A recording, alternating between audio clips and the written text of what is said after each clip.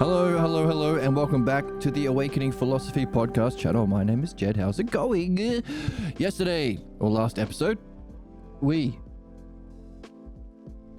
brought together, we reviewed all that we've been learning and discovering about mastership. That has come to light through studying analogy. Once again, we're in the book It's All Relative, which discusses whether or not belief has any legitimacy at all. Should we say about belief? Well, because of my beliefs, this is how it seems. Or is there any higher legitimacy other than this is what it seems to me? Could we say that my beliefs have some relationship to truth? Maybe it's my truth. Maybe it's the truth. Maybe truth is all relative to beliefs. What about relative to perspective? We all have our own perspectives, don't we? Who's to say? Notice, question is who, not what. Who is to say? We're already in the game of people's perspectives. When we ask the question, who is to say what's true rather than what? What about knowing? Is knowing all relative? I believe I'm a doctor. Does that qualify me for knowing? What about expertise? I'm a capitalist. I believe I know how we should allocate money. I'm a religious person. I believe I know what the divine is and what people should do. I'm a conservative. I believe I know what's best for everybody, which usually involves hurting them for my profit. Be it through owning all of the resources, through profiting from warfare and genocide, or whatever other harm you seek to profit from on an island that you may own. Is that legitimate? After all, don't we hear this a lot in our culture? Everything is relative. So we have two fundamental cognitive functions: belief that we can engage in time, belief and understanding. We have been exploring the significance of both. And if it turns out one is good and one is bad, we want to understand what the good one is. What is understanding? What are its activities? How do we make use of understanding? And the two things we've discovered in reading this book, that we are also testing in reading this book, the activity of understanding, allowing us to understand this book, and of course, importantly, our dreams, dialectic and analogy. The word we have discovered that we use to point to the understandability of things, the patterns of reality, the principles and forces that keep things together and maintain those things, that's the logos. That we can participate through reason and language and self-reflection. Logos and ousia. The two things that make us more evolved than caterpillars, cabbage and cows. Is that what we say? Cabbage, caterpillars and cows? So the power of the logos that allows us to participate in understanding, dialectic and analogy. In last episode, we brought together what analogy has helped us to see, because it seems that the archetypal analogy, A is to B as B is to C. Fuck. Look at this broad. Hey. A is to B as C is to D. As a shepherd is to his sheep, so too a king is to his subjects.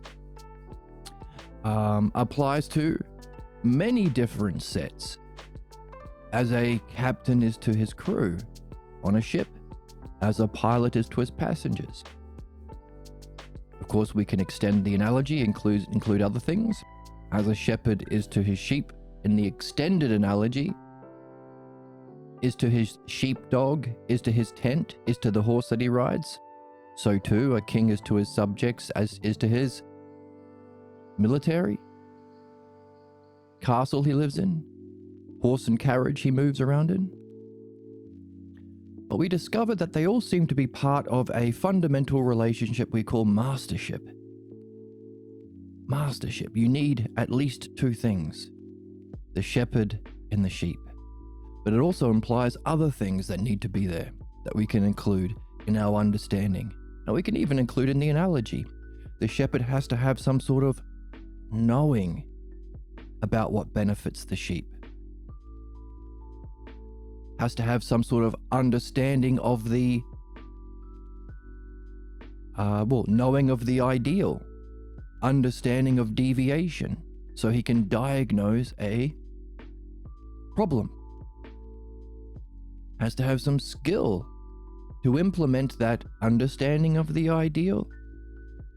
No, knowing is the word we give to the ideal because it's a oneness, it's a whole. We see it as a whole, the ideal as a whole. Understanding the variations or sameness and difference, all the sorts of problems that you could have as a sheep. A skill to be able to diagnose through that knowing and understanding the problem, assign treatment, and then guide through that treatment process to a goal. And that goal has to benefit the sheep.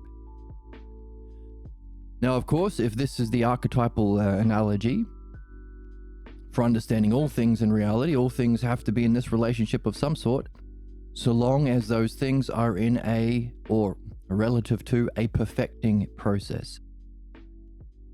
In other words, if there are standards of perfection, there has to be some map for the stages in that perfection. There has to be some sort of art. There's the word that brings together the knowledge of the ideal, the understanding, and the use of all of this to benefit. That's an art. For everything that is perfectible, there is some sort of art that can guide that perfection. So we're understanding what's involved in an art and mastery and rulership, all of which are coming to light through our study of analogy. Also, we are using the logos terms, or sometimes called the selfers, the most primary ideas, the building blocks of thought.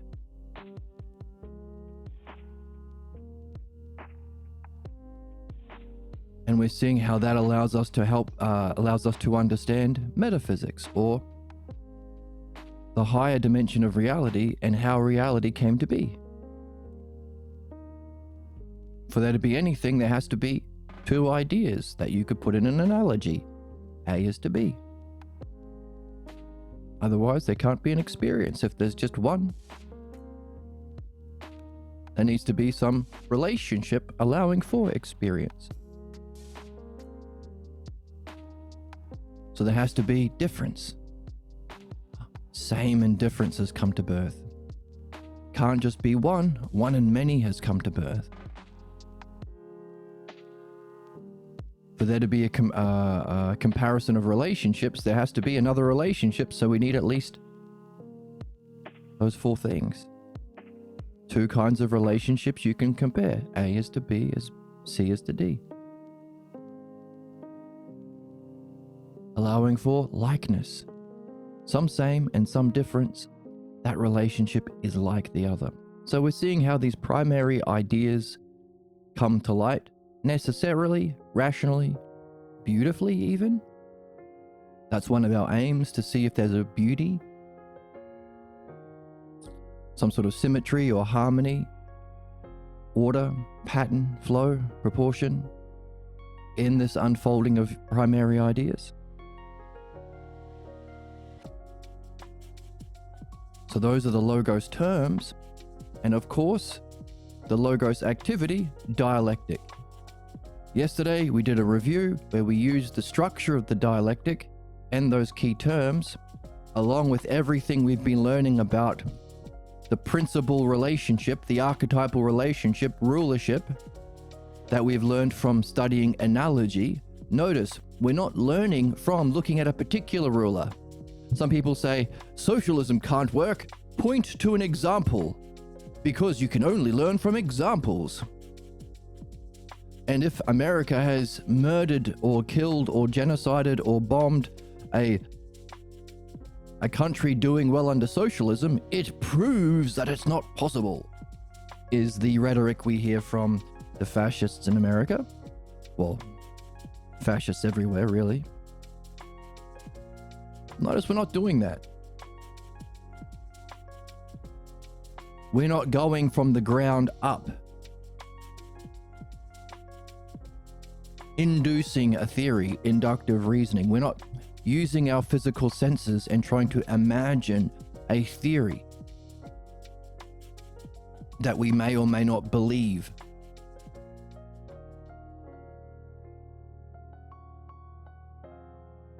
So we don't fall into that trap.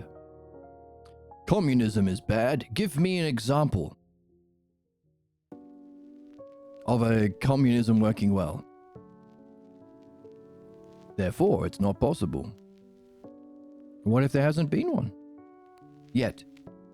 Or that you don't know about it, or it hasn't been big enough to meet the scale that you require, or that capitalist intervention, as we say, has ruined its progression, or it has been a poor example.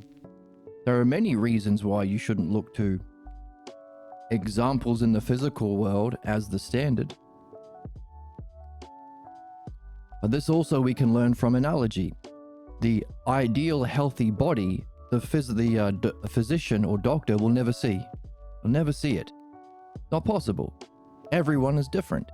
Everyone's case is different. Everyone's standard is different. Different length arms, legs, organs in different places, different levels of health and sickness. And that's why we're going not bottom up, but top down.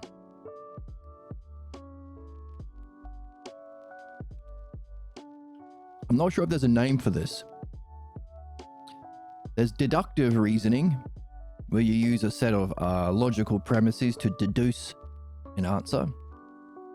There's inductive, where you use your physical evidence, examples, to induce or imagine a theory that you hope explains things, modern science. And there was another word I came across. I can't remember what it is. Okay, there isn't a fancy word for it. Emanation, yeah, kind of. Maybe that's close. Causal reasoning, first principles reasoning, something like that. Emanation, as reality unfolds in those according to that logical necessity we just went through, so too our reasoning follows. The point is, what is the point? What is the point? I can't remember. Oh, we are using the logos to understand, such that we are seeing things that aren't going to be a matter of debate or opinion or belief. These are things that are logically, necessarily, rationally true, and will be true anywhere. So, using these ideas, we took all of the things that we have discovered by studying analogy, one of the activities of understanding, the good one, not belief, imitation, loyalty to ignorance, the bad one. Now, it's difficult for some people to accept because while it's easy to see other people's beliefs as stupid or harmful or prejudiced belief, sexist belief, any other religious belief other than your family's, it's difficult for people to have the integrity and courage and intelligence to make the next step and say, hang on a second, maybe all beliefs. Cognophobia. We feel like we need our own specific ones because that was our education growing up. That was our indoctrination growing up. You need these beliefs and the associated mask you wear, way of being. It gives you a control. You know how to manipulate through your beliefs and way of being. The fear of letting go of that to move into a higher cognitive function, following the logos through understanding, through steps of development to reach the ideal, and not just reach the ideal, turn around and function. Mastership of the logos. Fear of that, cognophobia. which which the book told us was the crisis we're facing as a human race currently. So we put all the ideas that we saw necessary for mastership together using the dialectic. So the last few weeks, or last week or so, I don't know however long it's been, last several episodes, we've been exploring analogy, following the guidance of a master ourselves, the author of this book, giving us the book to read and also these questions to answer. So as we learn about what's involved in mastery, we discovered it involves a subject who willingly follows the instructions of the master. If you go to a doctor and you cross your arms and say, I know better, I'm not listening to you, you can fuck off. Get out of there. What are you doing? You're not going to get healed. You're only going to stay stuck in your illness. Likewise, as we are moving from the sickness that we are living in psychically, sense perception only, belief, carrying unsuspected beliefs that cause our cycle of problems in this life, in our relationships, in our species, and in our reincarnation, we want to, be a good subject, follow the questions, do our best to follow the steps, but also apply it to our dreams so that we can get guidance along the way. As such, we are being good subjects to the best kind of master, a philosophical master or a master of true philosophy, master of the Logos. We discovered things that are involved in that process and we put them together. We saw if we could fit the key terms together in a dialectic. And then we looked at an example of that happening with a politician. It was a recent interview that I saw with someone wanting to become elected as a progressive politician. And we use that as an example to put all the pieces together. Let's have a quick look at that before we keep reading. And there's a notebook, which means the text isn't open, but we don't need it yet. Emma? Would you like your pudding? No pudding, just review right now. You sick fuck. No. We'll eat pudding later, I promise. I think you're a babe. All right, calm down, it's just pudding. All right, so.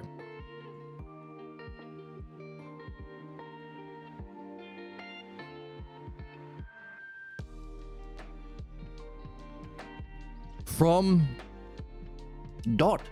top down, from following so which is interesting because as we reason in this way, we are being like the self, the one self, the first cause. And we've also been seeing these primary ideas, one and many, that function as a kind of string for the self-er pairs, whole and part, same and different, like and unlike. These as they unfold from emanation from the first cause. We saw that on that string of one, there are certain ideas. One, oneness, same, identity. These are all types of one. So as we, in analogy, we have an ideal,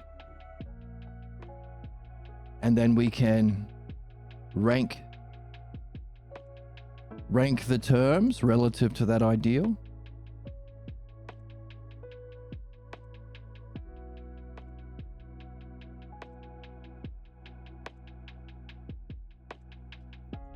And as we progress, we're developing.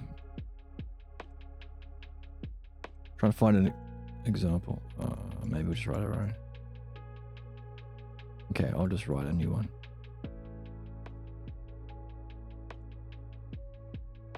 So anything that has an ideal that we can progress towards, that has some sort of perfection,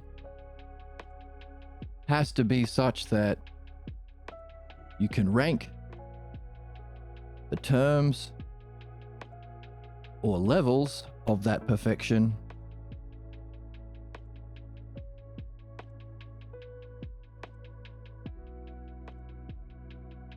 as members of the set. So these are members of that set.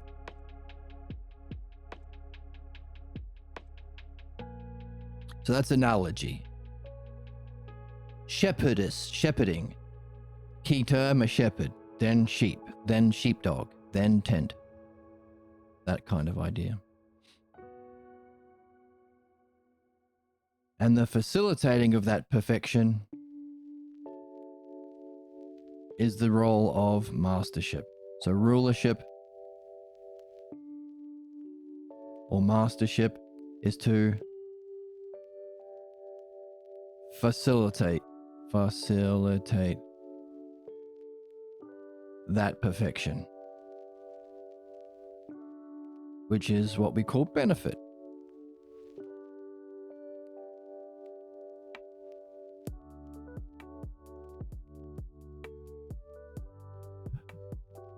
So we read last time that if everything in the universe is a thing.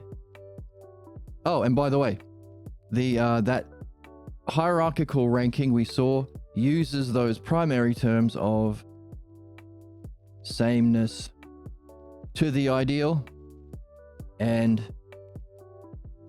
difference from the ideal.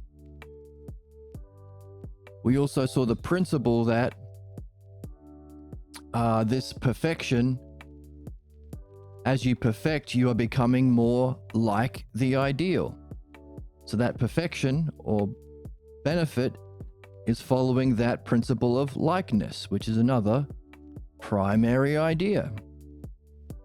So we could even create a set of terms. So use analogy to find a set of an ideal of selfers. So we can say, mind itself, or mind self. In the Greek, they'd say autos, which means self. Self-mind or mind itself in the English probably sounds better, mind itself. The ideal or highest aspect or quality of the mind itself is its logos. For there to be an unfolding of terms, there has to be an inherent intelligibility that allows for that unfolding, for this pattern of sameness and likeness, sameness and difference. Therefore, we can see that there is an ideal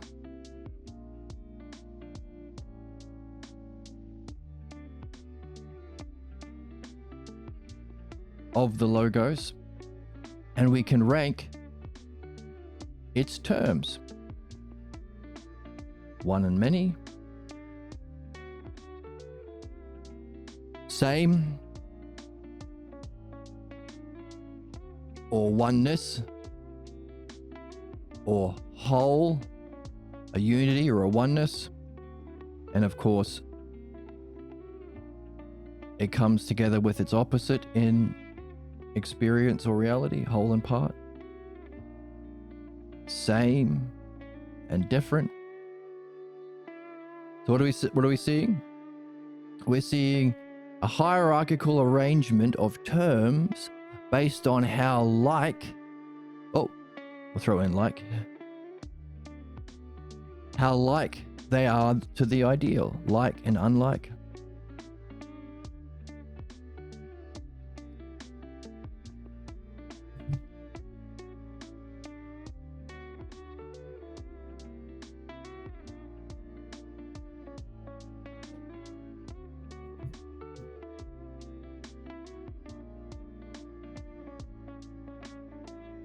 So all of these words, we saw how they unfold necessarily from our first cause, creation, giving rise to the basic principles of understanding and experience. Everything you've experienced has these things.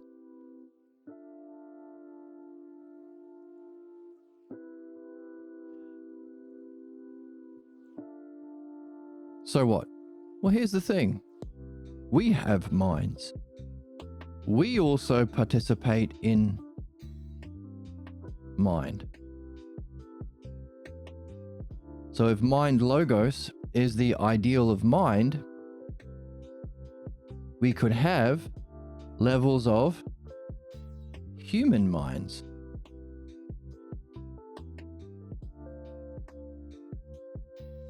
Kind of human minds, lowercase mind.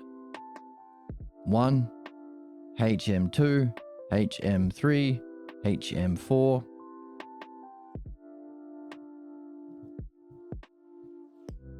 So we can understand, therefore, so long as we are working on developing an image, an understanding, a vision, and even preparing us for the direct experience of the mind logos, the highest experience of mind,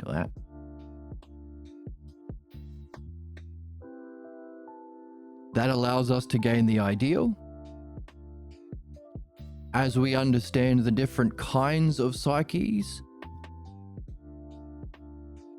and how they relate in terms of sameness and difference from that ideal,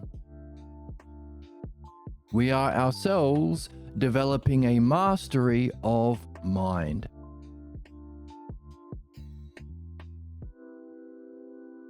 Which is necessary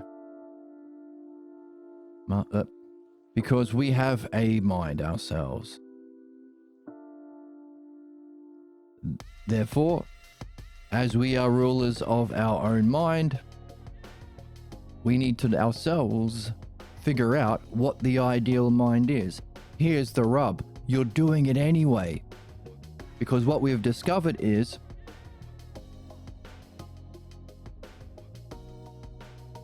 normally a doctor has an idea of the ideal healthy body, can recognize sameness and difference, can use that knowing and understanding to diagnose the difference, prescribe treatment to make you more ideal. However, the issue with humanity is there is an opposing force pulling the other way. Color. Let's go this one. There is at the bottom of the scale the not the mind logos, but the pathologos. Belief, image of the ideal,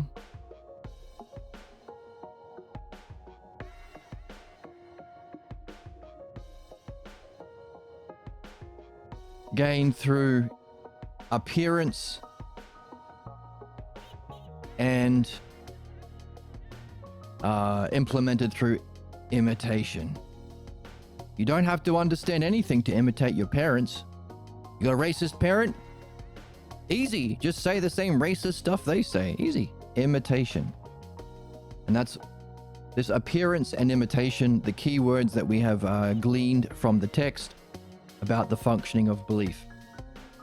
So this down here has a force. This has a force.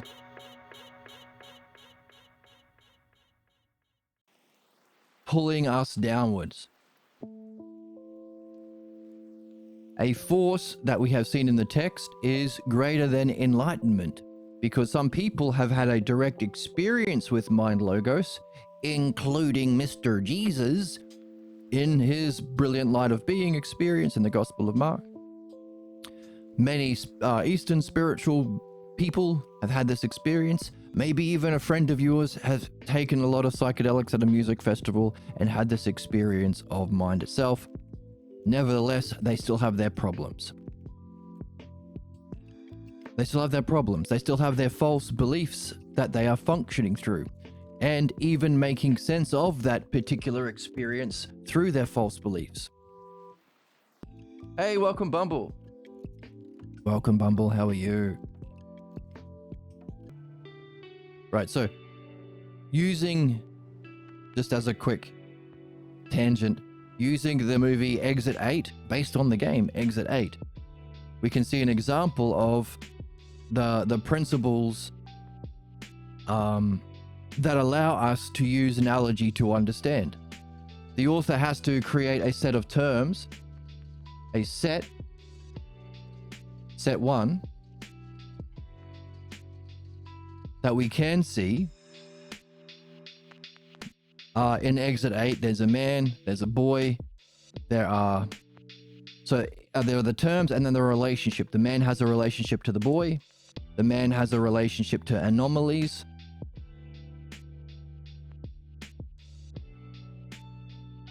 There's the walking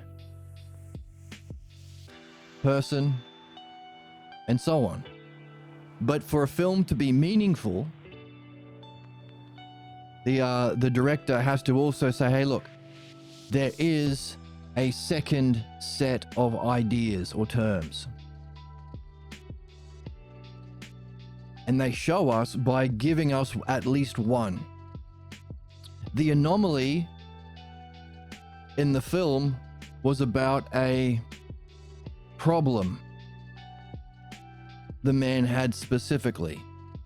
It wasn't just a random scary figure, he was watching himself on a subway with a problem he has to overcome. Well, a situation he failed in addressing properly, just with excellence or with justice.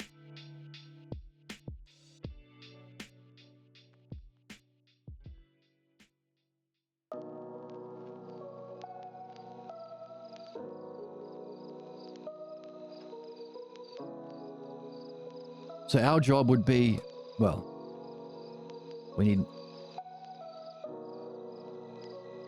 there are more than one anomaly. Our job would be, as a viewer, to find all of the anomalies, all of the terms, and solve the puzzle. What does each of the terms in the first set? The first set is usually physical, because you can see it.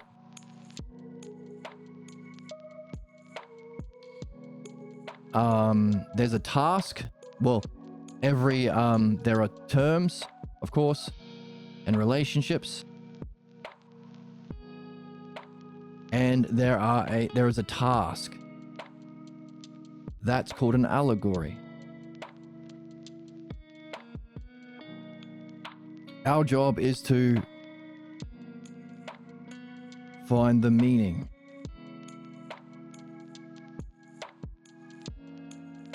By collecting the set of terms of what we are given,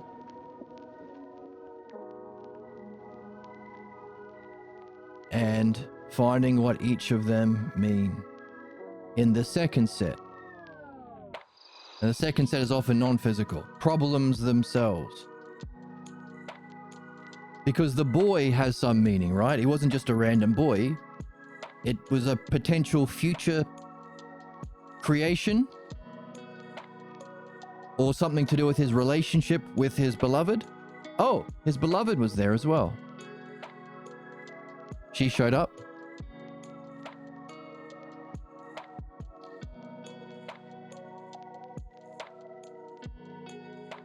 So our job then is to figure out the meaning of the author that he is communicating to us. She was pregnant. Yes, she was. Oh, she was she? Interesting. Right, so that's significance. That will help us figure out this one. What is the meaning of her? Because she's also pregnant.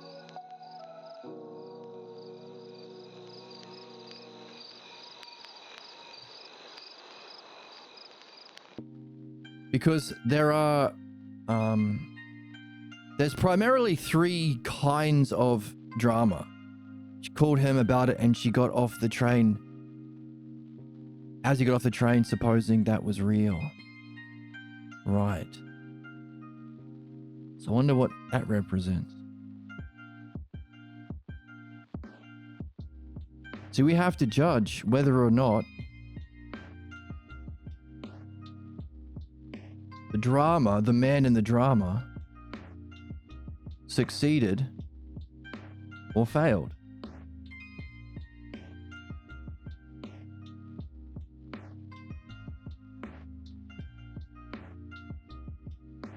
Especially seeing as we know that there are more than one endings to the game. The dilemma was whether to keep the baby. A lot of crying, etc. was in reference to that too. Ah, interesting. Keep the baby. Ah, interesting. Keep the baby. So she was talking about getting an abortion or something?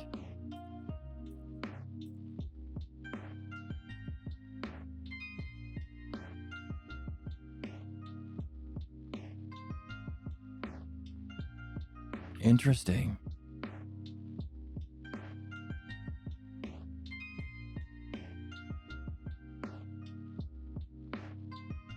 So we have a different class of problem. A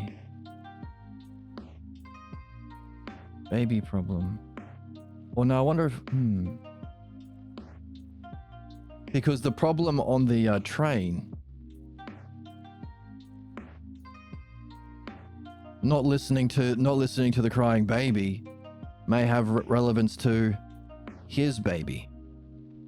Ignoring what his wife needs.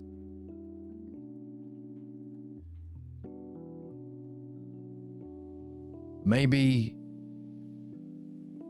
the way that that man on the train was treating that woman with a baby is how he has been treating his wife.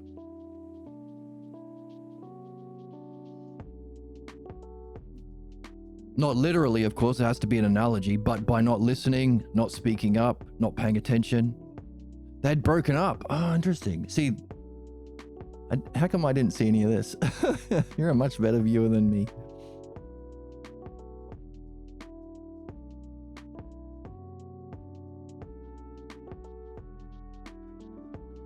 And they found out about the baby afterwards. After they'd broken up, they found out about the baby.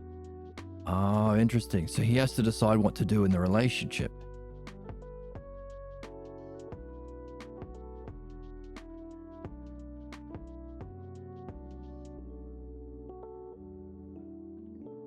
And there was some problem he had at the beginning, and his task is to go through some learning to overcome that problem.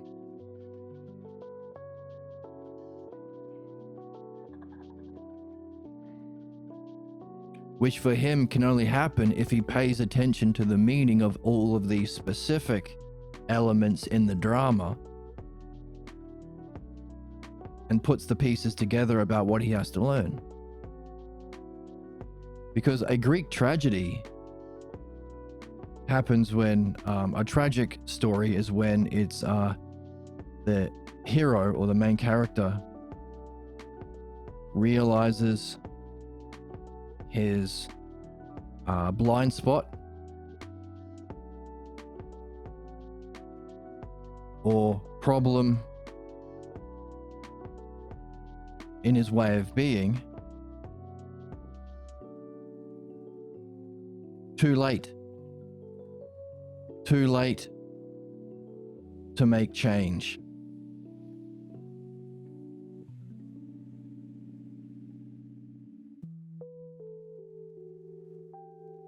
A comedy is when, hey, hello, Techno.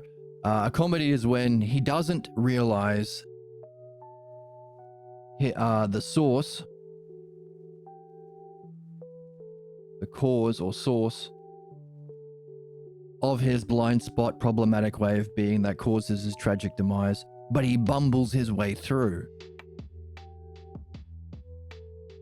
A pathetic hero story is he doesn't even come to realize that his problem, his failure was at his demise at all. It was his own problem. It was his own fault. That would be the person in the limbo, the walking man. He failed, but he failed to also realize that his failure was caused by a problem in his way of being, a lack of virtue, a lack of character, ultimately caused by a fundamental, unsuspected, false belief, blocking his development of understanding, learning, growth. And the word for that is pathologos. We all have this. We all carry an unsuspected, fundamental false belief about self and reality that cause our blind spots, cause our projections, prevent us from seeing that everything we experience has a specific personal relevance to us, so long as we figure out how to use analogy to make that connection.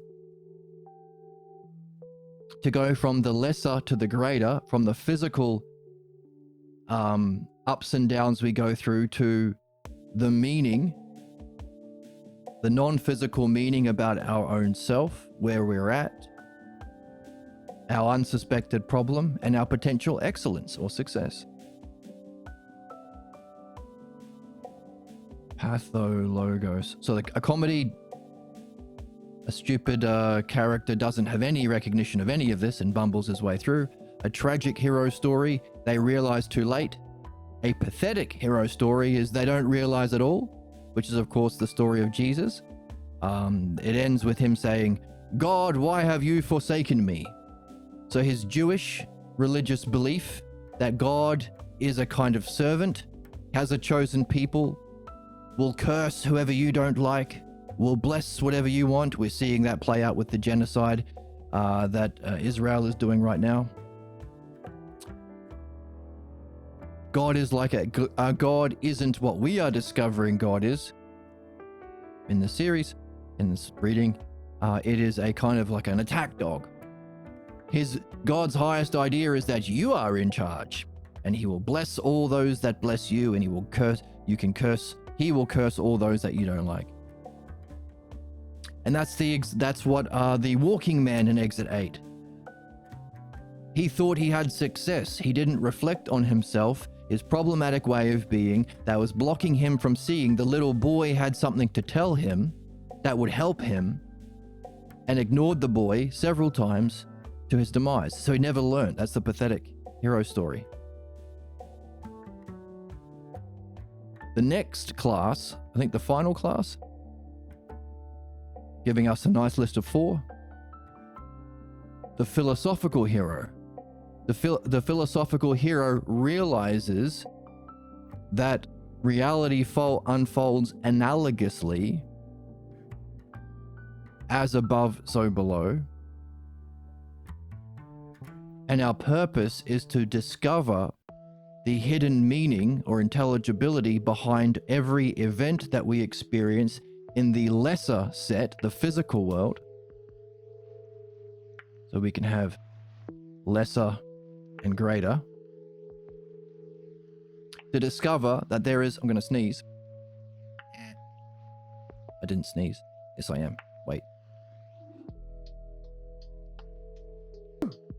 Bless me.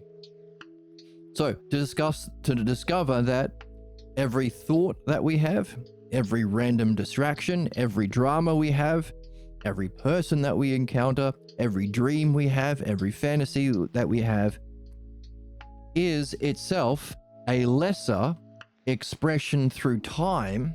So we could even use time. Time was a big theme of the Exit 8 movie. So in time and out of time are 2 other primary ideas. Everything we experience in time is going to be either a thing or a relationship, a boy, an anomaly, or your relationship to the boy. Yep, so Exit 8 with subtitles.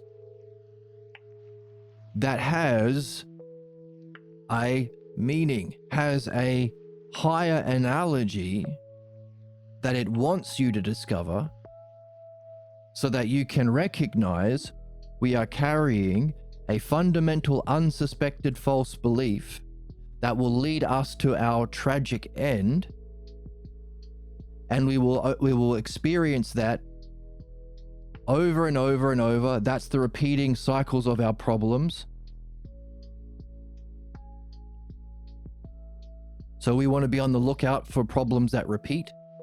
Just like a good director has to give a clue that repeats, so it's not just a random thing. At least two anomalies in the film have to have a personal significance to him to let the audience know that there is a pattern there. And our problems lead to our fate. You might notice that you get into the same sort of relationship over and over again. That ends in the same way. It ends with you in a certain state of mind, a certain way of being, and a certain belief about yourself. I guess I'm just like this. I guess my parents were right when they said this. I guess reality is just like this. Like a racist. A racist will go and bully a brown person until they get mad, and they'll say, see, all brown people are crazy. So a kind of self-fulfilling prophecy of our false beliefs that we carry, called our pathologos.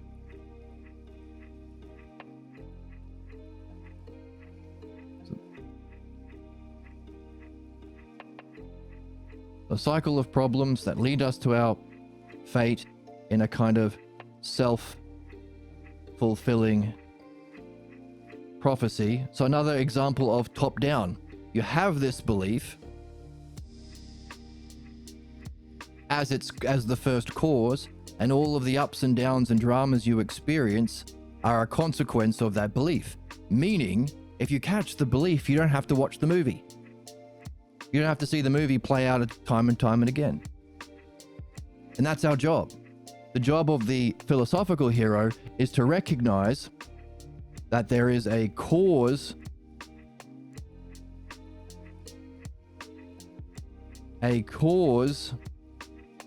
to our problems, and that cause contains, as a whole, everything that will unfold in your problems, which is why in meditation, you have whatever exercise you're doing, a dialectic on what we're reading, contemplating a film if you like, a focused attention on an idea. But as you go on a tangent, as you find yourself getting distracted from your counting your breath, whatever, as you find yourself getting distracted, you take out your notebook and you write down what happened. But what you can end up doing is realizing that the little movies that you play out in your mind always start with an image of the main character. You. If you recognize that, you can say that cause as a whole is an image of yourself, that contains as a whole everything that plays out through time in the drama of the allegory of your fantasy or daydream or tangent.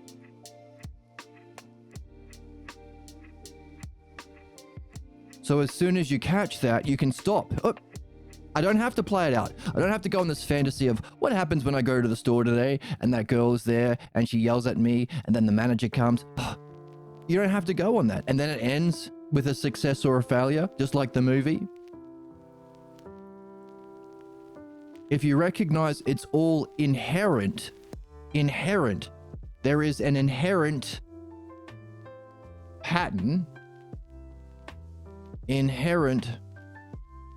pattern, that's understandable,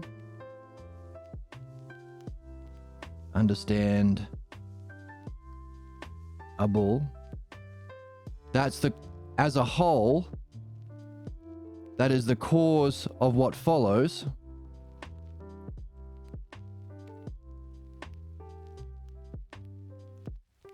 You don't have to play the movie out. You don't have to keep getting into the same relationships over and over. You don't have to keep walking down the tunnel of exit 8 over and over and over and over and over again. That applies to every problem you have, all your relationships, and your reincarnations. Exit 8 is like the cycle of reincarnation over and over again. Until you discover that what you carry with you at every reincarnation of exit 8, he goes down the same corridor over and over again. there is something that is the same. He is carrying with him the cause of his problems on the subway, in his relationship, how he treats children, how he treats his own child. He's carrying that. The main character of every single movie, every single play, every single drama, every single human life is to recognize that. We carry with us as a whole an image of self that's the cause of what follows and is intelligible. Our job is to recognize we carry an unsuspected false belief about ourselves. By the way, the name for inherent intelligibility is logos. That's what the word logos means, the inherent intelligibility of something as a whole. Which is why earlier we are saying the ideal of mind is the logos of mind, to see as a whole the all of the parts, beauty, justice, whole, part, all of these ideas we're using now are all aspects of pure consciousness, pure being, pure mind. To see all of it at once as a whole, containing the map of what will unfold necessarily through creation, through evolution, through all creation in any possible multiverse, that's called the logos of mind. That's our ideal state of mind. The opposite, as our job in philosophy, true philosophy, is to recognize that ideal, just as a physician has the ideal of the human body. He has an understanding of the deviations from that ideal. He can rank those differences, and his job is to help someone traverse and become more the same as that ideal. That's the principle of likeness, to be more like the ideal of the healthy body. So too, our job as intelligent human beings with a consciousness or mind, that's our highest thing. We have more than a body. Our mind even controls our body, decides what we want for our body to do. So we have to gain a mastery of mind like a physician, meaning we have to understand that there is an ideal of mind, understand the differences, and rank all of the different possible kinds of people, kinds of psyches, kinds of states of mind you could have. But what makes a human being or mind different from any other art, let's say an architect, he has the ideal image of the house that he wants to build. He might have a blueprints or a map of how to go through the stages of crafting the bricks and the lumber to make it ideal. But the thing is, the bricks and the lumber don't fight back. There is no counterattack from bricks and lumber that fight against the architect using his mastery, all the things that we're learning about in mastery, using that knowledge and understanding and skill to perfect that house. They don't fight back. The nature of human problems, all human problems, is that we do.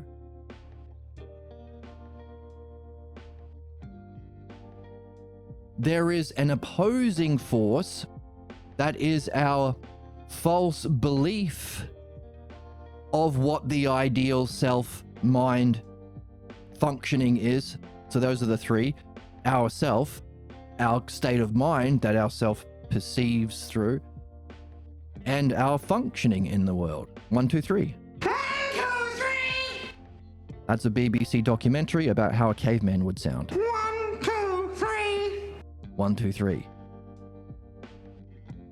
Our problems are caused by a false image of ourself that contains as a whole an inherent intelligibility or pattern called the logos. That's a sick logos, pathologos. That's our loyalty to our sacred beliefs, causing people to not go through the development of mastery to learn the ideal and go through that perfection, but to spend their life trying to justify the stupid beliefs they got from their parents, culture, religion, upbringing, but most specifically, the false belief about themselves.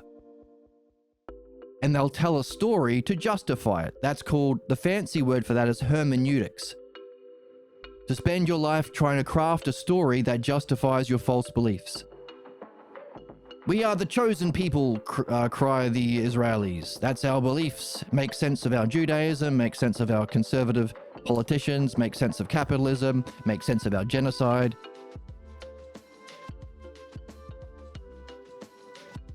Tragic hero. Everyone's in that game. That's why all the dramas are the same. Well, it's different whether or not the main character realizes this. That there is a counter force, which is the reason it has a force isn't because of the devil, some evil, sinister force trying to harm us. No. It's because it is the imitation of the ideal. We think it's real. That's why a racist always says, I'm not racist, but that's why a conservative will say, it's just common sense that, and then say something horribly racist or prejudiced. We carry a false image of ourselves that's unsuspected, and the archetype of all drama is to tell the main character that. So the anomalies in Exit 8 are to say, hey, look, these aren't just anomalies. You have to learn something. Often there's a spiritual figure who says that. Gandalf will say to Frodo, you're a wizard, you're a Lord of the Rings, Frodo. Hagrid will say to Harry Potter, you're a wizard, Harry. Obi-Wan Kenobi will say to Luke Skywalker, you've got to become a Jedi.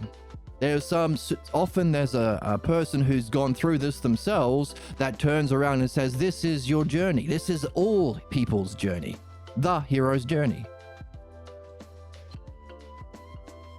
Which is what?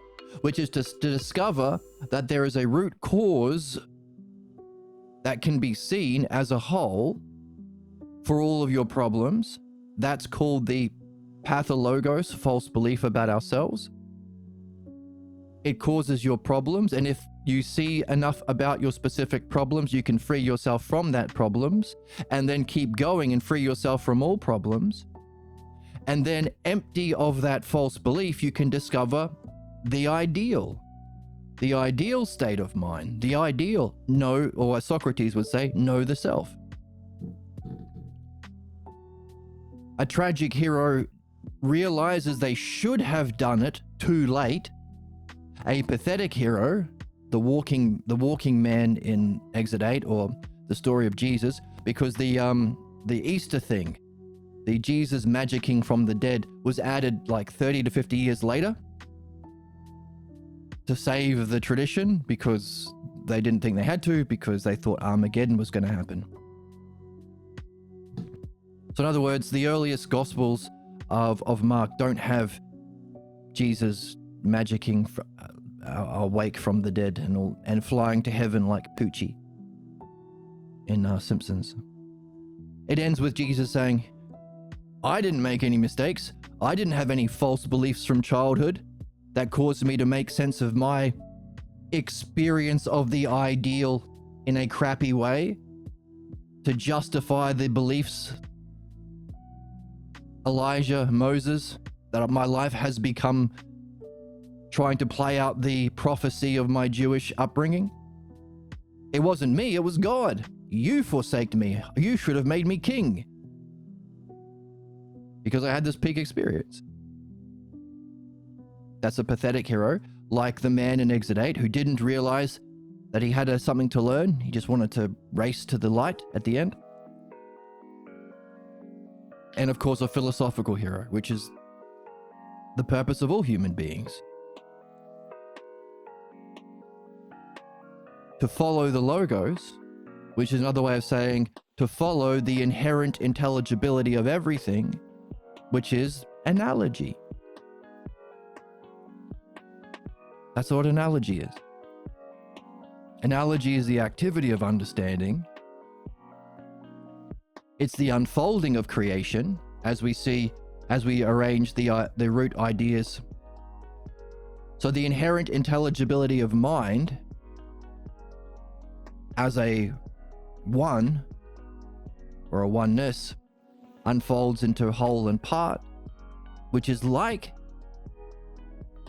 oneness or one and many, but diminished. Same and different, the next primary ideas. Some same, some different. Same and different. Describing this process. So they all come at once, but we can still recognize a hierarchy. Like and unlike. Allowing for the unfolding of likeness through creation, but it's also our return. We want to become more like the healthy body by going to the doctor. We want to become more like the ideal of mind in our personal development through philosophy, true philosophy, philodianoia. But we have to recognize we're in this game anyway. In other words, every step the walking man made when he was not reflecting on himself, he was further entrenching himself in his false idea of the ideal. Every time President whoever drops another bomb, they are further entrenching themselves in their false idea. Every time a believer debates their beliefs, they're further defending their sickness. Every time we allow a billionaire to be in charge and they cause harm, they are further entrenching themselves in their false image of the ideal. That's why the pages of human history are soaked in blood.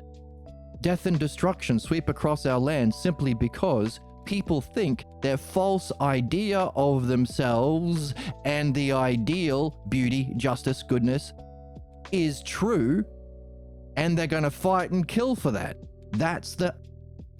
We are all pathetic heroes in human history up until now. But this book and this author gives us what we need to discover the intelligibility of reality, the logos, which is this. This book has simply given us an allegory, a little movie, a 3-part play that we can go through and pick out the key terms to discover analogy itself. And then part 4 of the book is what we're in now, asks us questions. So there's the analogy and the guided questions, the dialectic. The dialectic is how you ask questions to help people discover the analogy. This book gives us a dialectic, asks us questions to learn about analogy itself, which we can apply to every single film, like Exit 8. We can apply to every single thought we've had, every distraction we've had, every tangent, every fantasy, every night dream, every reincarnation, every person's life, every culture. Not just on Earth, on any planet that has life. And recognize we play out one of two things. We're playing out the inherent intelligibility, the inherent pattern and causal effects of what's false that we are loyal to, or we recognize the problems we have in time are messages about that thing that's false, so that we can turn ourselves around. Ousia is the Greek word for turning yourself around. And discover that false belief before it's too late, before we go extinct.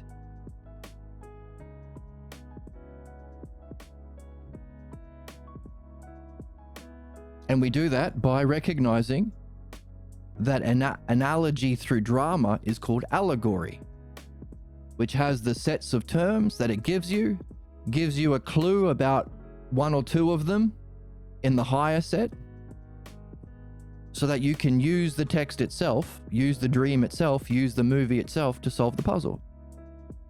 You don't want to bring in your own beliefs. So the greatest example of that is The Republic by Plato, because he creates a city-state. No, that's the whole Republic. But he also gives an analogy of somebody moving from a cave of shadows up into the outside world and then moving through the outside world. Every term and relationship in that made up drama has a higher term that you find in the text to discover this, what we just described, to discover what we have to go through to recognize the shadows are our beliefs, and all the other terms, there's the first one, all the other terms in that story are how we can go through this process of recognizing the source of our beliefs, the pathologos, free ourselves from that, leave that world of shadows, and then go through the higher journey in the outside world to progress closer and closer to the ideal of mind logos.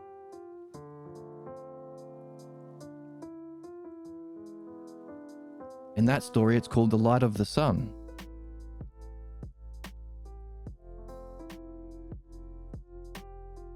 Now, there's one more step.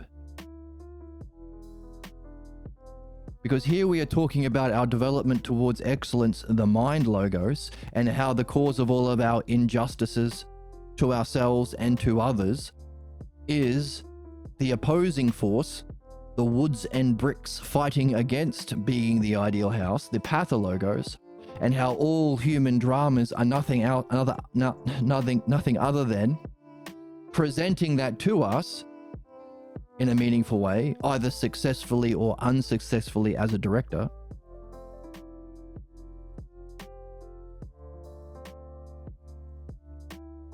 But even in that experience of having the ideal state of mind, you can still ask, what's the cause of that? For there to be a mind logos as the peak experience, there has to be a cause. There has to be something having that experience.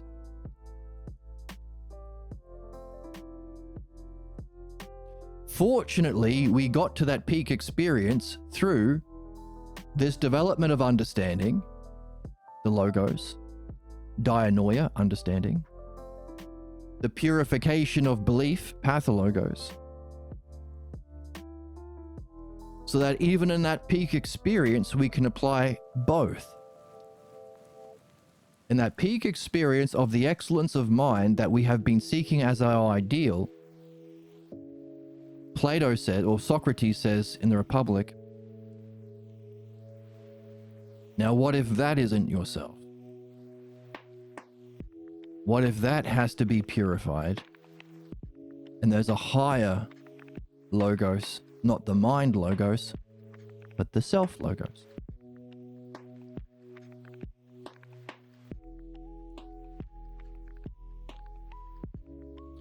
So, using that, we could go and find what every term, whether it has a correlation, and if that correlation between the specific drama in the film we are given enough in the film itself to find the correlation, so that we can find out what was the actual false belief or cause of the man's problems, or what was his problem, what was the cause, and did he discover that sufficiently to succeed?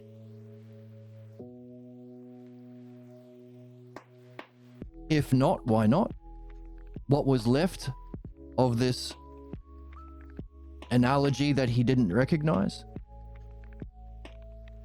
And what would it have been like if he did? Because Exit 8 finishes with a supposed success. But someone at the watch party was saying, oh no, he got the bad ending.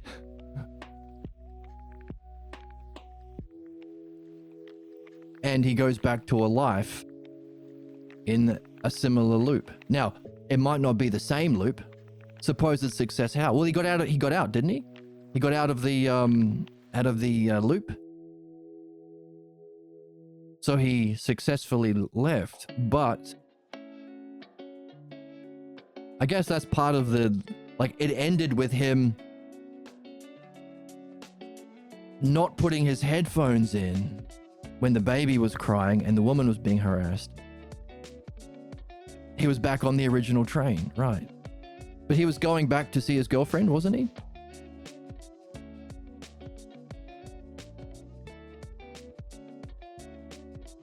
So he went back through time to try it again. He'd get to have another shot, like a reincarnation. But we don't know whether or not he learned enough about himself to free whatever blocked him from speaking up, or being courageous, or addressing the issue with the baby and the mother.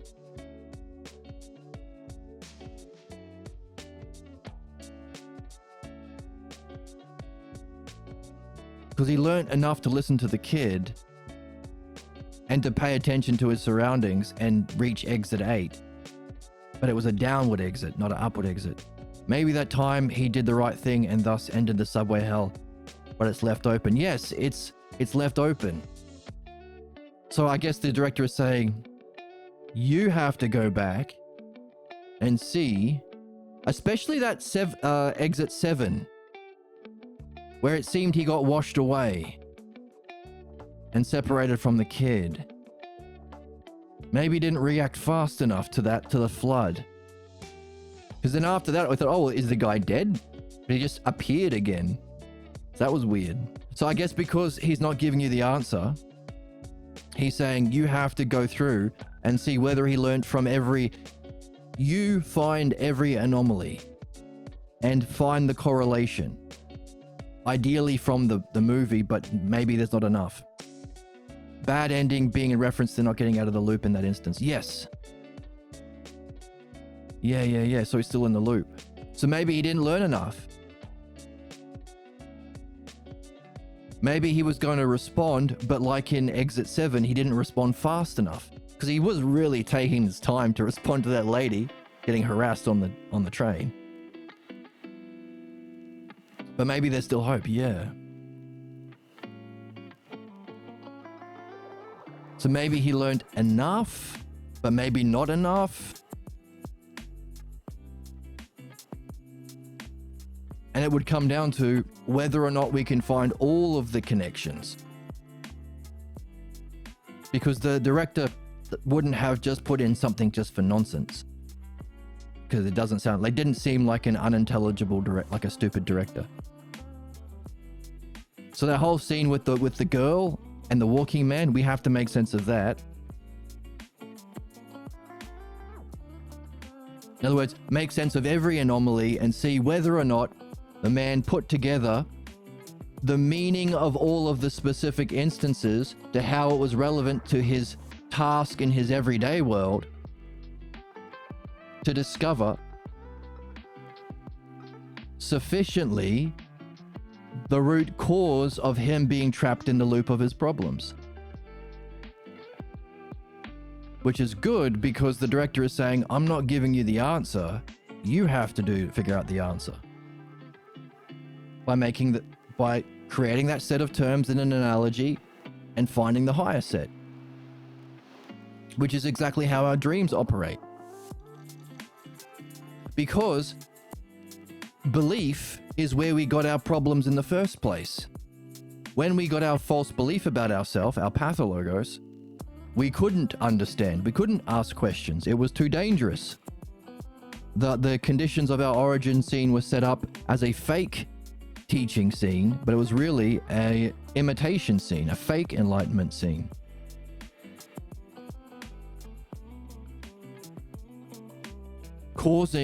Being the cause of all human problems. All human problems has the pathologos as its root cause.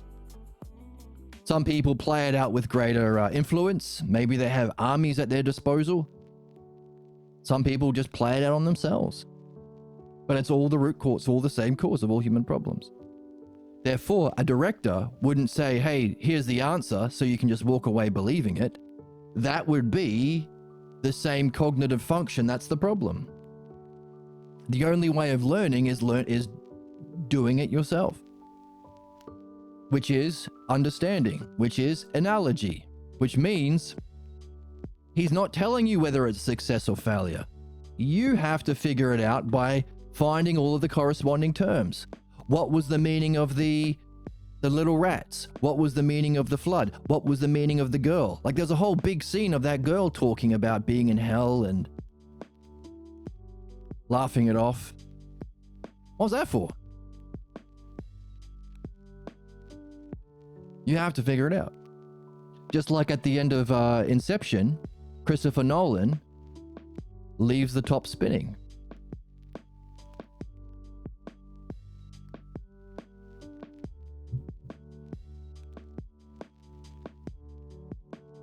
So we're learning more about how to create stories and books ourselves. Only what this book we're reading gives us a set of follow-up questions to help us figure it out by teaching us analogy, which we can then plug back into the book to find the meaning of the book.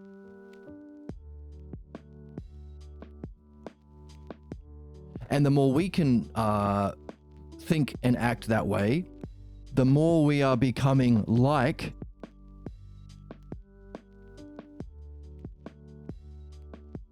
the mind of the author. And as the author is someone who is a master of the logos and pathologos, the more we are becoming like the ideal, the more we climb this chain of primary ideas. We are becoming more like the mind of the author. We are becoming less different and more the same. When we are the same, we are identical or one. So our spiritual development is through likeness. To be the same thing in the physical world is to occupy the same space and time. If a different cup was in the same space at the same time, it would be an identical cup. That'd be one cup. So our psychic development isn't in time and space, because mind isn't in time and space. It's simply through likeness, by being more like the author of the book we're reading, our dreams, Socrates and reading Socrates, Parmenides and reading Parmenides, Diotima and reading the Symposium. By being like the ideal, we become less different and more the same as it until it's just one mind. And that one mind we call the mind, or mind logos. It's one thing. That's the enlightenment experience. From the many minds to the one mind.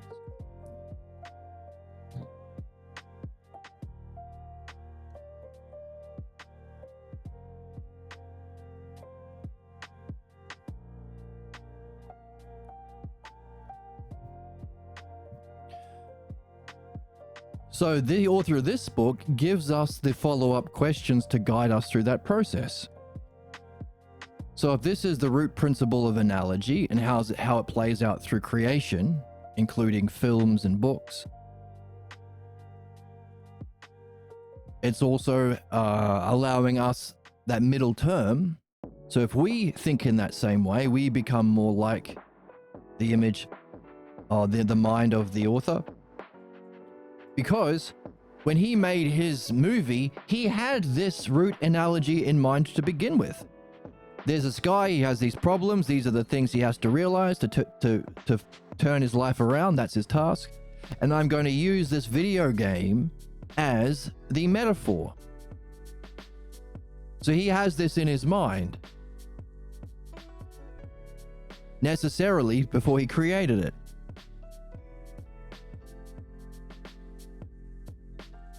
So by solving the analogy puzzle, our mind, well, what we are doing is going from the metaphors and allegory and similes, states of mind similes, we are recreating, because a metaphor is saying, hey, this over here, or this meaningful, this problem is that analogy. A simile is saying this problem is like this anomaly. Or this issue is like the boy. That's a simile or a metaphor. To say it is, metaphor to say it's like, simile. So by solving the puzzle, we are recreating the root causal analogy in the mind of the author. We are discovering the inherent intelligibility that was the root cause of the creation of the film. Just as our purpose as human beings is to find the root causal analogy at the heart of our image of self, that's the root causal analogy behind the unfolding of the movie or drama of our whole lives. The root analogy behind our pathologos that we are carrying. To free us from the problems that we experience. And then, free from the problems we experience, we have to wonder, hang on a second, for us to be able to go through that process, there must be principles inherent in reality itself that allow for analogy to exist, allow for creation to exist, allow for our own development of mind to exist. Meaning, there must be hierarchical states of mind human beings can go through towards an ideal. Now that we've freed ourselves from that opposing force that causes the allegory of our problems, stuck in exit 8 loop, we can now ask the question, okay, what is reality? What is consciousness? What is my peak state of mind? What is the cause of all this? What is our excellence or ideal? So having this understanding of analogy helps us to ask that question more carefully and specifically. We're not just asking, what's the meaning of everything? Which is, I'm not saying that mockingly. That's a fantastic question. What is the meaning of everything? Why are we here?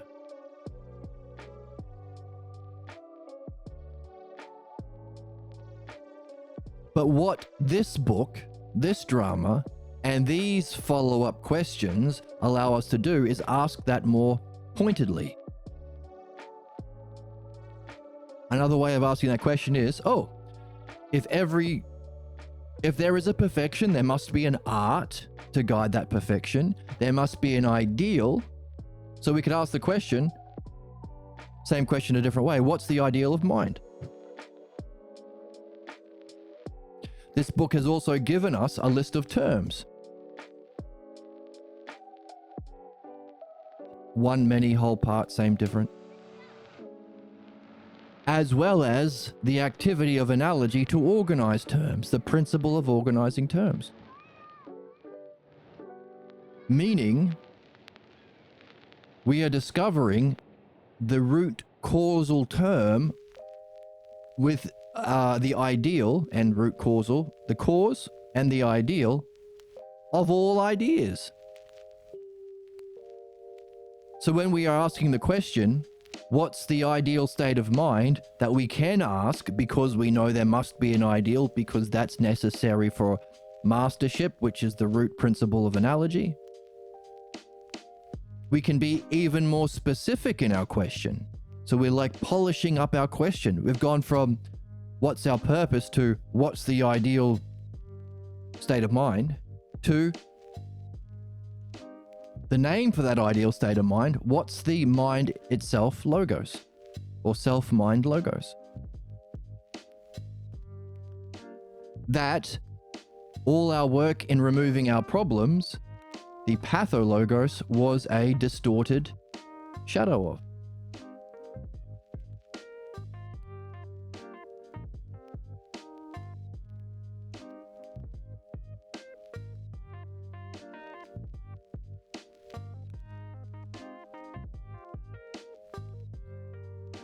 One thing we know about it is it functions to give works like this. So one way of being more like the ideal state of mind is to bring everything that we've been learning together into a root analogy, create another set, which is in some universe you could borrow from a video game universe like Exit 8 Director did, so that you can match all of the terms in the drama, in the physical drama with all of the meaningful ideas that you've been learning here. Give a task to the main character to recognize something worth seeing.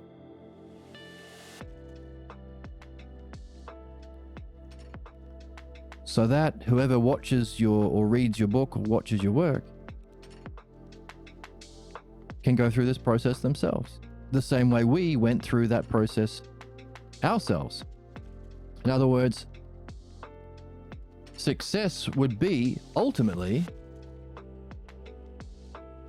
as we benefited from the author or director,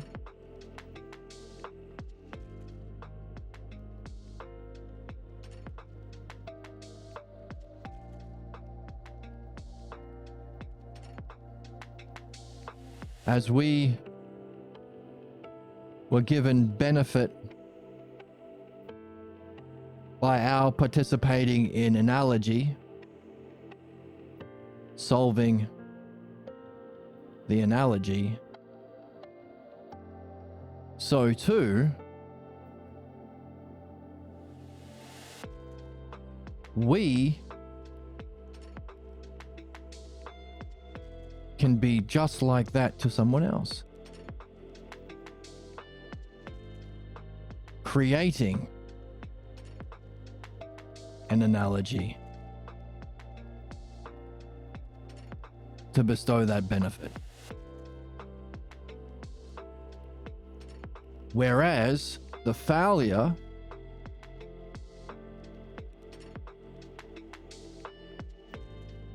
by the way, because B plays double role here, we could express that root analogy even simpler. A is to B is to C. That's called a mean analogy, allowing us to pass on the mind logos. That would be our ideal functioning mastery of that.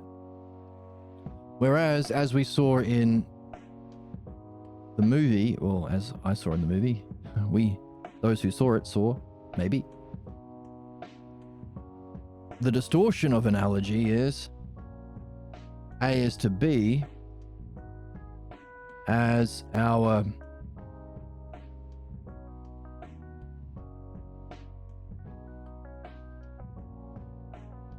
problems in life happens, so too the problem of the person who doesn't change happens in exit 8.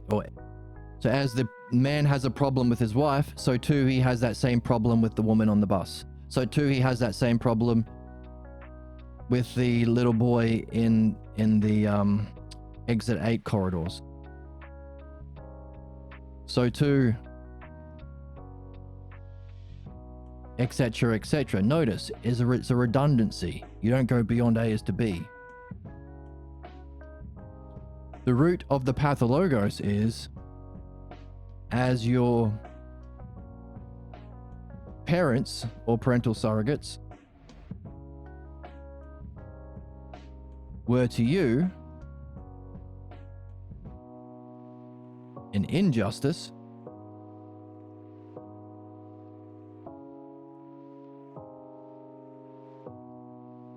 so too you are to others.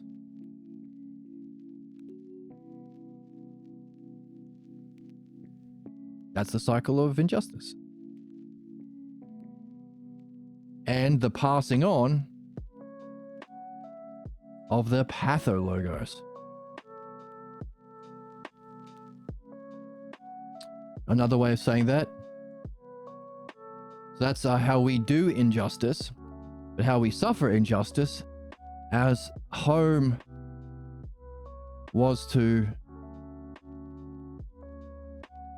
my development,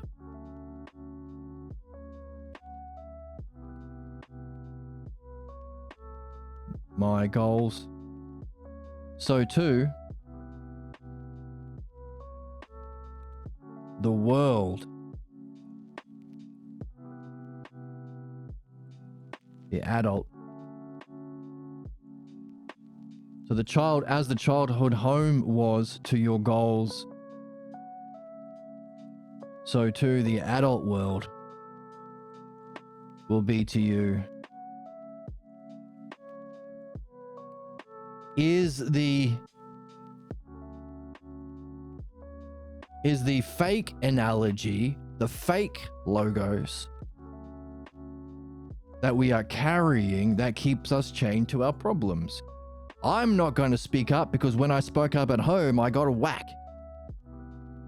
And the world is just like that. Ever heard people, if you ever hear somebody say, people are all like this, that's insane. People are not a monolith. Unless, of course, you're talking about the root causal non-physical principles. But people say, oh, you know, women are all the same. Immigrants are all the same. What? What they're saying is, what I experienced at home applies to the physical world, which opposes reason and evidence, prejudice, sexism.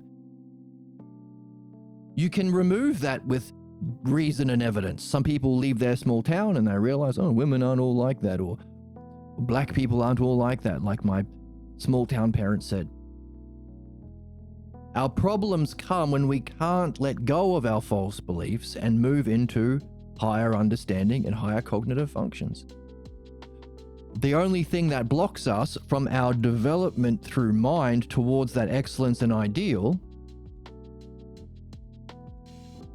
that level of mastery of Exit 8, Christopher Nolan, and the lower level, Pierre Grimes, Socrates, Homer on the higher level, our true analogy here, the mean analogy, sometimes called the anagogic because it's upward moving, is we are carrying an unsuspected false analogy. In other words, we're still playing this game. We're still playing this game. We get given a series of activities, dramas, through media, through the news, through the narratives. The only thing is, we make sense of them by applying a false analogy. Here are some black people robbing the store on Fox News. That means that... What's the meaning? We go from the specifics, black kids on Fox News, sometimes AI generated, to the meaning. Certain people are less than my family way of being. Blacks are all violent.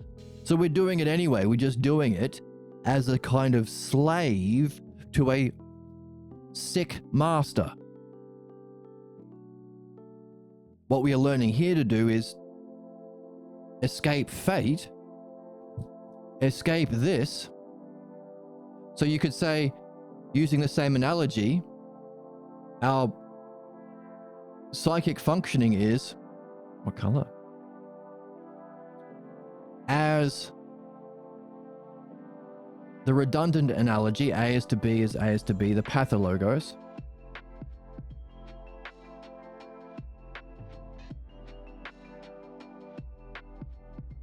Is the A term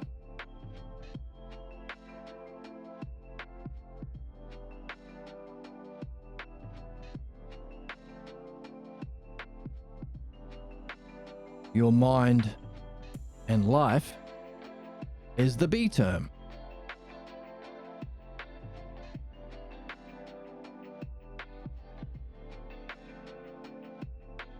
Sick rulership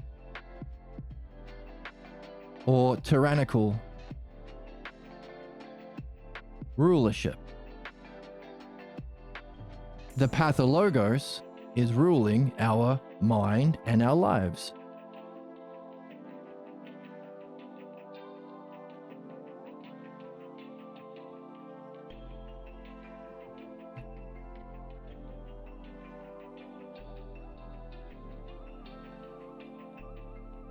all it allows for you to do is... There's only two options in that game.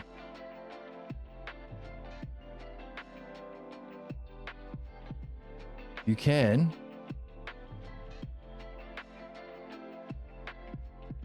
be a tyrant yourself or suffer.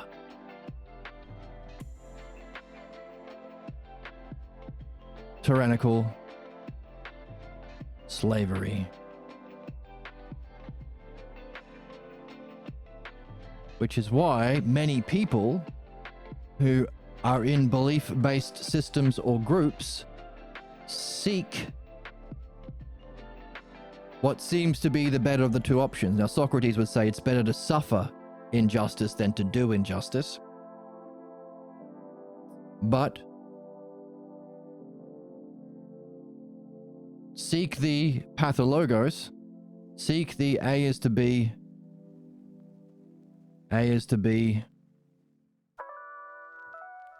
pathologos infliction of that injustice, rulership with impunity. Whether you become a boss of a job, you can get away with doing various things, a parent to a child, a president to a whatever, a religious leader to a congregation. How many pastors and preachers show up on Fox News to spew their hateful ignorance and racism with impunity? How many right-wing content creators seek to do the same thing with impunity now that Trump is in office?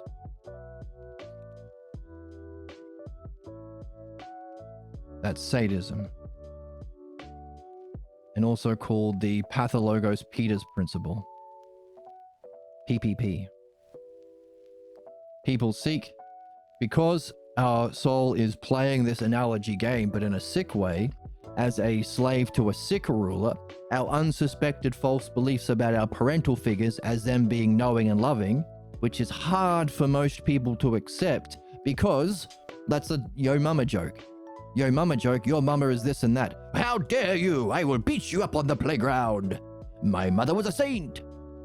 Everyone thinks that. Hitler's parents think that. They were not when they were functioning in this way, passing on the pathologos successorship.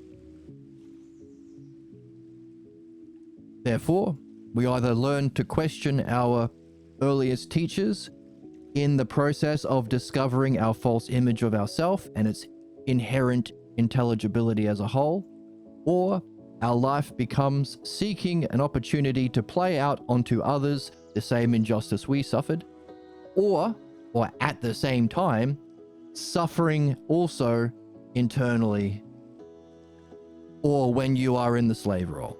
There's only two options.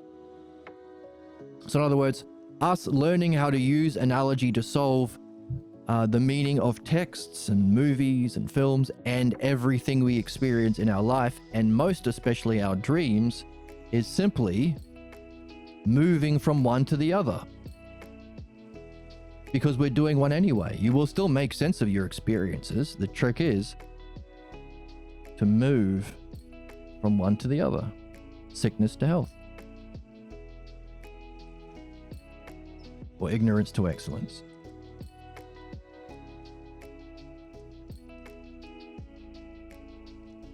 So try that out on your dreams.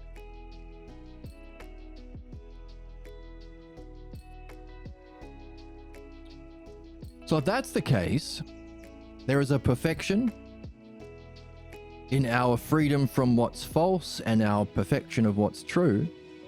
There has to be, therefore, an art.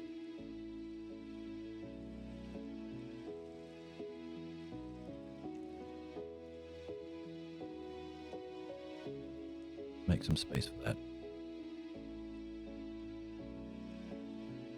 Haven't had a drop in a while, Emma. Somehow it always comes back to this. Always comes back to a drop. when I'm talking for so long. Well, we still eat bananas. We do still eat bananas, that's true. It's just getting hornier as it keeps going on. No, bananas are for food, not for horniness, Emma. Gooner. Damn, you really are a gooner. Really is a gooner. Because woman. Is that why? Brain Arun? of a baby. Okay, you've got a brain of a baby. They're all a bunch of weirdos and perverts. No, they're I'm not. so unsettled. I am so unsettled. You're unsettling everyone, Arun. Fuck.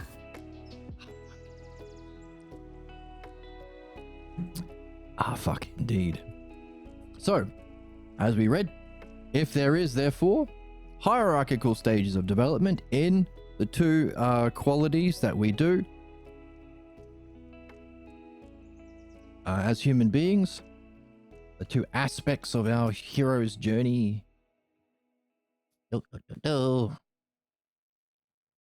There is the ideal state of mind and functioning.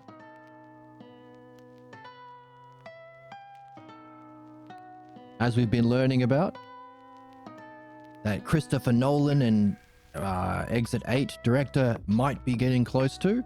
Whether or not they've been reading this would determine how well they go. And of course doing, well, we'll write it out. That we call the mind logos. There's also the ideal, although we wouldn't say ideal because it's not the ideal. It's the principle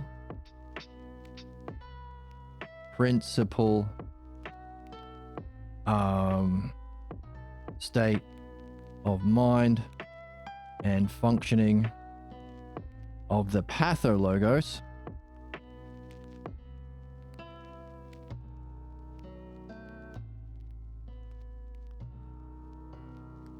And of course, there are levels or divisions. Mind 1, Mind 2, Mind 3. All the terms within the set.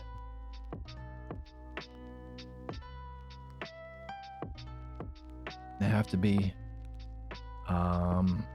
belief, levels of belief or freedom from belief.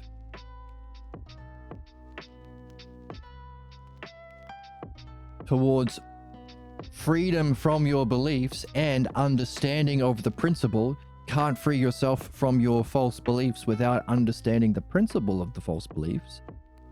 You can't believe your way out of a belief.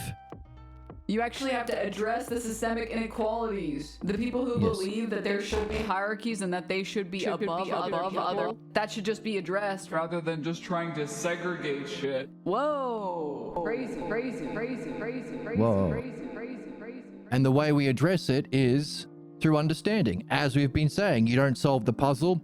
You leave the question at the end of the film Exit 8 or Inception for the author, for the people to see whether or not it was a success or a failure. This book goes one step further. It wants us to write the next book. Finish the story. Turn it into a success. Because The problem is that you can't reason someone out of a position that they reason themselves into. you can't reason themselves out of position. The problem is that you can't reason someone out of a position that they didn't reason themselves into. You can't believe your way out of belief. Wait. People don't logic their way into stupid positions. They stupid their way into stupid Way into positions. stupid positions. Belief is stupid. Belief is stupid. It is stupid. It's the stupid thing we do. And are loyal to. You know that movie, That Thing You Do? Well, there's another movie, That Stupid Thing You Do. And it's about the pathologos.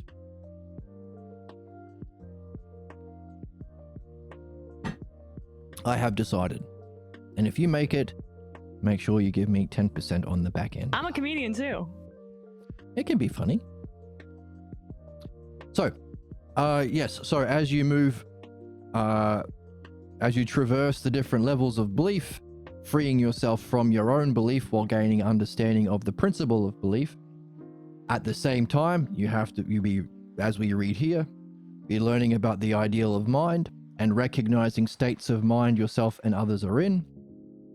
To traverse to that ideal, there is therefore a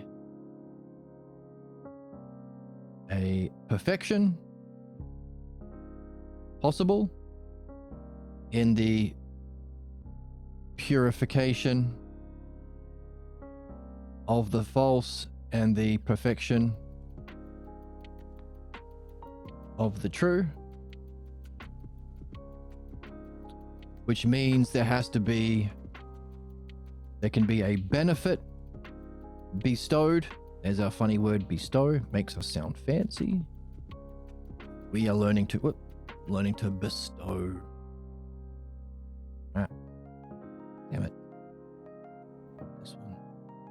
The benefit we can bestow,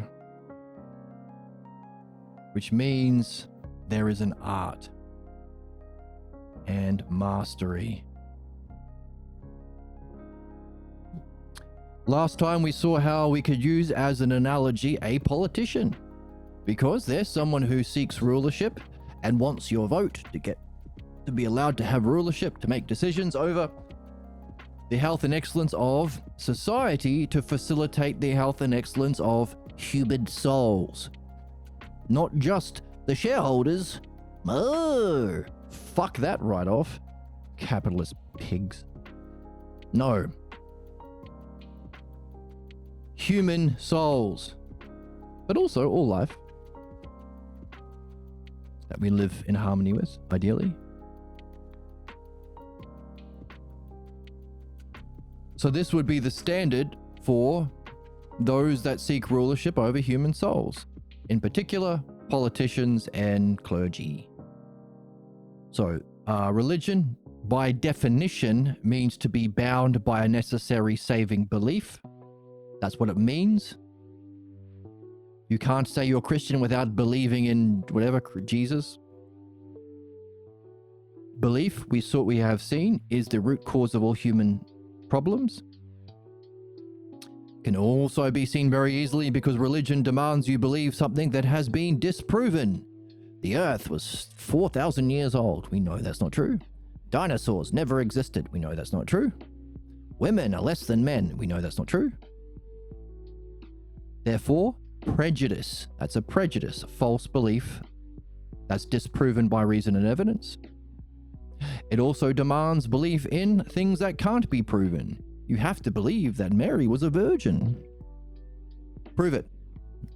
Shut up? How about shut up? How about you prove it? When I punch you in the nose, they say to you. That's called an absurd belief, a belief that cannot be proven.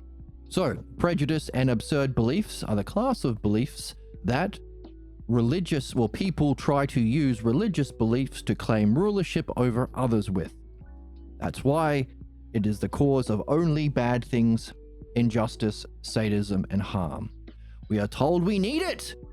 Some people are too stupid to think, and they should just be manipulated by Netanyahu if they're Jewish, or Trump if they're Christian, and do harmful things to themselves and others and cause extinction because they're too fucking stupid. Screw you, that is horrible. We are all here for a reason. To say some people have to suffer because they're just too stupid is ignorant. We don't need belief. All of the things you think people get from belief. How can there be morality without belief? What's stopping someone from murdering another person? How about understanding and reason?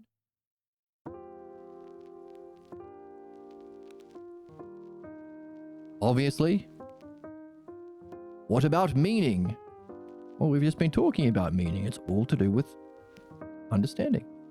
Analogy, dialectic, the self-logos terms, the ideal of mind, mastership. None of that's belief. At all. Not one thing did we pointed to examples with the film, with the physician, and now with the politician. but not to derive a theory to explain through analogy the principle. It's not a debate. It's good. You don't have to fight your stupid thing with belief is, it's always a lose. If someone has decided they believe something, they're not going to fucking change their mind. Unless they actually have the courage to develop and improve and the intelligence to go through this process. In other words, You're not going to magically force someone to want to get better. You have to come to that conclusion yourself. You have to want to get better. you have to want to get better. You have to want to be a subject to the ruler which has this level of mastership. So thank fuck, nothing we've talked about here is a belief, opinion, or perspective. Means you don't have to argue with someone. You either see it or you don't. If you don't, find someone who does and ask them to lay it out for you. Ask them to ask you the question so you can see it yourself. Meaning we don't have to kill anyone to convince them. We can't convince the people that we are the chosen people. I guess we just have to kill them. How about fuck off with belief? Understand universal principles. Understand how to apply those universal principles universally to universally benefit. Isn't that the standard of everything? That's good.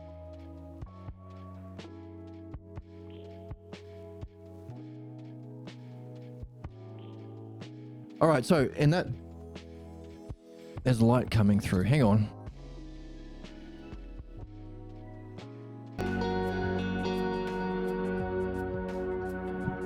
So, right, so therefore we can glean that if there's a perfection, both in our purification from our false beliefs that has at its root a false analogy and a false whole intelligibility of as a whole of all that we play out in our dramas, and a perfection of its opposite, what it is an imitation of, the inherent logos of reality or mind,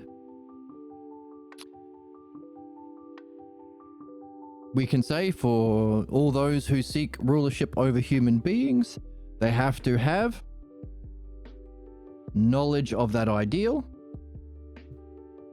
or both the ideals or principles, because the pathologos is fake. But you have to understand the principle of the pathologos, that is the root cause of all human problems. Principle. You also need to know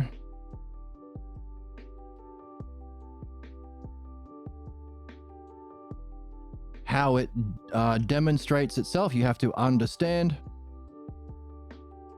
its expressions in the hierarchy of sameness and difference from that ideal.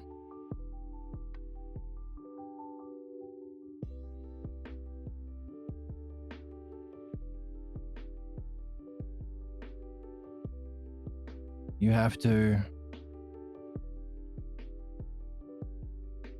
which is needed to diagnose the problem. You need to prescribe. Wait. All right, so the word is prescribe. To prescribe.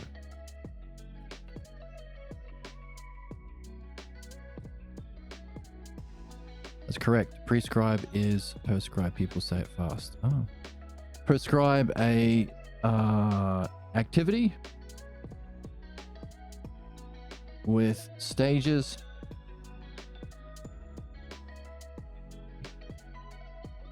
with steps and stages to make sure that you have fulfilled that step, stages.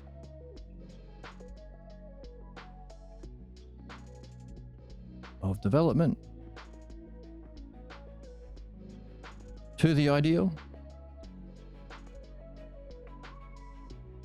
That's the treatment plan.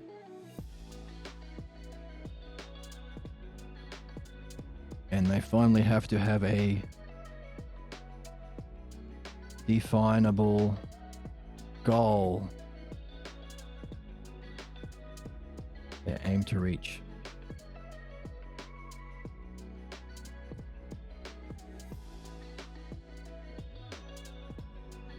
Right.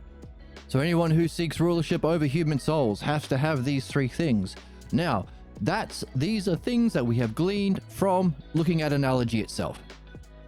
Seeing how analogy unfolds from a single cause, one, into its one and many, to it itself unfolding through analogy.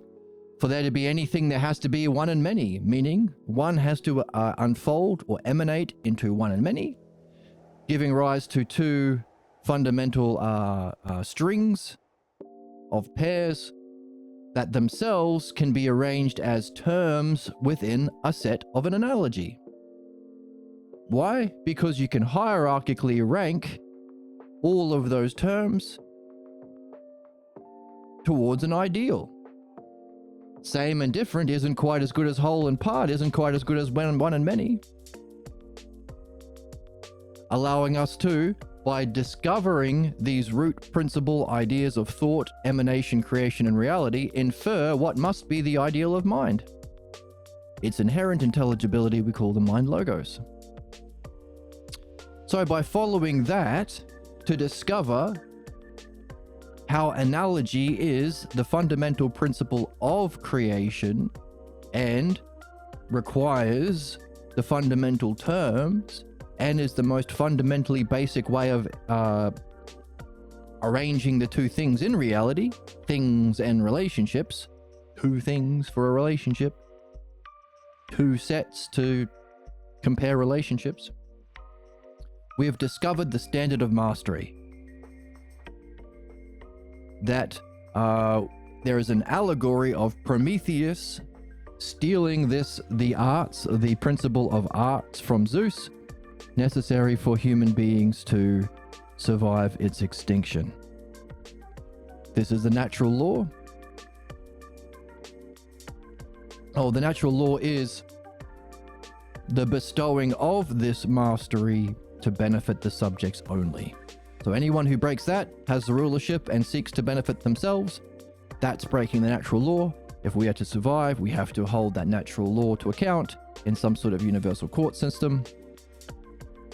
Interestingly enough, all belief-based traditions are opposing the natural law. Conservatives seek to harm their subjects to benefit themselves. That's breaking the natural law. That will cause human extinction. Religious people seek to harm their followers to benefit their leaders. Seek to harm non-followers to benefit their in-group. Seek to harm members of their in-group to offer a hierarchy for the more powerful members, white males, to feel superior than immigrants or women so that they can join ICE, become the foot soldiers to maintain the oppression of the leaders. Capitalists seek to extract profit to benefit themselves. Socialize costs and privatize profits, all belief-based systems break the natural law and will cause human extinction. So what we are seeing is this is what is required. But for both. Therefore, we can see that as analogy furnishes us with the terms and relationships to understand the archetypal terms and relationships, we can ourselves organize mastery into our own understanding by seeing how it follows the structure of the dialectic. Anyone seeking to run for office, we should say, can you define definition itself, the ideal and principle of the true and the false, of the mind logos and the pathologos, and what that would look like in a society to facilitate to provide the conditions for human souls to reach the mind logos and purify themselves from the pathologos. Can you understand the expressions or the demonstrations in relation to that ideal of all of the different divisions, and how they demonstrate themselves? Can you recognize that certain people are more intelligent and should have different positions in society? Can you recognize, for the false, that certain belief-based groups will fight back against their own benefit? Have you heard of the billionaire Epstein class? Have you heard that they like to murder people? Have you heard that they have bombs and weapons? Have you heard that they, own the media? Can you anticipate the counterattack? Remember, human beings have this opposing force that opposes our development. Can you understand the expression or the demonstration of the different members of both classes themselves and how they function? How well are you going to understand and anticipate the counterattacks? Can you provide a set of divisions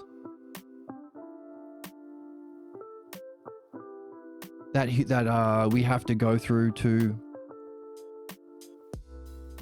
through those demonstrations to the defined ideal? Can you give a treatment plan for how we solve the problems and perfect our excellence, including the problems of the counterattack? And you come to a conclusion to see how all believers can relate back to an understanding of the pathologos themselves, and all minds can relate back to self, back to reach their ideal. In other words, are you going to be teaching an understanding of belief and beliefs and the art of this purification at every school? If not, why not? Are you stupid? Are you going to provide an understanding of the mind and different minds and its activity of the perfection of mind we call philodianoia in every classroom? If not, why not? Are you going to make sure all other institutions in society support the fundamental purpose of human souls?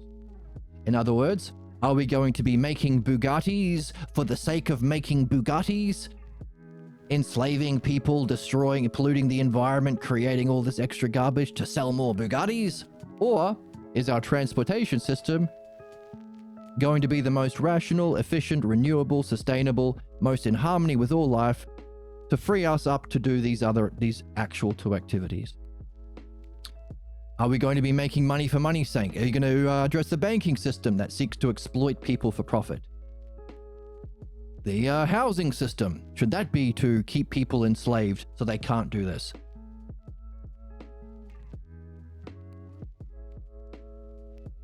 Which is all opposing the natural law.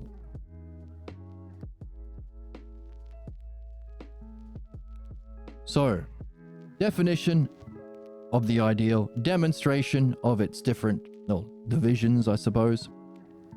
Divisions in terms of the activities and treatment plan, and conclusion.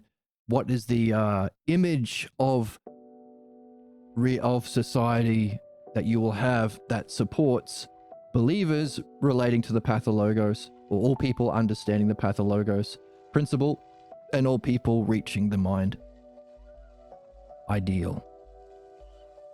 So all this, both for the logos or the mind logos and the pathologos.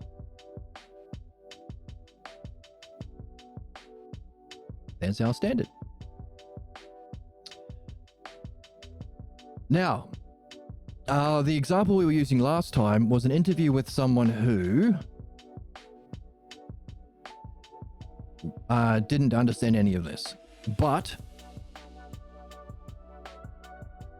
he seemed to have a greater desire than the fascists, those within the capitalist conservative religious system of America, seek to break the natural law and benefit themselves. He seemed to be someone interested in at least trying to benefit the people he wants to have rulership over.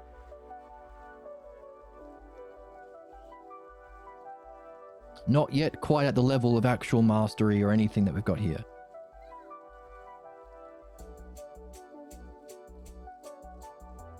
Therefore, we explored how a example of how we may relate ourselves. It wasn't an interview I had, it was an interview that somebody else had with a progressive American politician who didn't know any of this, but at least seemed to have basic empathy and wasn't completely bound by their sick beliefs as the yes, that was the issue. Yeah, at least they weren't openly fascist like everyone else. Can't remember the guy's name. I'll find it. Hold for a second. Yeah, so the interview was with Oliver Larkin, who is a progressive American candidate who seeks election and seems to have less, or his own specific personal pathologos isn't so bad that he's seekingly to actively harm people, and has some ability to participate in mind logos, to think rationally, and you can find interviews with him all over the place. To act rationally and empathetically to a certain level. What is the are you serious? What is the pathologos? It's the fundamental root cause of all human problems. The false, unsuspected belief of self and reality that you carry from childhood. It's the root system as a whole and underlying fake analogy.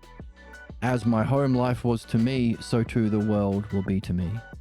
That's the pathologos. It is the root cause of all human problems. Therefore, it is our ethical and moral responsibility for everyone to learn about it and go through the process of purifying yourself from it, to free yourself from that injustice and to stop yourself from inflicting it on others. You can learn about it in the book Philosophical Midwifery, a new paradigm for solving for understanding human problems. You can also read about it in the book Pocket Pierre and its accompanying workbook Unblocking. And we have we've read through about 4 chapters together on this channel, which you can find on YouTube if you want to read along with some cool dudes. And she spit on him also. And also she spit on him. Hey, she didn't spit on him. Oh, that wasn't what I meant to say. I'm gonna get your ass. I'm gonna get your ass. Goon.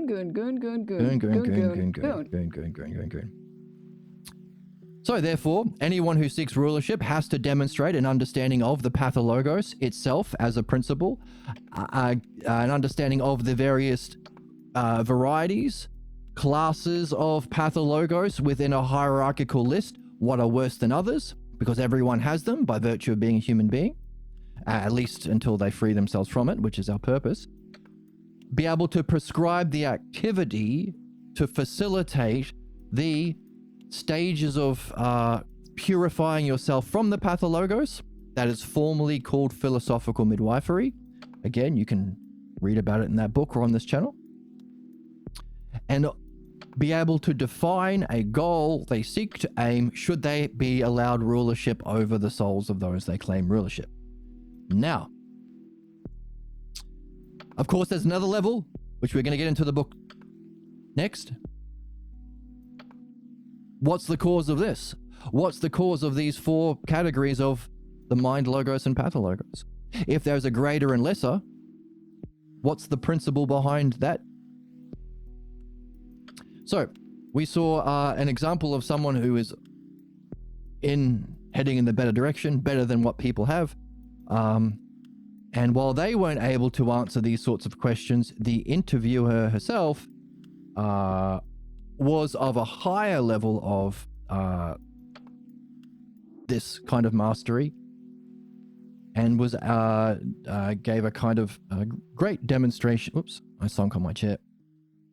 Demonstration of how to introduce ideas. For example, the interviewer said things like, increasing the minimum wage. That's good. Although, not really addressing the problem. Why is there a minimum? Why are people being paid the minimum? Or is there a maximum? If you get paid a slightly better minimum wage and the boss still gets paid 100 times more, you are still increasing wealth inequality. You're not fucking solving the problem. And if everyone's minimum wage goes up, the landlords can just double rent. Why is that allowed? You're not solving anything.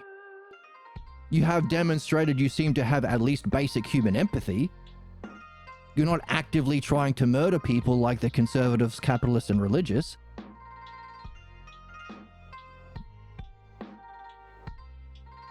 And equally so for all of this politicians' positions. Good, right direction, but not really qualified. Properly qualified. I mean, compared to the idiots we got, absolutely, but... So, I have a job guarantee. I think you lose your job to AI if the company should pay you 40% of your wages to you in... Okay. Alright, cool. Do we need jobs? How important are jobs? Are jobs by the way, if jobs were so meaningful, why didn't all the trillionaires buy out all the jobs?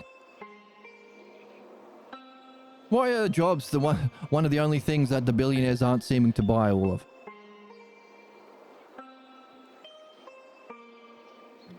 Why do we want jobs? Billionaires don't want jobs. Why not freedom to do our job, to do our real job, fulfill our purpose? All right, so these sorts of ideas. But the interviewer was able to say, hey, you know what? Do you have any political ideas that can save this place? That's what we're learning. We're learning the natural law. We're learning what is necessary for humans to understand, to recognize what qualifies people for political rulership, what they have to be, it's on the board, the 4 kinds of things they have to be able to show knowledge and understanding of. 2 categories. The cause of human problems, so we can solve problems. The cause of human excellence, so we can reach excellence. And the 4 levels of what's involved in mastery to qualify you for that position. So we're learning it, and we're discovering it from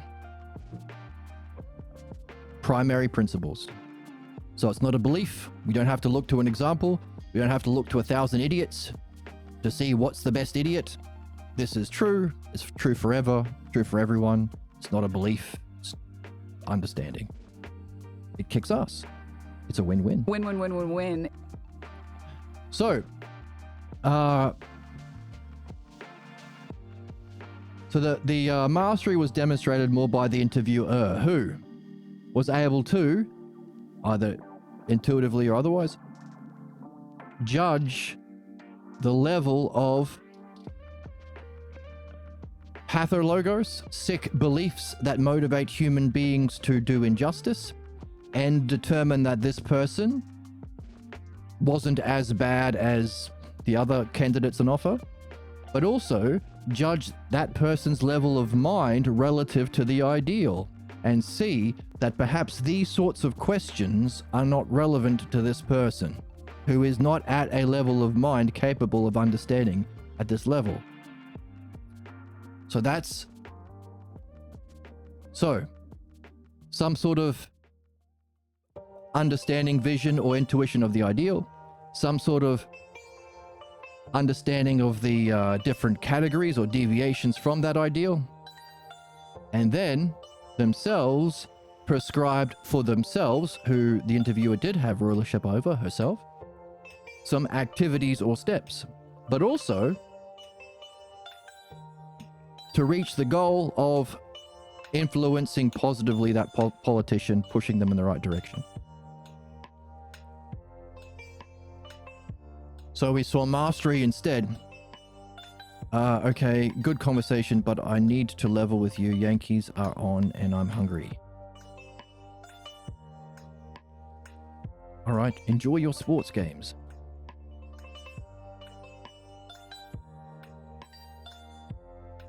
So, the interviewer was our example. So we have used the ideal of the politician, but as you can imagine, interviewer, there are not really many candidates who have reached this level. Therefore, you, as the person who may interview them, if they're progressive, if they want your votes, you might be able to interview them. You can use this as your definition of the ideal.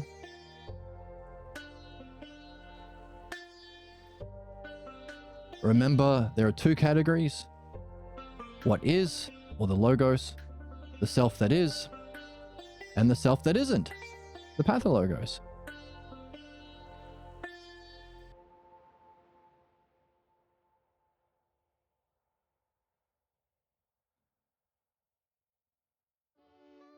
So you yourself can use your understanding of the ideal, of course, the ideal mastery,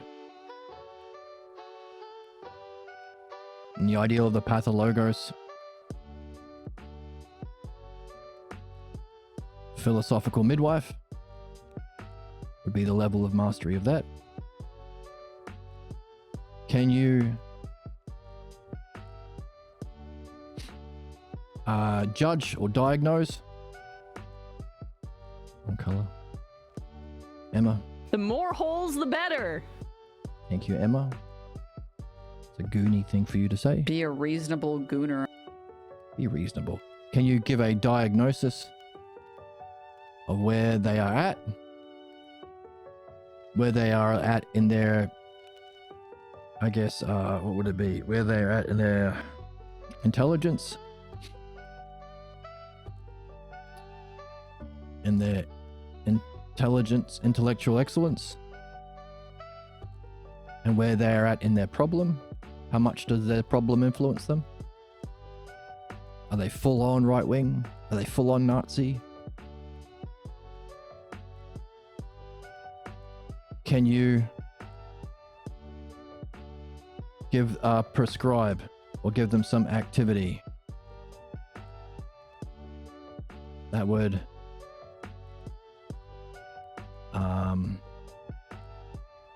perfect that intelligence towards that mastery, or in some way purify or awaken them to their problem, leading to ultimately the mastery of midwifery?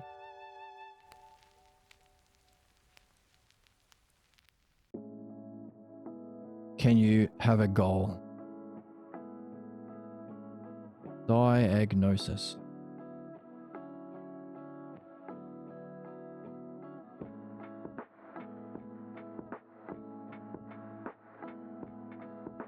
Can you better them or help them in some way? Now, what's interesting about this is, we'll use one example.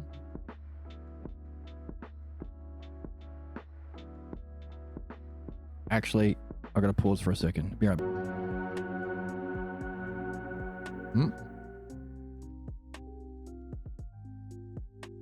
So, one such example of this is Politician Man was at some level of development of excellence to recognize maybe we shouldn't just keep allow landlords to just keep increasing the rent. His problem is not addressing the root cause. So the interviewer himself, after functioning in this way, the activity that she engaged in was to share an idea that may be the next or a level up, or a level or two up, or the next level up, some level better than he was, in recognizing the root cause of the problem and implementing something to make the world better, make the society better. Okay. Started with a definition. Have you heard of this thing? Old mate, old buddy, old dude. We're going to get you some votes. We're going to get you some funding. But maybe you should keep that in mind if you do get elected, so we can continue having conversations like this, which would be that level of mastery where you guide people through the activity or treatment, the treatment plan. Follow-up appointments. You don't see a doctor just once, you have a follow-up appointment. So, with all that in mind, very artful and charmingly, have you heard of this definition called decommodification of housing? Have you heard of this? You heard of this? You don't have to pay 60 to 110% of your income to a landlord to maybe get to participate in fucking life and not be afraid of sleeping on the street and losing all your shit. You heard of this? Not letting everyone live in fucking fear of these assholes who own everything and don't care about anything and don't contribute anything. Have you heard about this? Definition. Now, of course, she didn't say it like that. That's just me. Because it is irritating how fucking obvious it is.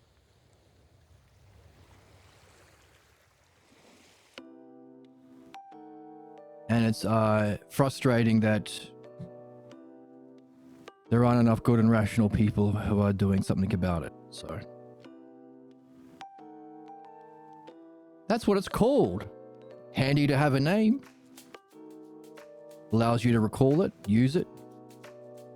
Here's a demonstration of how it works well. It's working well, or demonstrating. Another example of demonstration is give an example. Here's how it works well in China. They lifted, 50 million people or 100 million people or something like that out of poverty in like 20 years. Making sure everyone has a house to live in. What was evil communism? Everyone having a house? Why not one person having all the houses? Freedom. My freedom to hurt people, says the capitalists. Well, that's stupid. You're stupid. She didn't say any of that. She didn't say that. Just shut up. Okay, I'll shut I'm up. not an idiot. That's what keeps you in You the in Matrix. The Matrix. That's what I'm saying. Instead, she said it works well in China. Division. So, defining the idea, demonstrating it with an example, explain. That's not how you're supposed to explain. Explain the steps or stages, the steps of reasoning.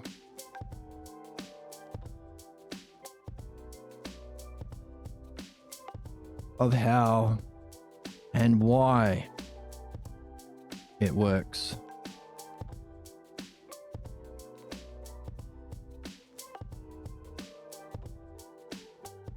So they can understand it. Conclusion. From that, there can be a conclusion to show it's necessary. There's our justice. Necessary for this to happen. and or beautiful. Whatever aspect of beauty, like harmonious or balanced, provides a balance in society, makes us more ordered, allows us to participate in flow without having to worry, harmonious in our society. Now, there's another way of proving that something is legitimate or true in the conclusion step of the dialectic.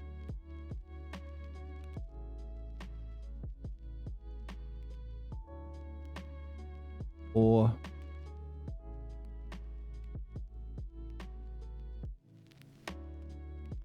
showing the absurdities, the opposite of rational necessity, the absurdities. The opposite of beauty, and or problems.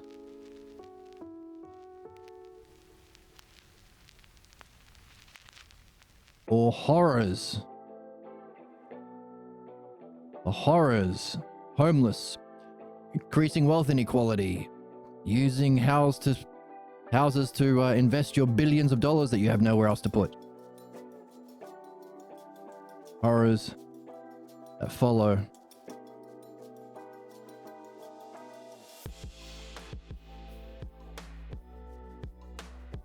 Not doing it. Notice, not doing it. It's opposite. It's what if it doesn't exist? In other words, if it is, or if it isn't.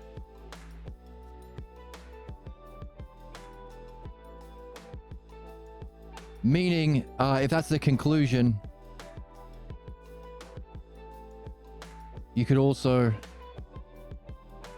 do if it is and isn't in the reasoning step. Hey, by the way, this is how it works and why it works. By the way, this is what's currently happening. This is what can happen if you don't decommodify housing.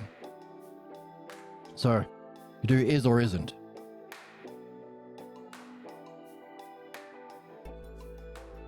So that was the conclusion of the argument, leading to, as a result, because this is the activity step. So we see the activity step.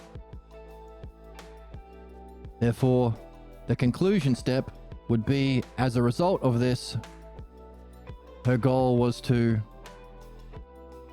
improve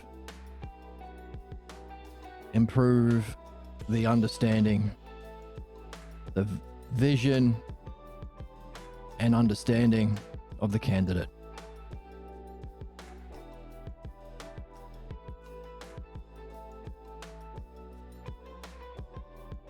While being her charming, fun, engaging, rational self,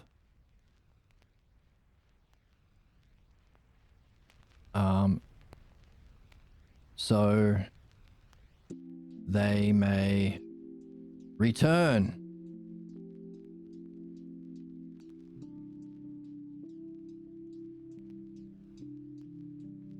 either to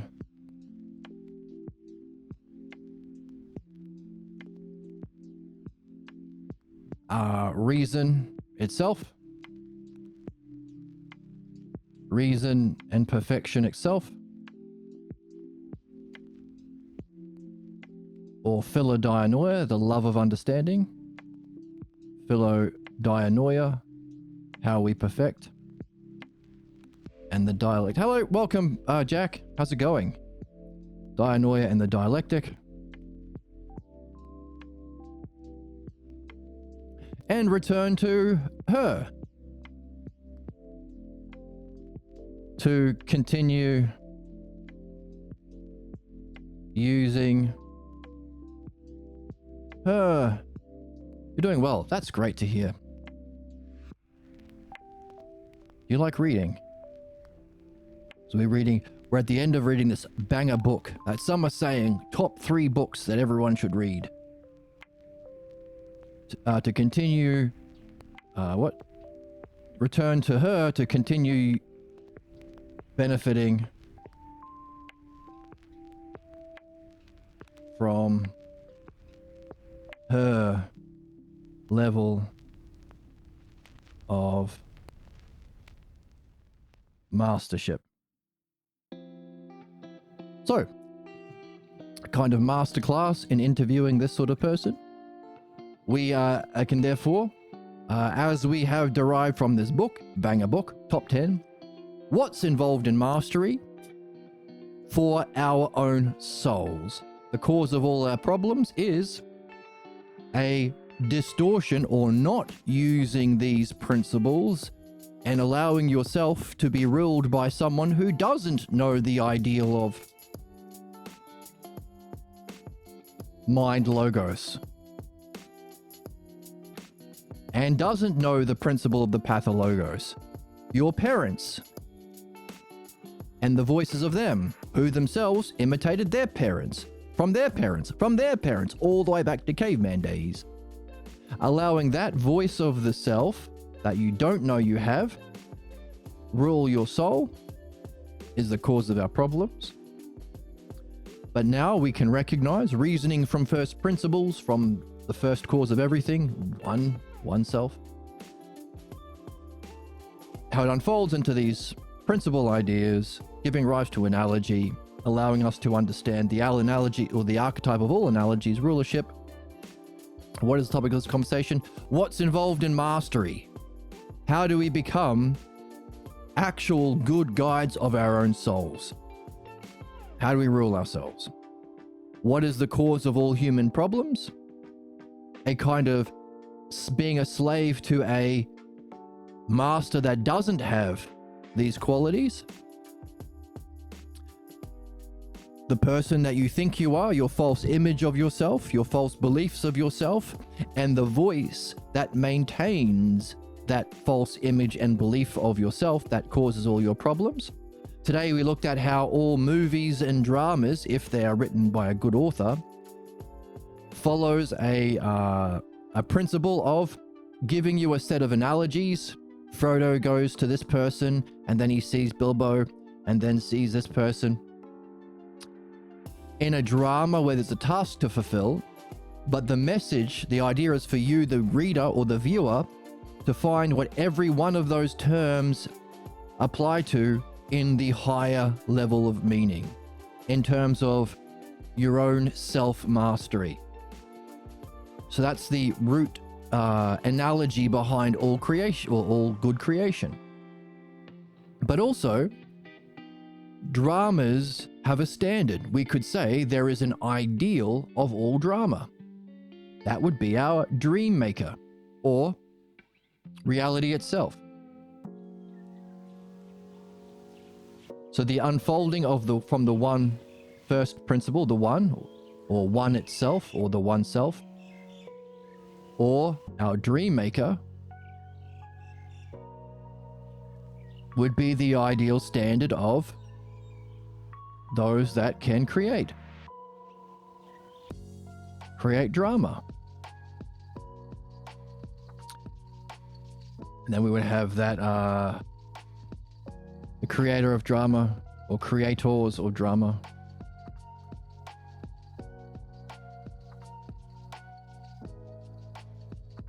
Creators of drama, or allegory is what it's called. Allegory, because it has a meaning. 1, creator of drama, or allegory. 2, 3. So the more you become like that which unfolds reality, or that which creates a universe which gives you an allegory in every dream you have, the more you are perfecting yourself. So now we've gone one step higher. Because if we have two fundamental... Fuck. You literally are dumber than children. Oh my goodness. Emma, save me. I'm not an idiot. That's what keeps you What in keeps you the in Matrix. The Matrix. Right, the ego is a word from psychology. The word is pathologos, the false image of yourself. Ego is tied to Freud and his personal beliefs. But we mean the fundamental... Behind every thought you have of yourself, every daydream, every tangent, there starts a main character. The main character in your film of your fantasy or daydream. That's not you. You think it's you, so you get wrapped up in it. And you play it out. So, as the one self...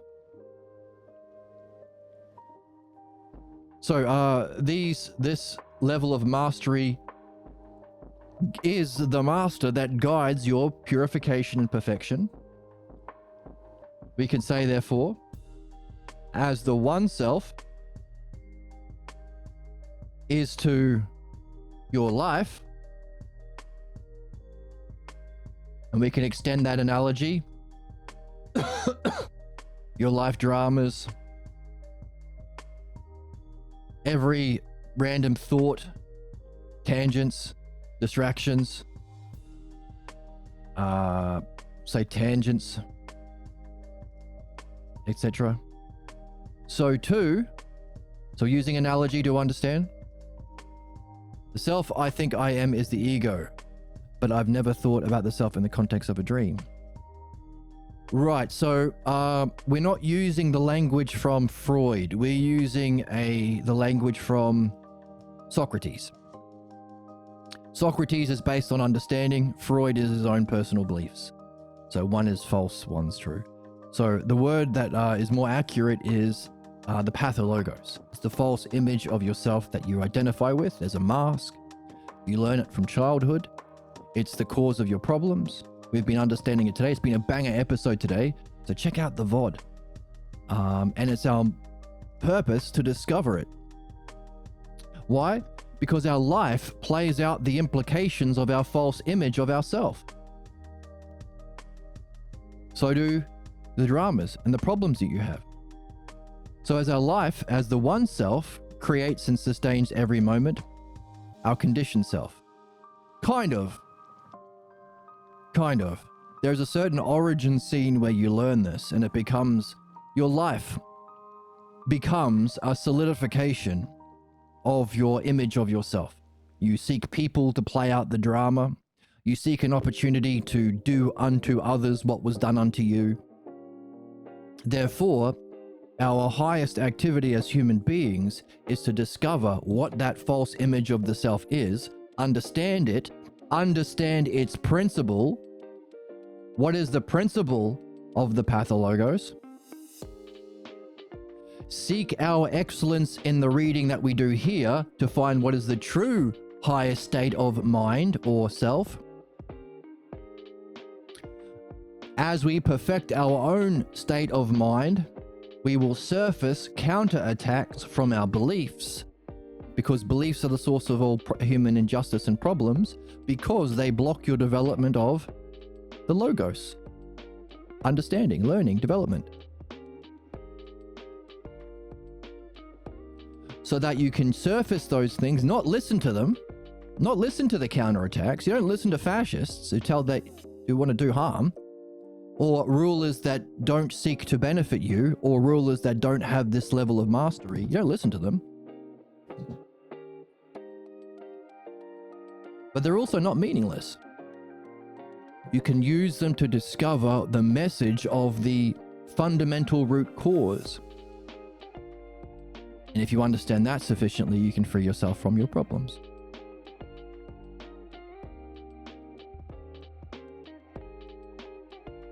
Therefore, everything we experience in life is meaningful. In that way, specifically. Likewise, the dream maker, capital D for dream maker, come on. Come on, dude. That's too vulgar. Come on, dude. There's got to be some smoothies that don't have bananas in them.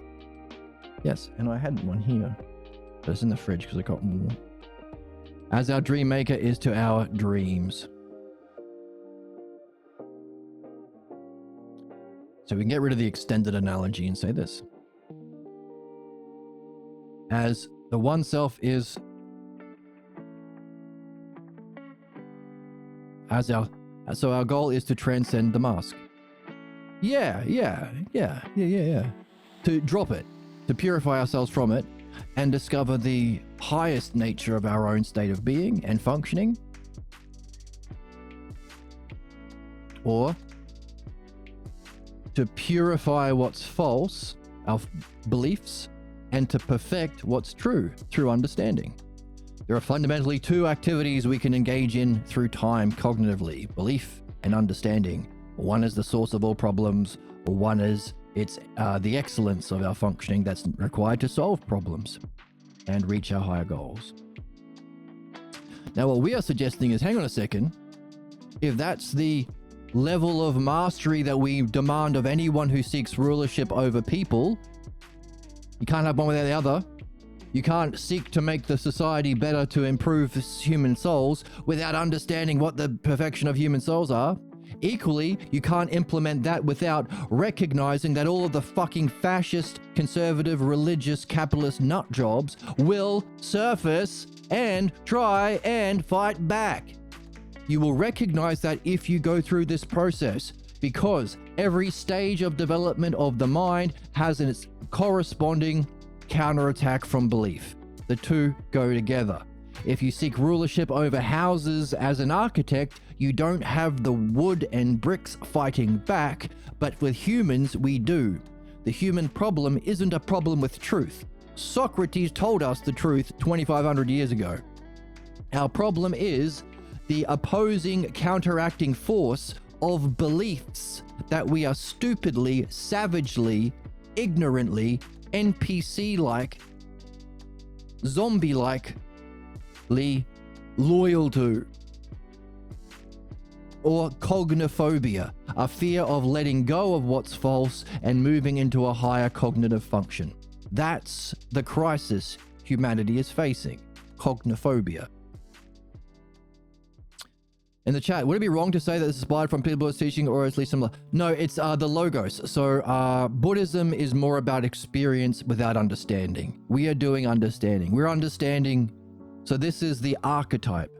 So we could say, equally, because we are understanding, we could say what we are doing here, using understanding, or the two qualities we have as human beings that make us better than cabbages, caterpillars, and cows. We have ousia, which is the capacity for self-reflection. And we have logos, language, reason. We make use of that in the activities of the dialectic, which is its activity. And analogy, its other activity that we've been learning about. 2, perfect the true and purify the false. The true or understanding, and the false is belief. All of this we call philo, which means love. Not philosophy, love of wisdom, but philodianoia, love of this kind of understanding. Philodianoia. What we've read in the text is Buddhist experience may have a direct experience of the true, but fails to develop understanding. So they might not recognize there are classes of spiritual experience to move through. They might not use understanding to reflect on the peak experience to go beyond that state of enlightenment. Equally so, ain't no Buddhist solving problems. In fact, there are many people who've had spiritual experiences, or what they call enlightenment experiences, which is the peak experience of mind itself. So understanding also leads to understanding and knowing, or the direct experience of mind itself, which is the brilliant light of pure being, or some people call it enlightenment, knowledge. There are many people who have had that experience and they just become bigger jerks. They often make sense of that experience with the beliefs, because purifying your false beliefs is a different activity than experiencing reality. Or to say it another way, enlightenment doesn't burn your karma. Therefore, if we have the ideal, which is this one here, this would therefore be the ideal of spirituality, education, because it's not just informative but transformative,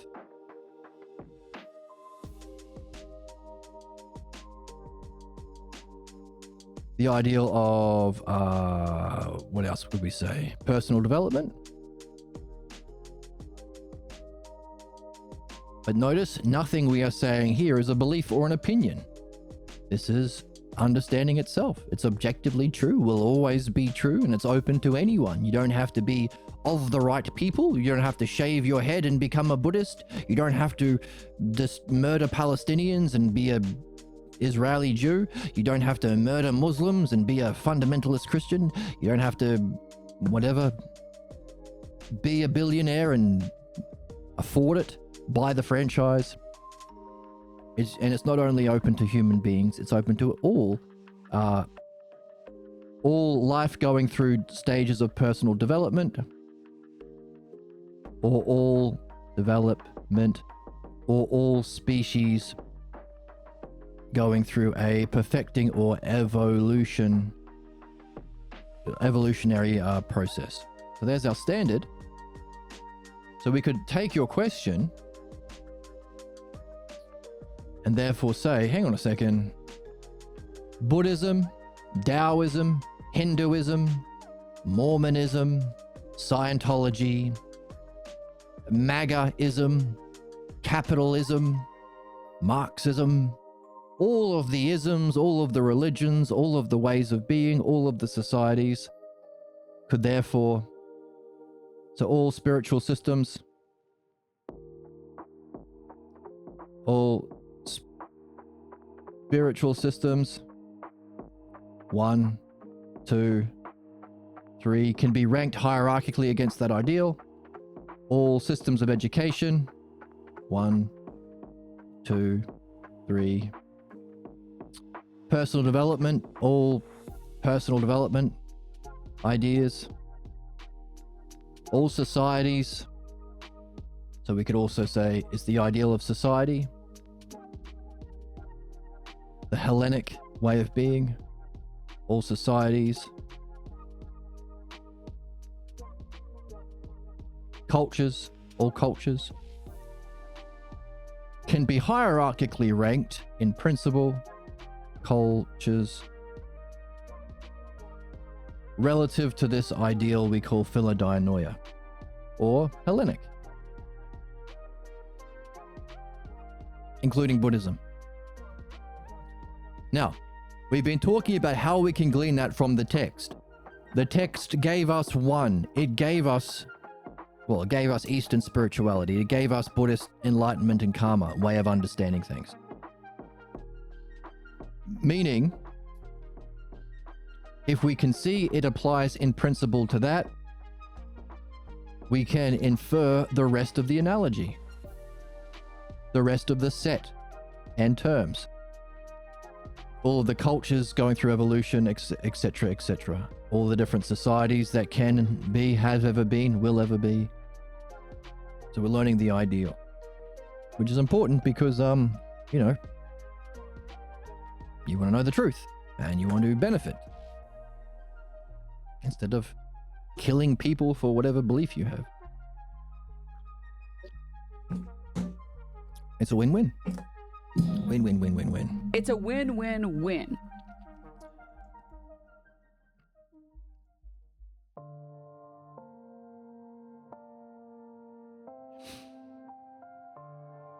So, bringing us back to our example of what would be required from a politician, from anyone who seeks rulership, a guru, teacher, politician, religious official, and how we didn't get it from Oliver, but not to knock him, at least he has a heart in the right place. At least he, you know, seems to want to do good. There's no guarantee he won't change his mind after he's voted in, like a Fetterman type, or he's just saying what he thinks people want to hear, like a Plattner type.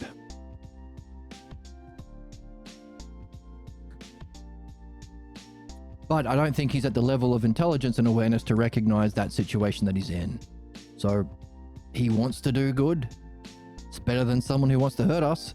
So worth encouraging, supporting, getting him in as well.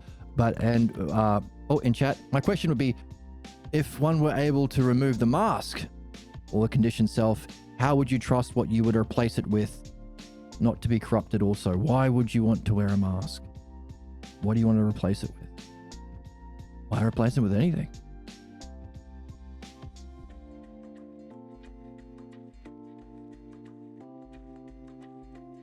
What would happen if you were maskless? What would you be left with?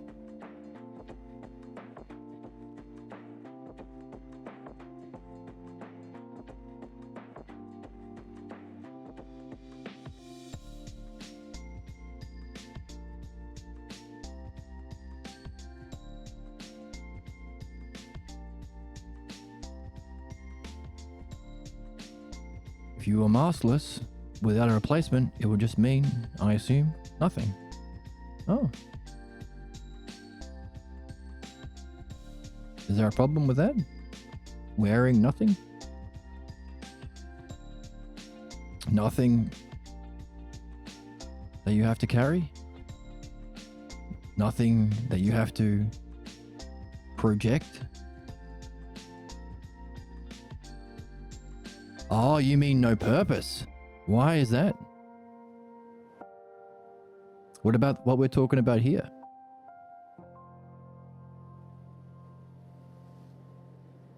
You think you won't be curious about what you're supposed to be doing here? What happens after life? What's the nature of mind? Hey, you've been so focused on that mask. Have you ever wondered, what's looking at the mask? What's seeing through the mask? Ever wondered what that is?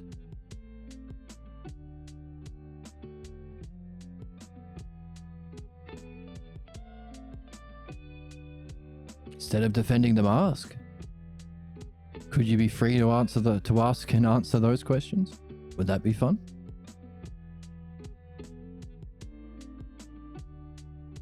What's the whole of mind? When you're not focused on a specific part, the image, the story. What's the whole of mind?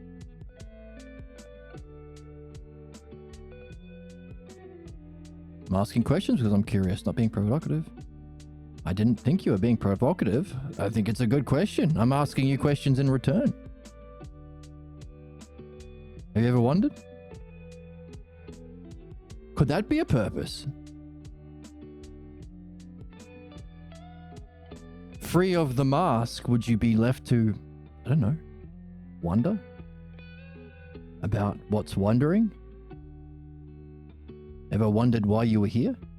Do you think you were here to pick up a false mask from your childhood and the way your parents raised you, who are themselves ignorant and copying their own parents from their parents and their parents and their parents all the way back to the cave? You think that's your job here? You think reality exists for you to carry a bullshit mask of ignorance? The same way your friend has his fake mask, and the Jews have their mask, and the Protestants have their mask, and the MAGA have their mask, and the Nazis have their mask. You think that's what life's about? Fighting to defend masks of ignorance? Or might you feel like there is something you are free to wonder about beyond petty images, when you feel you don't need to defend any of those masks? Was it your mask to begin with? Who gave you the mask? Who told you you needed a mask? You ever wondered about these things?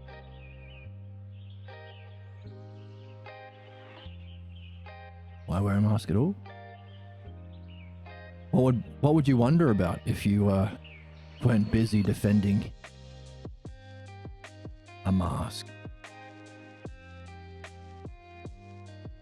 Might you wonder about why you were born into this time, where you got a kind of mask you got? Might you wonder why your brother and sister have a different mask? Those people in that crazy religion over that side of the world, they have a different mask. Have you ever wondered why you got yours in this part of history, in this part of time, in this particular family?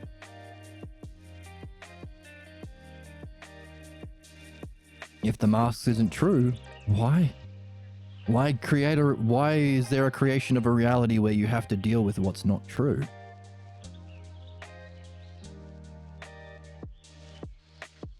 Does a doctor have to learn to deal with illness to gain mastery of his art?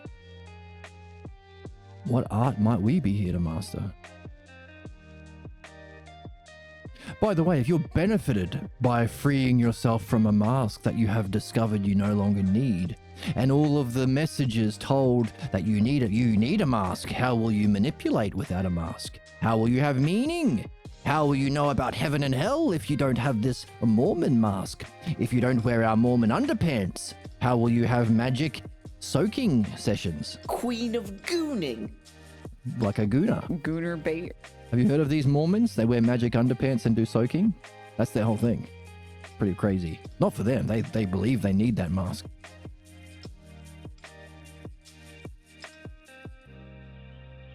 Why though? By the way, were the people who told them they need this Mormon mask and the Mormon underpants? You could say underpants are a mask for your cock. No, don't say that. Don't say that. That's bad. I take that back. I'm sorry. That was bad. The woman? Ugh. No, That's fucking insane, and you sound like a crazy person. I sound like a crazy person. Magic Mormon underpants are like a mask for your... What's a polite thing to say? I don't know.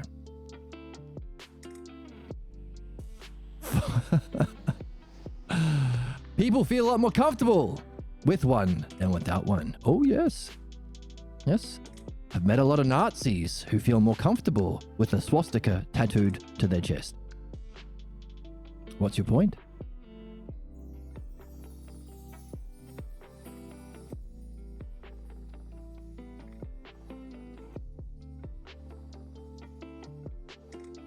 I've met a lot of Zionistic Jewish Israelis who feel comfortable murdering Palestinian children for fun. Yes, they're very comfortable. So comfortable they post about it on Instagram. I think they're buying Instagram as well because of this, but... By the way, is that important? What would it be like to be uncomfortable while pursuing the truth?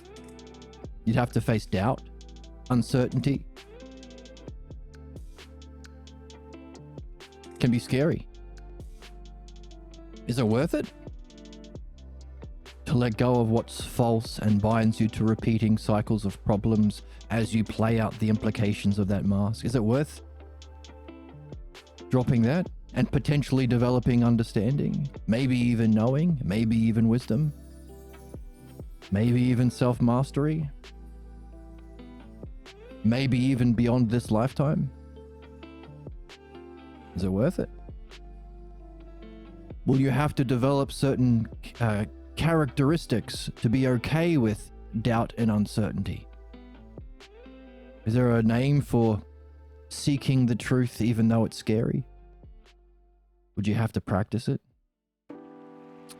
We're also not just mind, we're bound by the needs of flesh. And so being detached from reality would be an intimidating prospect from... So you think the mask is reality? Think your mask is reality? The false image of yourself? You think the Jewish mask is real? How can the Jewish mask be real and also the Muslim mask? What about the Nazi mask? Is that real? Because they have a physical body?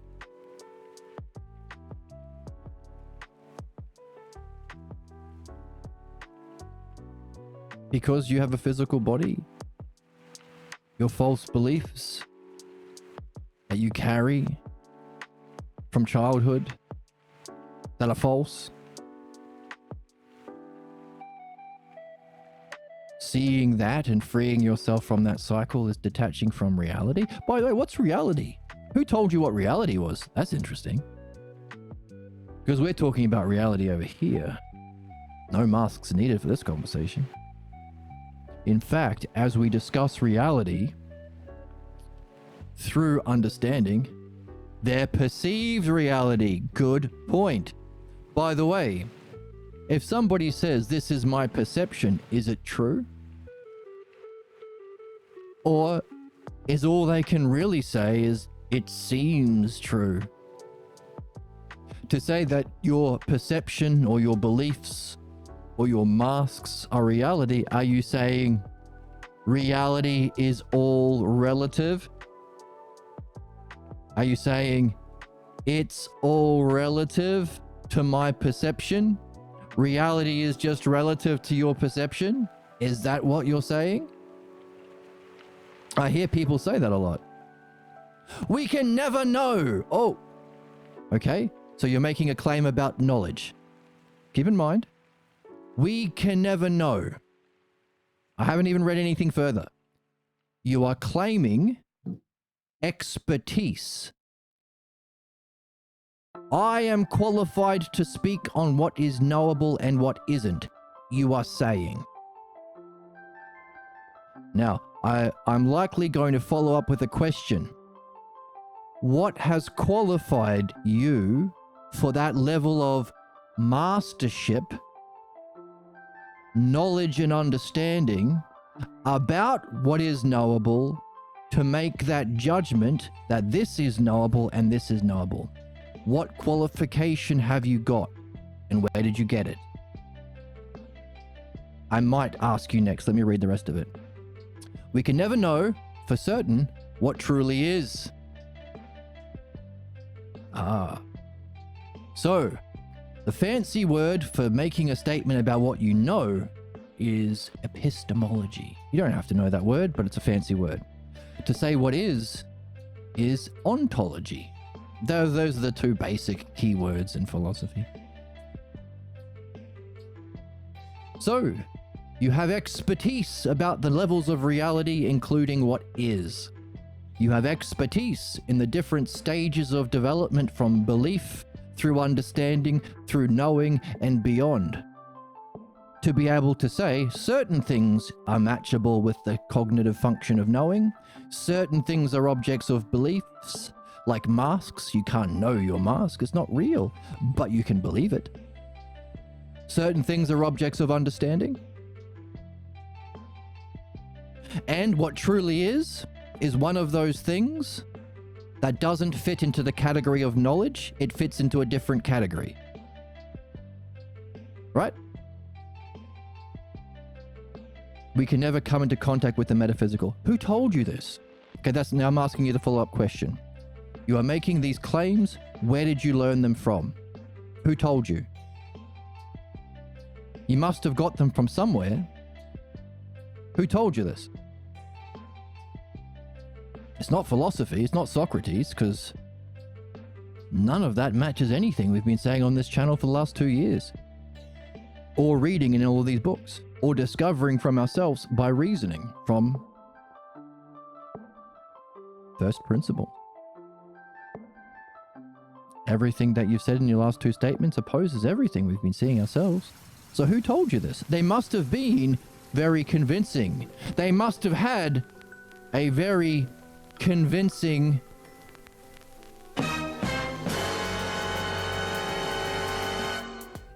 mask. No one with understanding and knowing of those things would ever say that to a person. But there must have been something that made them seem believable. You remember who it was? You remember what age you were when you started imitating these beliefs?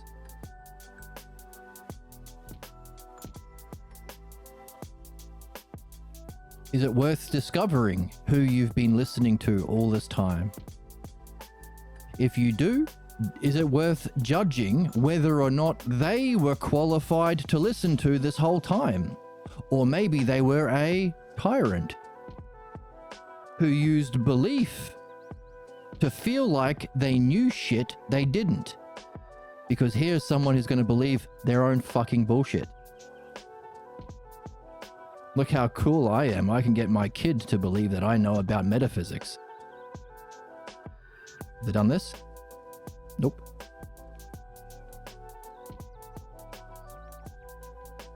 Now, if it were true that you can know what is, and you can directly not only understand, but as you say, experience or come into contact with mind itself or the metaphysical, if that were true, would you be able to go through the steps to reach that knowledge and direct experience if you at the same time were carrying those beliefs that you can never know what truly is and you can never come in contact with the metaphysical? Can you do that while holding those beliefs? Yes or no? Is it possible or impossible? Can you have both at the same time?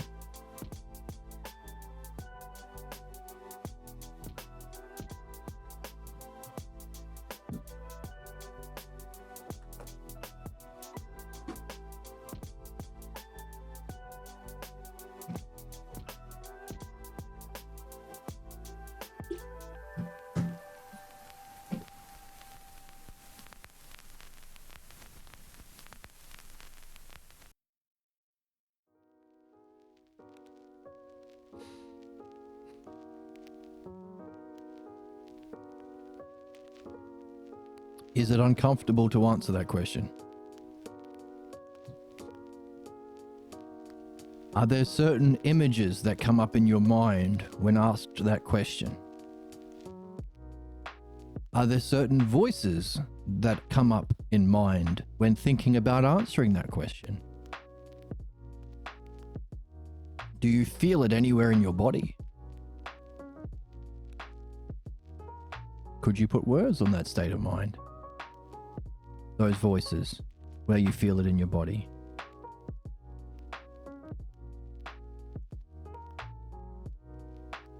Those feeling states you might be able to write down. They're called similes.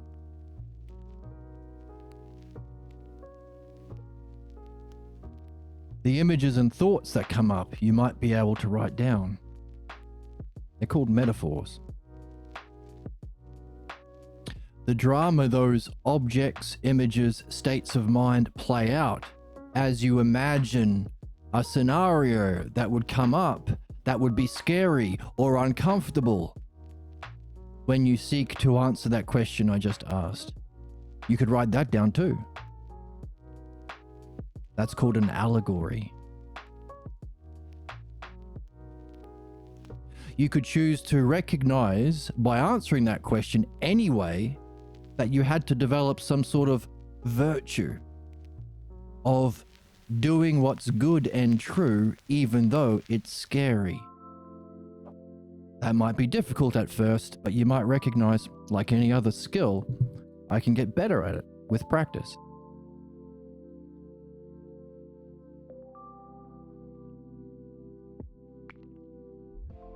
If you did that, you wouldn't be listening to those metaphors, similes, and allegories as if they were a ruler who should be ruling your mind, soul, self, and life. You might recognize that, hang on a second, there's a better ruler I could be following.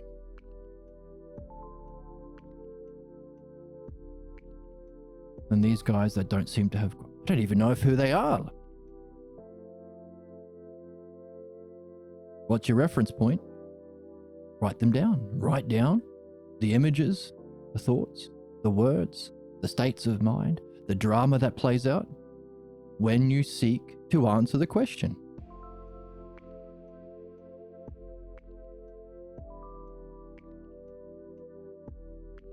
Why? Because they're all clues. Notice they're not literal. All of the words I used to describe those things that came up when asked a question of reasoning, you didn't require a mask. Hey, by the way, is it a simple question?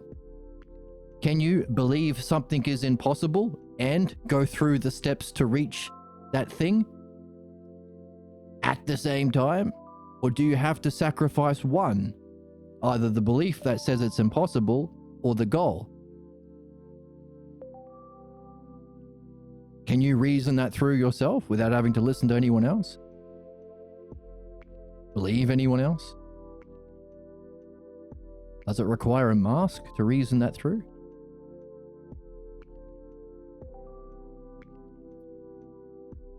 The things that come up in opposition. So by the way, those questions and answers, that's called following the logos. That you apply your own reasoning to answer truthfully.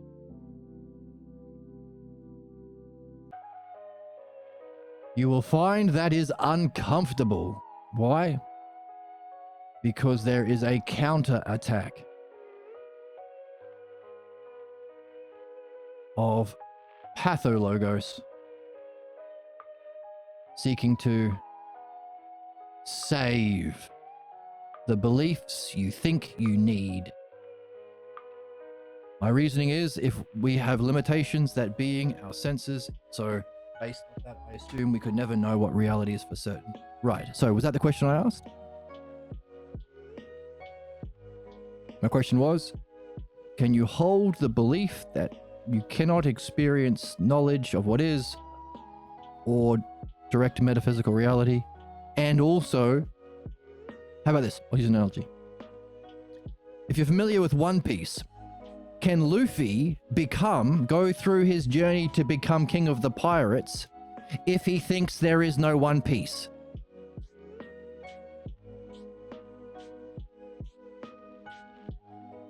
Can you believe there's no One Piece and become king of the pirates?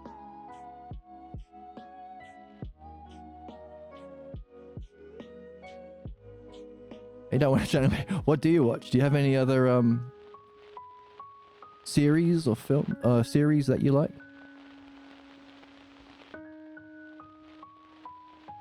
Or maybe any other hobbies or interests? Games?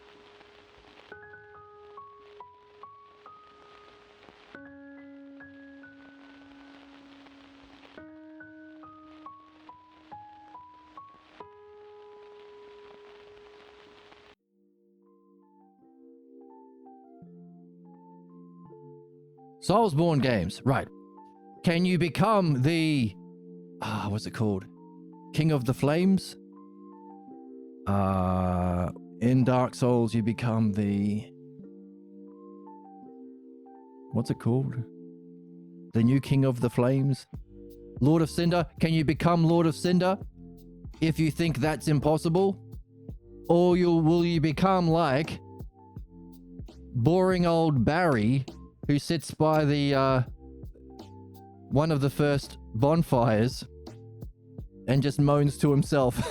I think he gives you a health ring or something.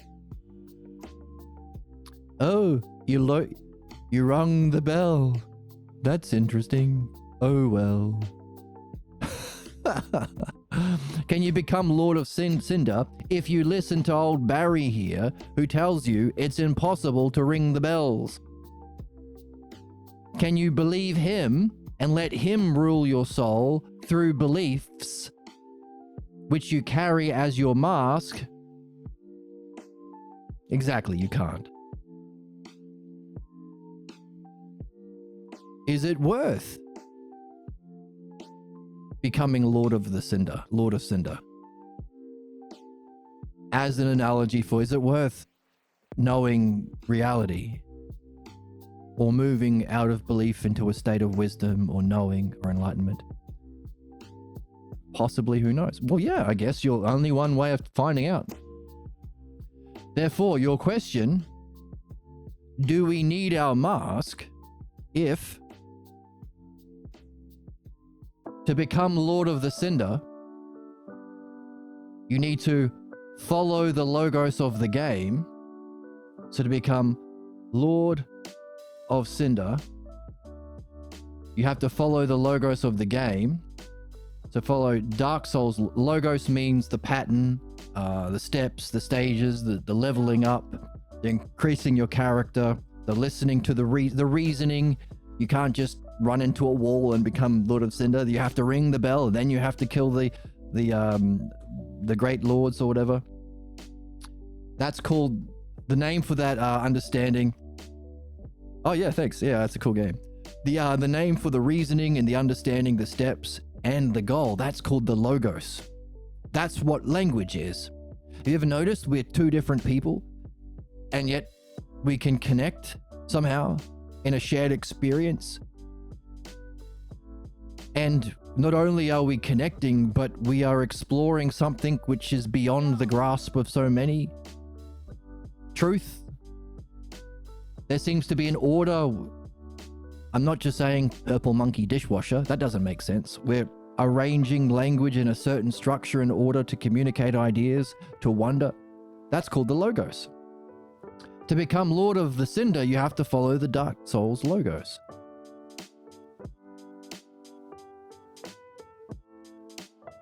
Is it worth it? Only one way of finding out.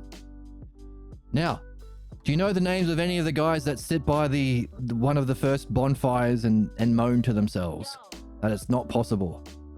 I can't remember. There's always one or two. Oh well, might as well go hollow. Oh well. Hollow life for me. Why was I even here? I can't remember. Was there a meaning? I don't know. Where was I before I was here? I guess I'll never answer those questions. Is there a name for any of those dudes?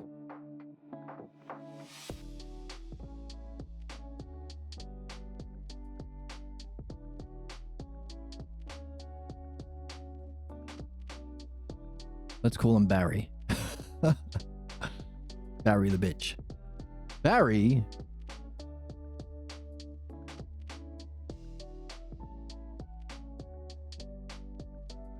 wants you to become a sad hollow like him. Likeness.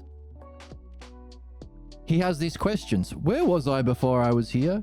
How do I escape? Is there a meaning to all this? All of the questions that any rational person would ask.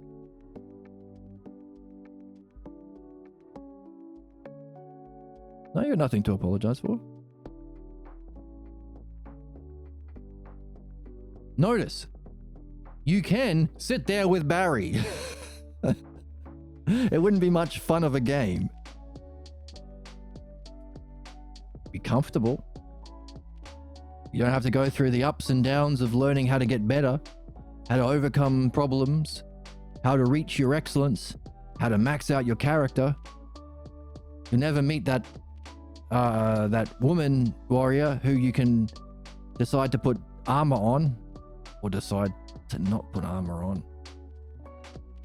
Goon. Never meet her. Yeah, ain't that right? That's a gooner thing to say. Goon. Don't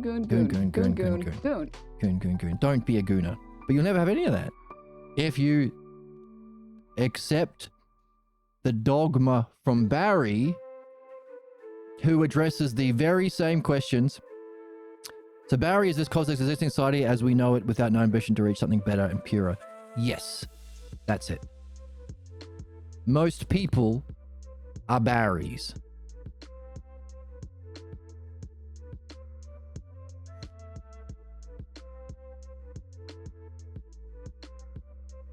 Someone was a Barry in your life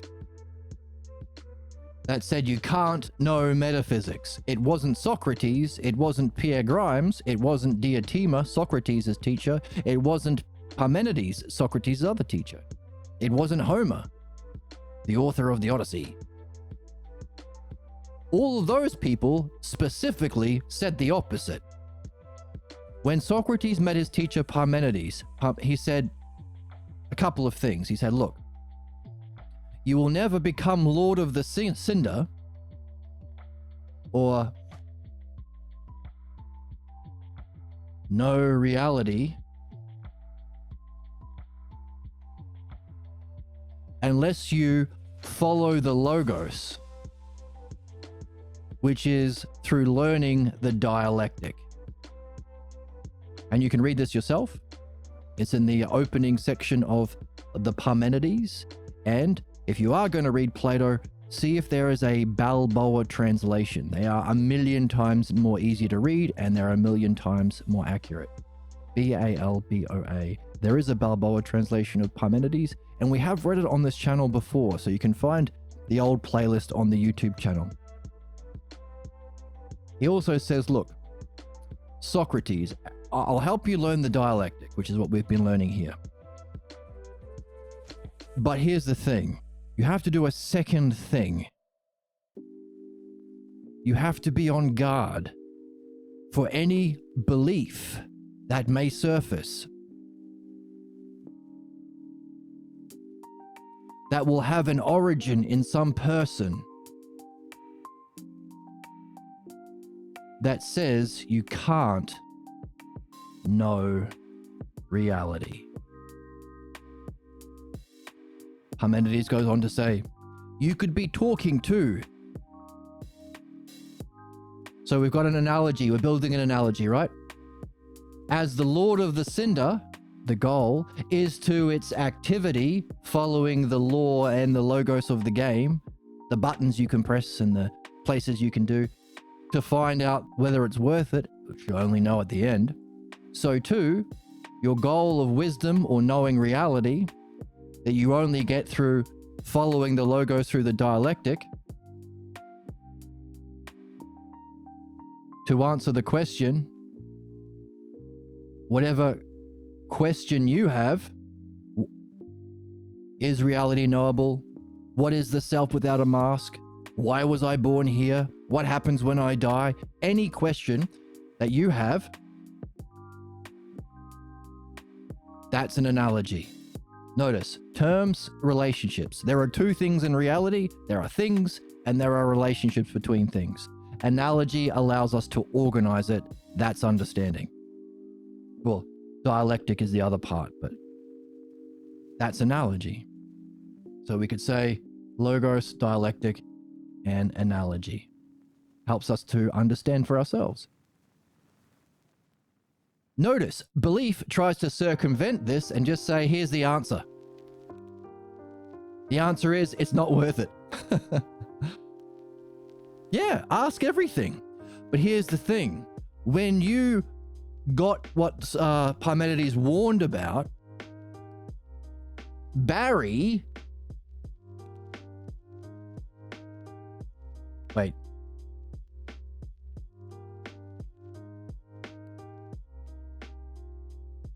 Barry was the person who gave you, who you got some false belief about.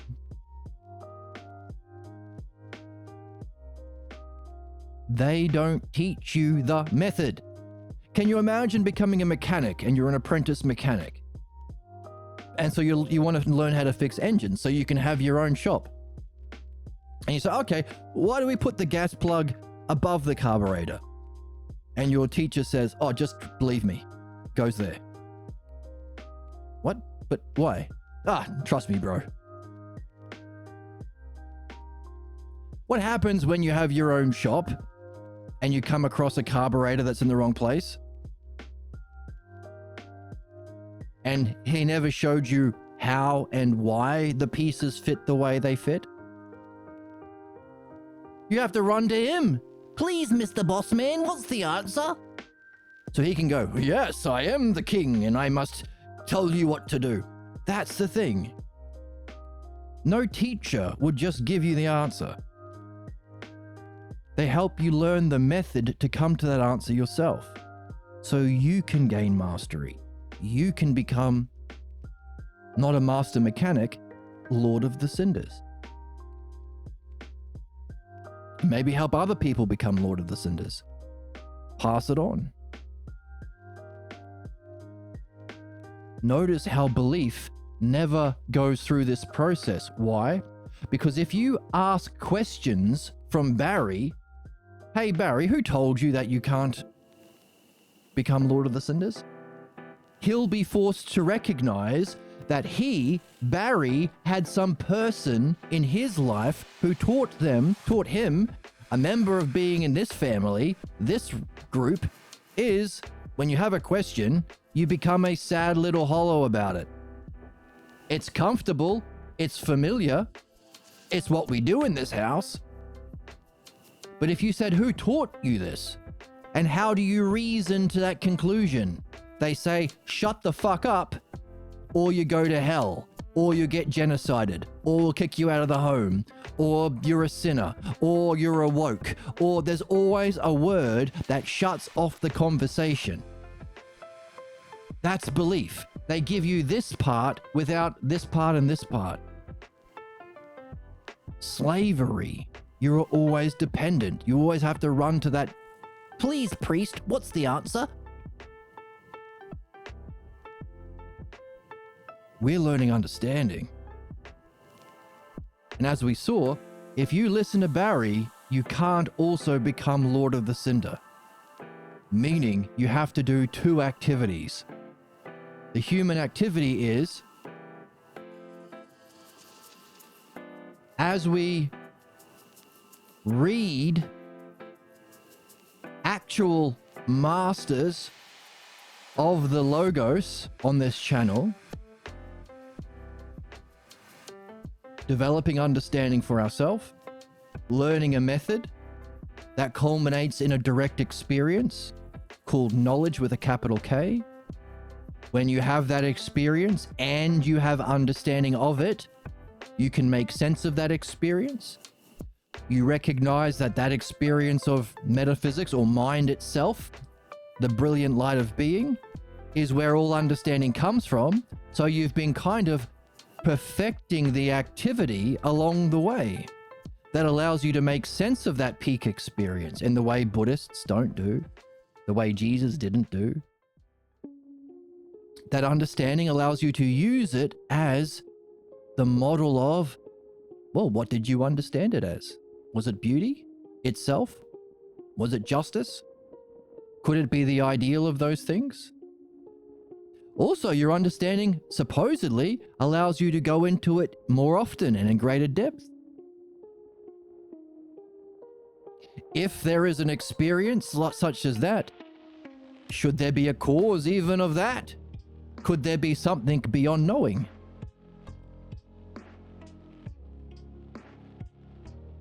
Well, these are certain questions that you have to come to for yourself.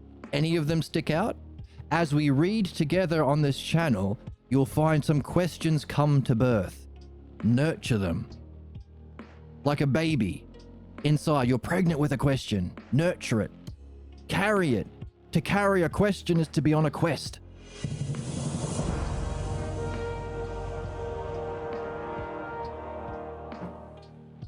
But at the same time, all of those images, thoughts, words, things that came up that blocked you,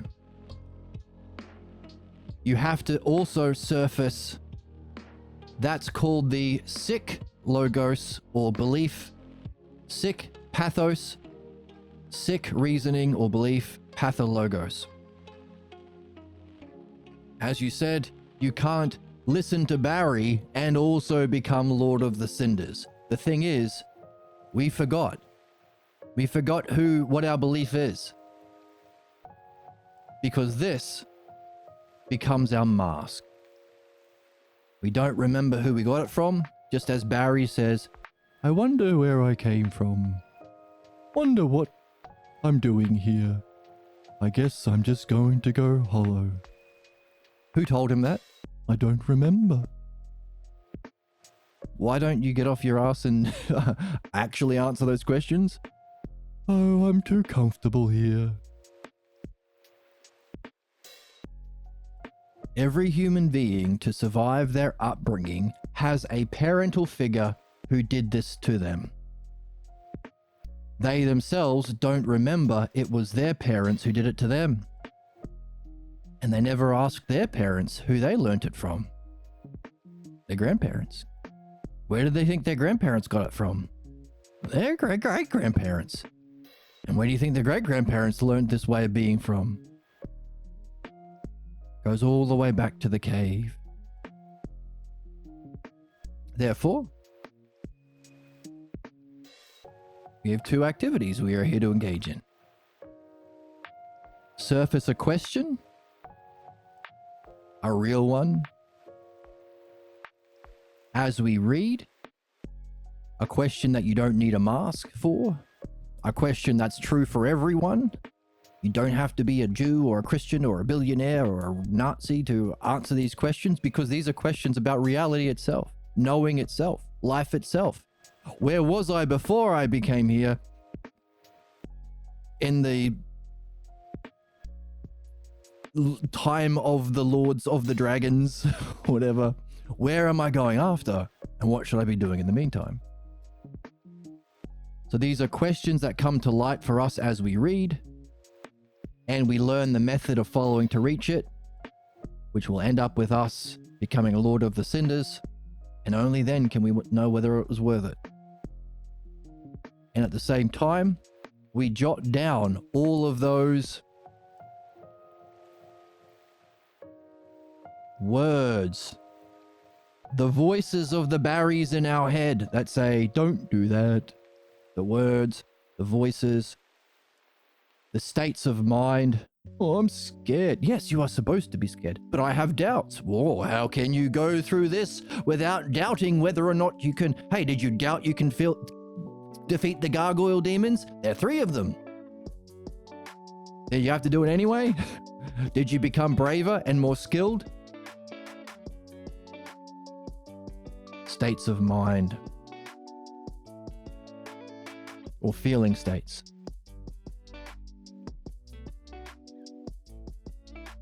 Feeling states come up. Images. People.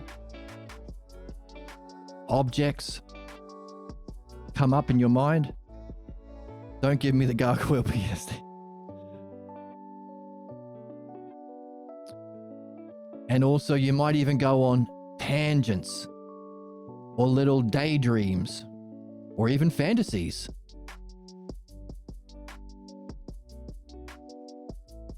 Little stories.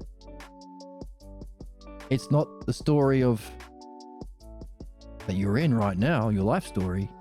A little, if I listen to this, this will happen, and then my priest will say, shut up, and then my girlfriend will say, you're not a real Christian anymore, and then my dad will say, I'm disappointed at you, and then I'll end up homeless and destitute, and then I'll end up in hell. Whatever. Now, your story won't be that story. In fact, if I started to tell you that story, it wouldn't successfully pull you away from your goal. These pull you away. That story won't pull you away because your girlfriend won't tell you that, and you might not even have a girlfriend. You might not be Christian. Your dad might not say, you're disappointed in you, son. Because that story didn't star you as the main character. You can get bored of a Tom Cruise movie if you don't relate to Tom Cruise, but you don't get bored of the thoughts, images, distractions that pull you away, because it stars your mask.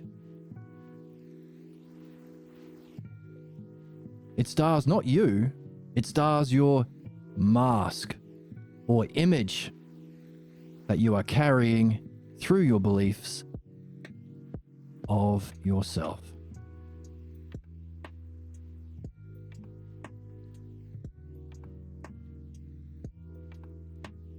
So if we talk to Barry by the bonfire enough, he may give us enough words about how he feels, what he thinks, and enough stories about why it's bad to try to become Lord of the Cinders that we might discover his mask and who taught it to him. Our job is to help him see that. He's doing another analogy. As Barry's teacher or parent taught Barry, so too Barry is treating himself and his goals. As his parents did to him, so too does he do to himself. It's not just for us to see. We have to ask him a series of questions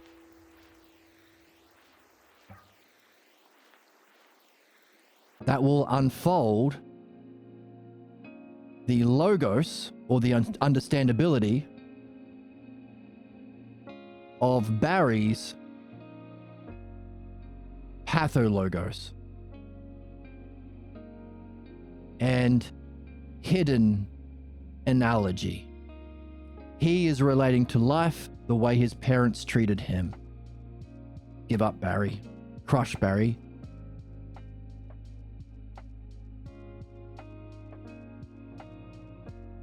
In other words, that's the dialectic. The dialectic, series of questions and answers that can surface the hidden understandability of Barry's problems, that can end up freeing him from what prevents him from becoming a hero of his own story. The dialectic applied to removing what's false is called philosophical midwifery, giving birth to the sick baby. How would you go about deconstructing these beliefs in order to pursue true knowledge with no arbitrary beliefs within you, instilling self-doubt? Yes, that's the question. That's the method. It's called philosophical midwifery. As you go through the process of seeking to become a master of your own self, Lord of the Cinder, Lord of yourself, gain true mastership, and this episode's been learning about what would be involved in becoming a true master of yourself. That's our perfection. That's your improvement and everything that comes along with that. Courage to keep going. Keeping your cool when you face doubt and uncertainty. Recognizing old friends for not really being friends anymore and finding better ones. That's your pursuit of truth. You will also surface clues about what's false. You have to do both at the same time. As you go through that, you can learn the activity. As the dialectic is to truth, philosophical midwifery is to what's false. No doubt I'm conditioned and would find it very difficult to abandon the mask on a whim, but because of that dread of uncertainty, yes. The name for that uncertainty, by the way, in the book is cognophobia. We have a fear of higher cognitive functions. So there's two aspects.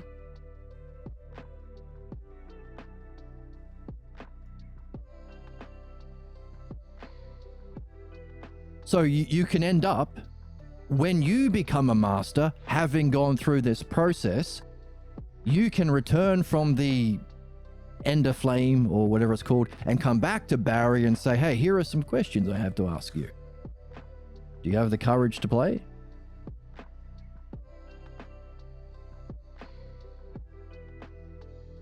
That's passing on the tradition.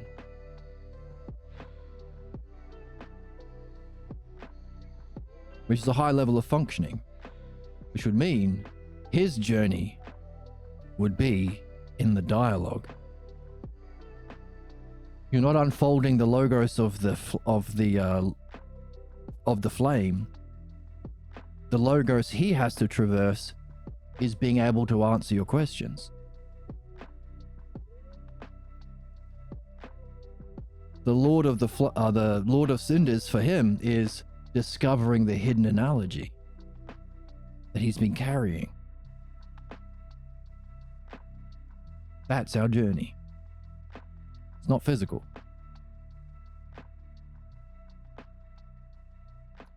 To do it, you have to learn about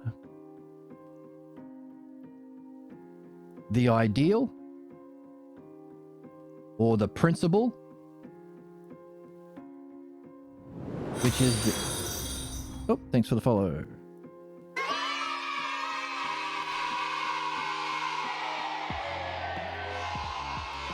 Do a poggers. Do a pause. Learn about the principle. That's the pathologos itself.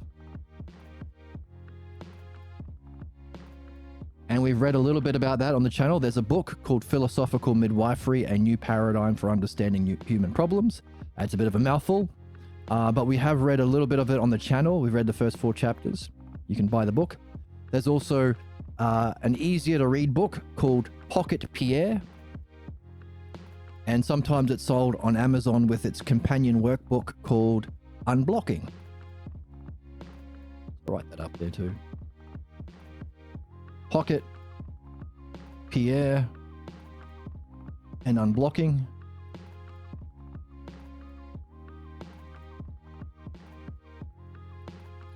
But you also have to find your specific or your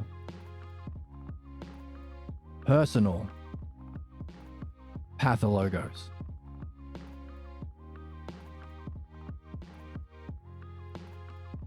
So your specific, the general and the specific.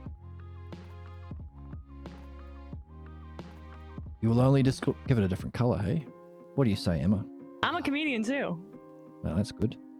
Every smoothie has bananas. I don't think that's true. I think you're a bit wacky today. Just popped a perky, now I'm quirky. Ah, you've popped a lot. You've popped a perky. That's why you're talking about every smoothie being bananas. To discover your own personal pathologos, you have to be a subject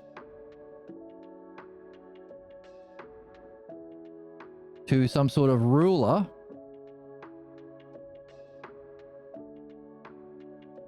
in the activity of philosophical midwifery.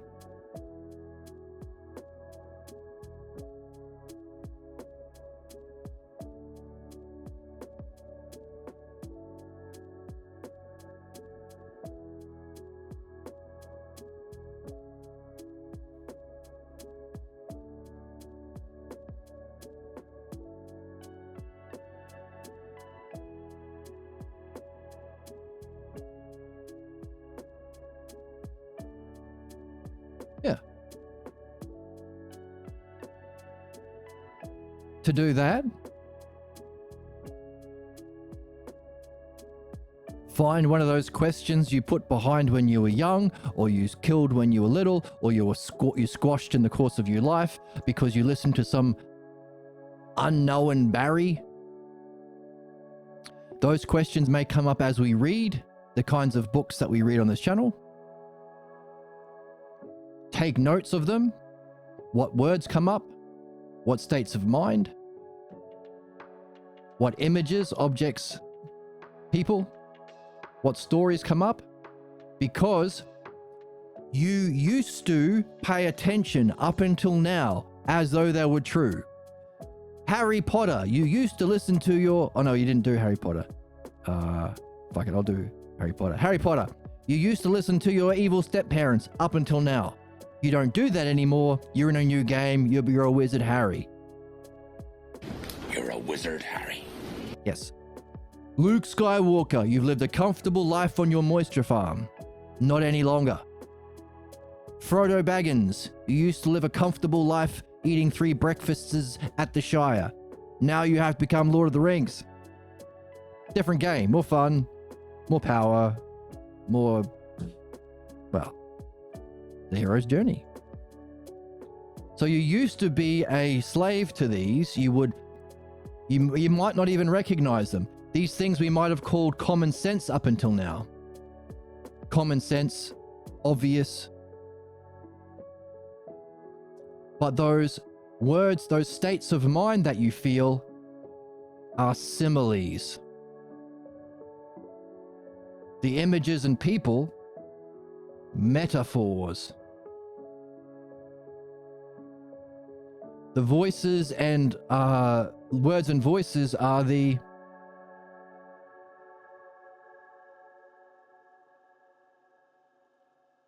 pathologos functioning.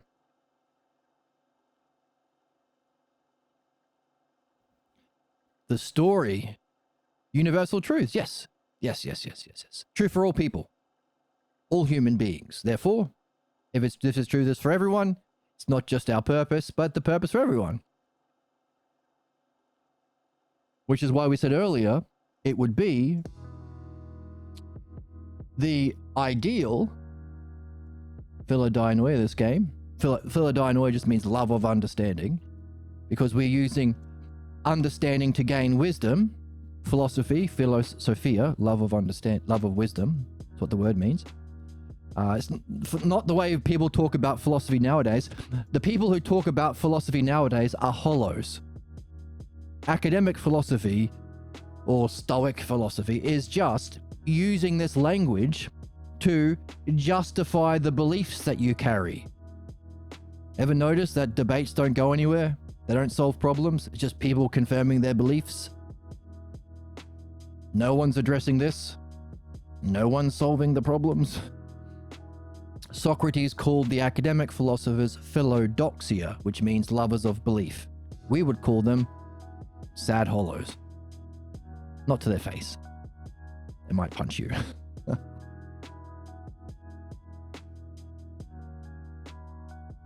So as understanding allows us to reach the higher states of knowing and wisdom, but also is required to purify what's false, we can place understanding even higher than wisdom.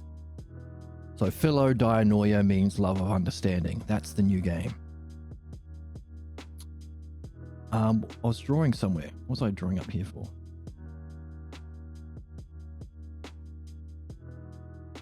Yeah, it's universal. Oh yeah, so very difficult to find a non-hostile. Exactly, non-hostile debate.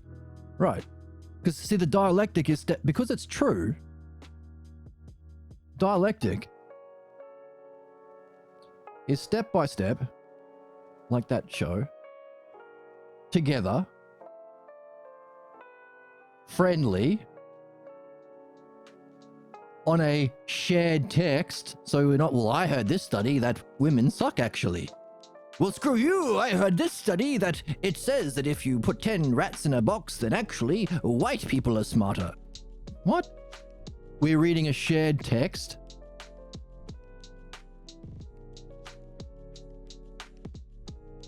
Step by step, in agreement, step by step,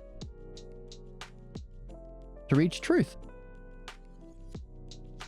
If that's the dialectic, we could say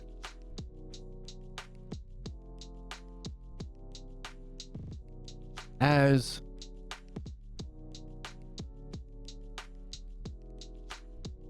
becoming Lord of Cinders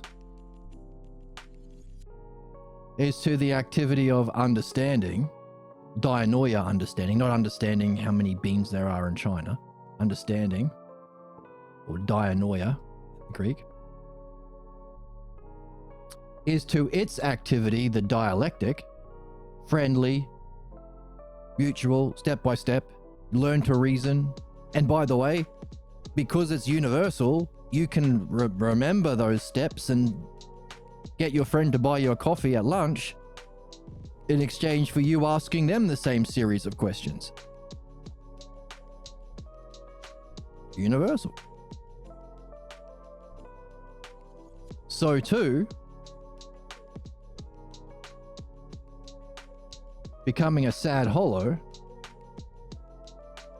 is to the cognitive function of belief, is to its activity debate. You come in with some beliefs, the idea is to smash your opponent and win at the expense of their losing. Fucking competition horseshit. And both people end up walking away more entrenched in the beliefs they had to defend. No one learns anything. We still have Nazis. We still have wealth inequality. We are still racing towards our extinction. No problems are solved. Fuck you, debate. Why'd the woman on the screen not have perfect laugh for me get horny? Why? I don't know why. Debate weirdo. You're a debate weirdo. Debate pervert. Debate pervert. Debate pervert. Debate. Who the fuck are you? So see how analogy helps us? Doxia. Philodoxia is to philodinoia.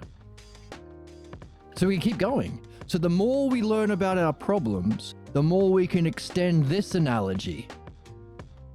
Like you said, like you added hostile. Hostility goes into this hostility, into this set. This is called these are called two sets. In analogy, these are sets. There's one set, the true, and one the false. Whereas the dialectic is fun, friendly. Socrates calls it true friendship, by the way.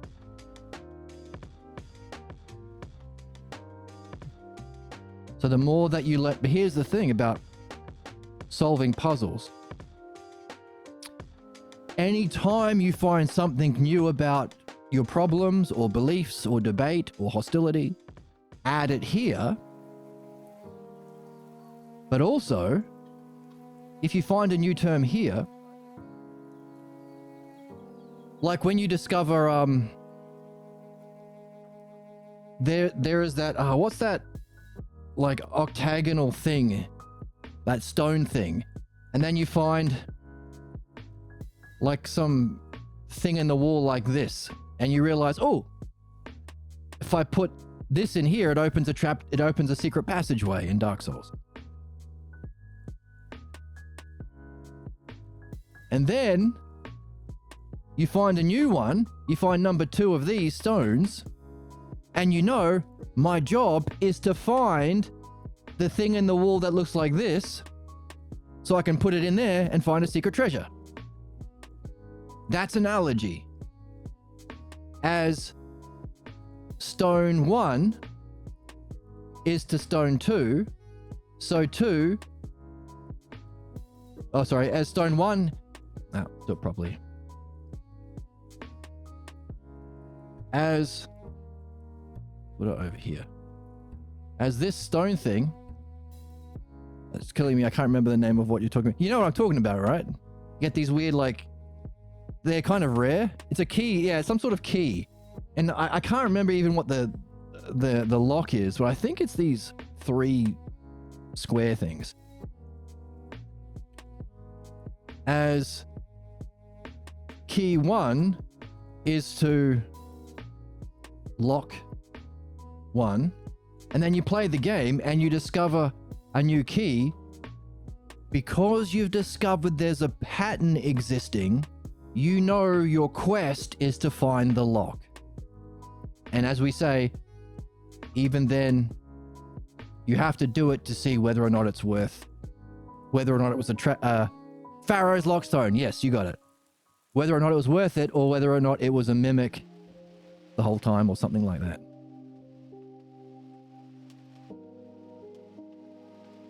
In other words, you can't answer this question by listening to someone else. You have to play the game. You have to become Lord of the Cinders. Meaning, if you find something new about belief, that the people who do debates are jerks, who go on Joe Rogan's podcast I don't know, then you recognize there must be a similar term that you can figure out for. In other words, you found a key here, where's the lock here? That's what analogy unlocks for us. So everything you learn about the pathologos, you can become curious about.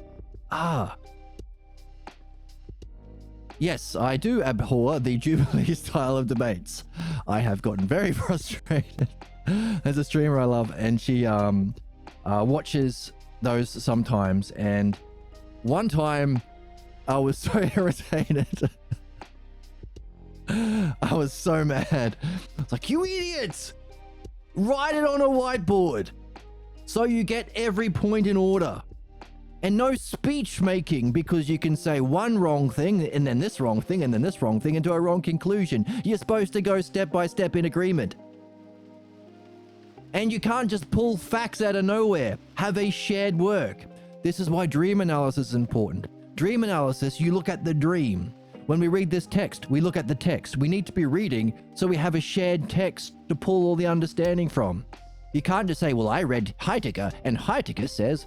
Who cares what Heidegger says? We want to know what Socrates says or Pierre Grimes, two masters. So I was very frustrated. And I was so angry I had to go and lift weights at the gym. I still listen to it because I love the stream. But yeah, I don't like it. It's stupid. And I think they know. I don't know if they know they're stupid. But yeah, it's baby. It's baby talk. Debate. So debate is to dialectic as belief is to understanding, as being a sad hollow is to Lord of the Cinders. See how analogy works? Isn't it fun? And by the way, if you see these analogies, you can talk to your friends and ask them questions to help them move from belief into understanding by seeing these connections themselves. It's specifically designed for raging people, but that's what people like to see. Yeah, it's all that. Yeah, it is. But until people learn this.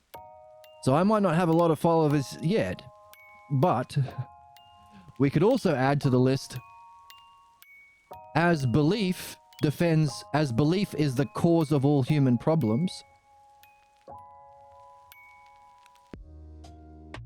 Notice you have Fox News and Donald Trump just saying, well, I believe this, and yelling at you if you disagree. The cause of all human problems.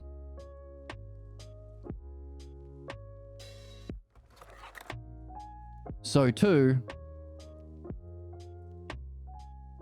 this is its solution.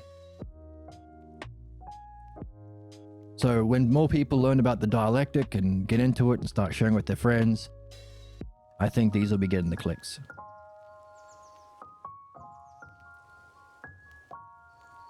But it's got to start somewhere.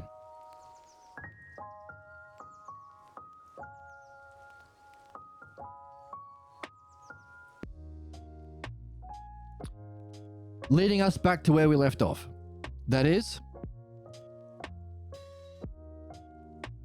there are two roles that we are here to fulfill.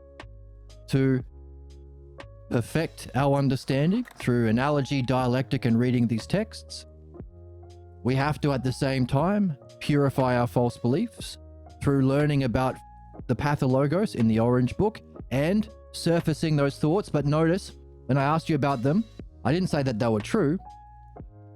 Our learning to understand analogy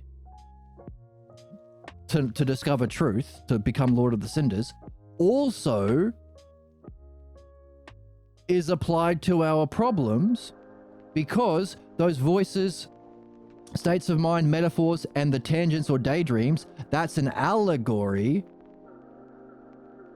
are not literal, because all of these are analogies. In other words, when the voice says that you suck, or you're in a state of mind of loneliness, or you're imagining getting beaten up by your third grade teacher, these aren't going to happen to you. It's not real. Not real. You feel they're real. It's comfortable to feel they're real. It's familiar. Our job is to take all of these by learning to understand what similes and metaphors are, to recognize that what they are is, you've got A is to B over here, but a simile is to saying, hey, a shepherd is to his sheep as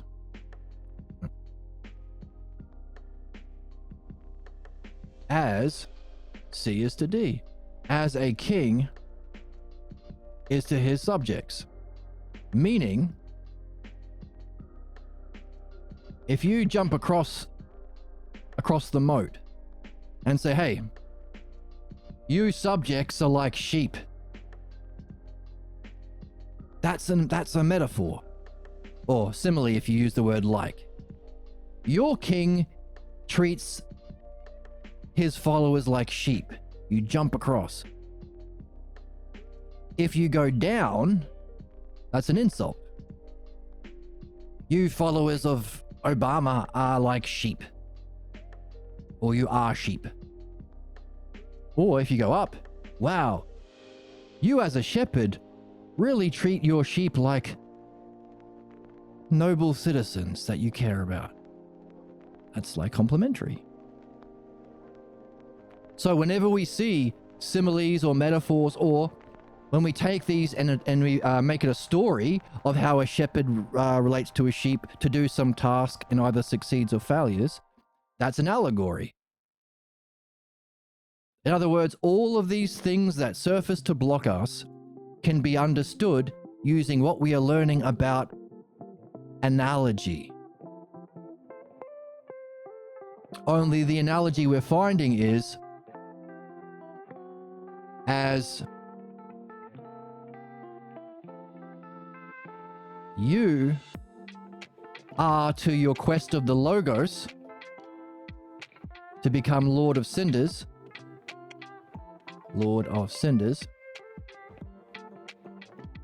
these voices are saying, downward.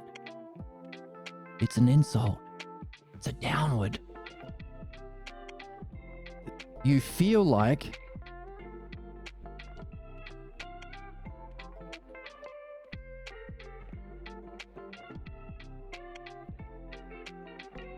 what it was like for you at home.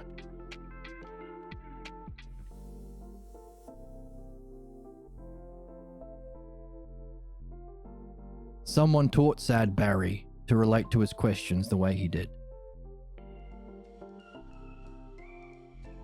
Anyone who grew up at home.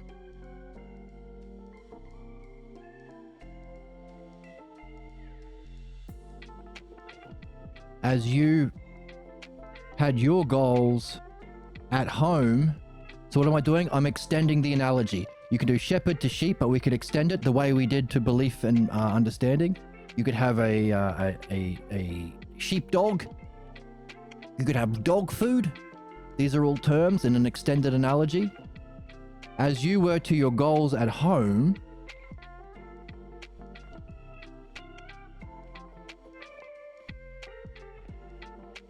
and how your parents related to you as king priests of the house,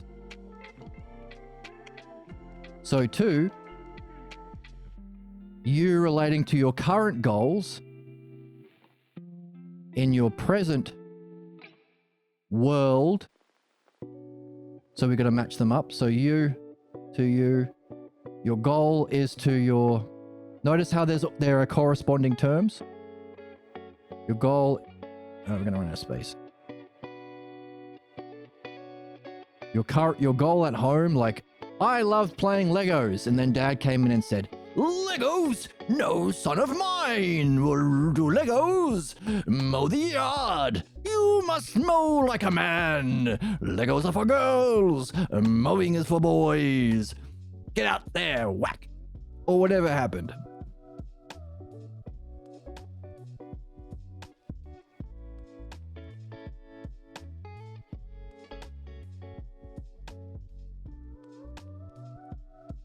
You think that the reality will respond to you as your parents did. Why? Because of imitation. Your parents appeared.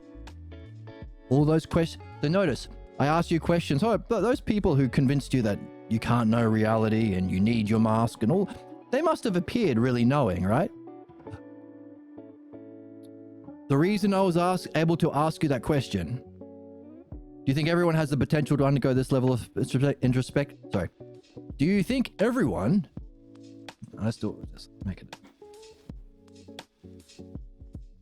Do you think everyone has the potential to undergo this level of introspection? Good question. Yes. I think that's why we're here. The implications of us not being able to do this would be an absurd, stupid, cruel universe or injustice.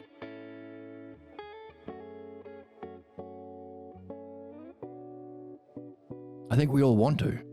I think the only thing stopping us is our loyalty to what's false. But our loyalty to what's false tells us we really want the truth, because the only reason we believed what's false was because our parents appeared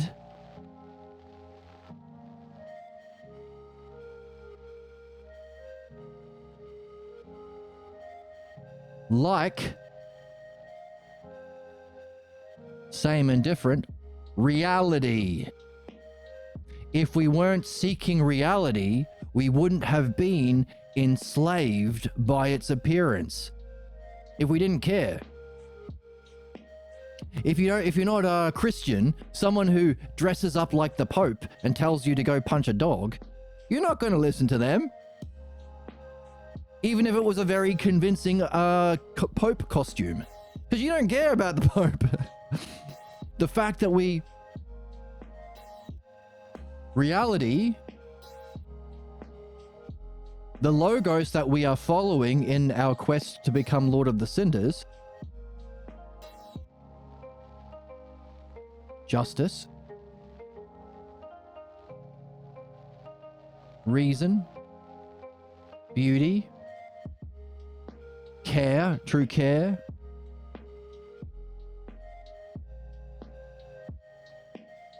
that's what our parents appeared when we got our false beliefs originally. Which means the more we learn about reality, metaphysics, in the books that we read here specifically, remember? The more we learn about the lock. The more we learn about the key, the more we learn about the lock. The more we learn about why we believe what is false. Why does what's false have so much power? Because of the appearance of the true.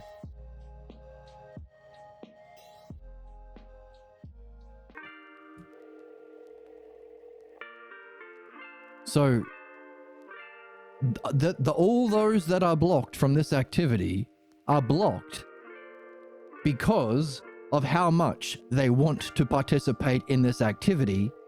It's only that there's a pretender on the throne. Old Mr. Scruffy Beard, who you can parry and cheese at the end of the game. He's not the Lord of the Cinders. He is an imposter. There is an imposter on the throne of our soul, the false image of reality, and its false rulership. We kick it off and we put on, well, what we're learning here. What we're learning here is what's involved in Gwyn. Yes, fuck you, Gwyn. To Gwyn we say, Look at this broad. look at this broad. You probably want to put your grandma in the basement. Yeah, put grandma in the basement. Put Gwyn in the basement, more like. Suck my dick, hello? Hello. Hello. The woman? Ugh. Ah, woman. Don't say that There's about gotta be woman. some smoothies that don't have bananas in them. Yes, I think so. That's what we say about Gwyn. There's got to be some Lords of the Cinders that don't have bananas in their brain. That's Gwyn. You put grandma in the basement. Therefore, what have we discovered? To play this game, you won't know until you get there. But we have been able to demonstrate logically or rationally, and from reading this book, but also necessarily, that there are certain principles that we need to follow before we get started. That is,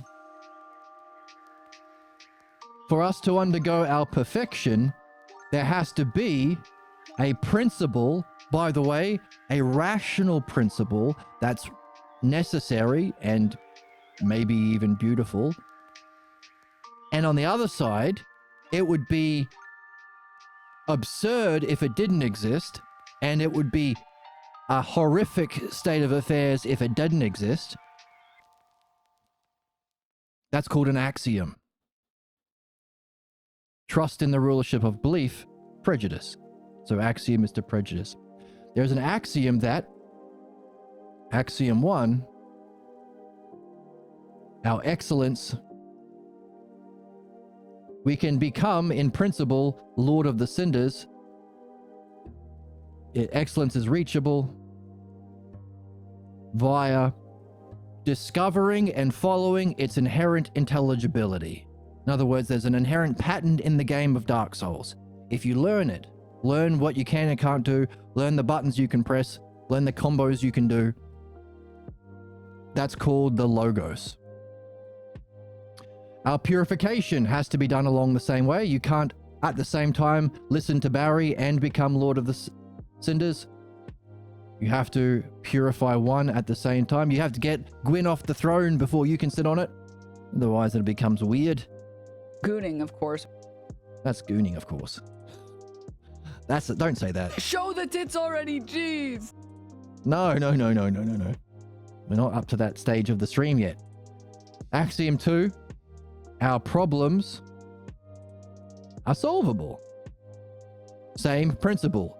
By discovering and following its inherent intelligibility. Well, following the Logos to discover its inherent understandability. That is, in that mask you are carrying about yourself contains everything that unfolds in all of your problems. Just as the truth of reality, or mind itself, contains within it everything all at once as eternity that unfolds through your excellence, or through evolution, or through the universe creation towards its goal.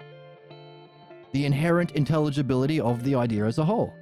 Solvable via discovering the pathologos. So we've talked about how these are the two things we go through. Meaning, if there is something that gives you information about your specific problems, knows about your specific life, and knows about how you're doing in your reading, how you're specifically going with your reading in the Logos and giving birth to a question in the Logos, we need something like that as our guide. That's our dreams. Therefore, our dream maker must have a higher standard of mastery even than the mastery that we expect of politicians, spiritual figures, or all those who rule over souls. The master of masters. So beyond even the mind, what's the cause of mind, or what is beyond mind? The one self. As the one self creates life, including the intelligible realm, so too our dream maker creates our dreams. There's our level of mastery. A movie or a game that you never get bored of, your dreams.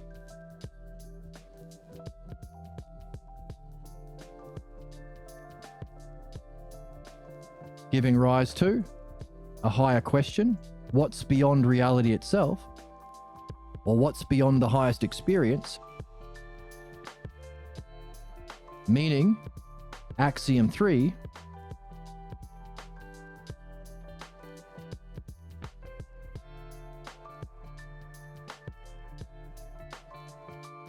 the masterful guide of both these things, guidance, Guidance, comes by a following, seeing, learning to see and follow the inherent intelligibility of your dreams, called dream analysis. Same use of analogy, same use of questions, same use of key terms, either the reality or the appearance of the Logos, justice, beauty, excellence, whole, part, same, different. All these ideas we've been using. The selfers. But for there to be a dreams, that implies there being an ultimate master or an ultimate state of functioning, which we said is like the self. Our principle of growth is likeness. That is, the more we go through this perfection, sameness and difference. Where is that? Here we go.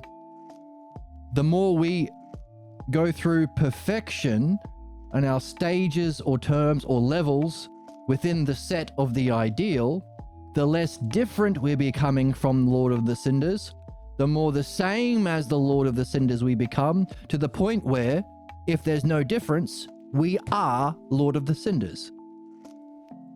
In other words, the ideal of mind that functions through the ideal mind logos, the more we participate in the mind logos through reading, philosophical midwifery, dream analysis, the more we are becoming like the mind logos, dialectic and analogy, and those key the selfer terms. In other words, to the point where we become the same as it or identical with it. It's just the mind now. One mind. That's how we experience directly metaphysics, by becoming like it, which is what we've discovered is what we're doing here anyway. The perfection of understanding is participating in the logos. The logos is the highest quality of mind. For there to be beauty and justice, these are qualities. Meaning there has to be there's like a pattern or a blueprint or an order for there to be wholeness, beauty, justice, excellence, pure light, ousia.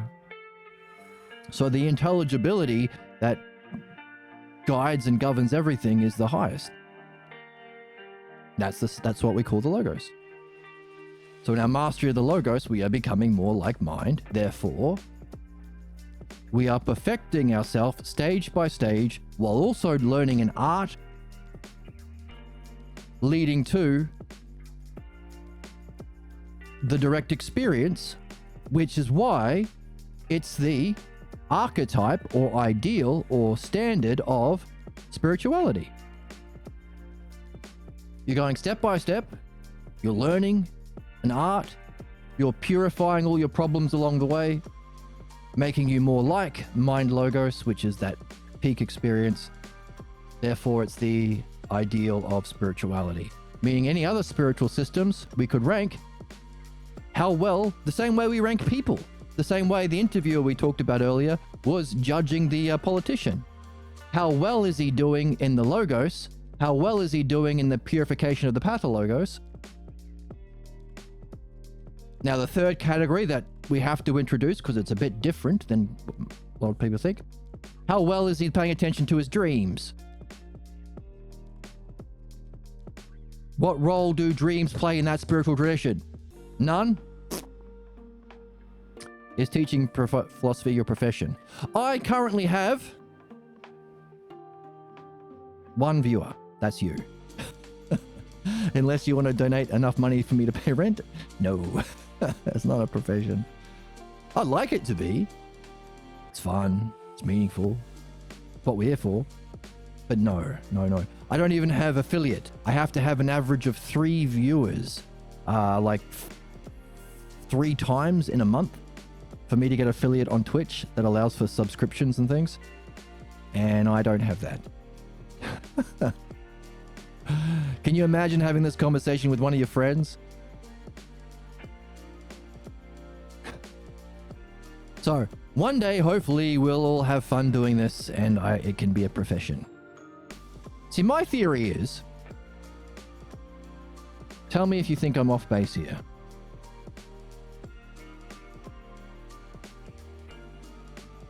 LeBron James gets paid $60 million to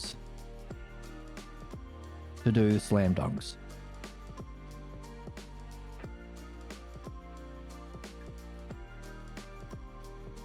Me sharing philosophy, or philodianoia we call it now,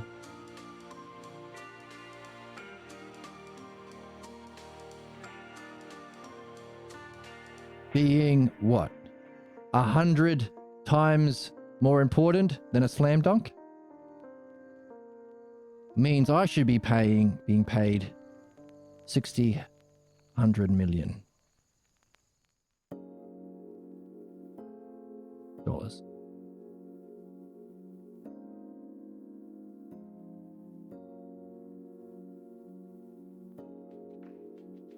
I think that's fair. Now, if I say that, oh, it'll seem like I'm greedy. And people will say, That was not on my bingo card. they might say that's not on their bingo card. But if you write an email to the head guy of Twitch, don't know his name, say, hey, Mr. Twitch, listen here. And you're very polite in your email. And you say, Asmongold gets 50,000 viewers sometimes, even though 80% are bots, but that's okay. Hassan Piker sometimes gets, I think it's close to maybe 30,000 views.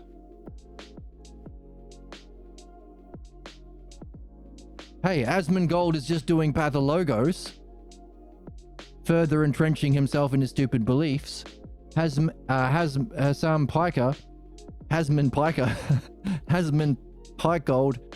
Piker is just trying to follow understanding to discover the principles of governance, which is the logos, which is what we do here. Therefore, Asmongold plus Hassan Piker equals I should have all of their viewers.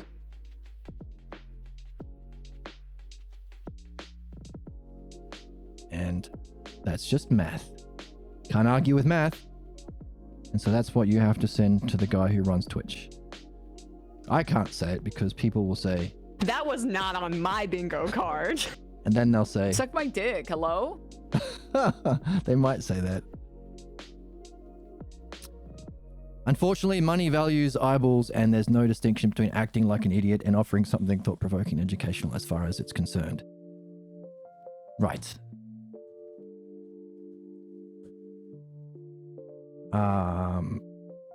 Well, include that in your email. Appeal to his better side. Say all of these people have to go into my stream, please. Although if that were the case, we wouldn't have been able to have this long conversation. So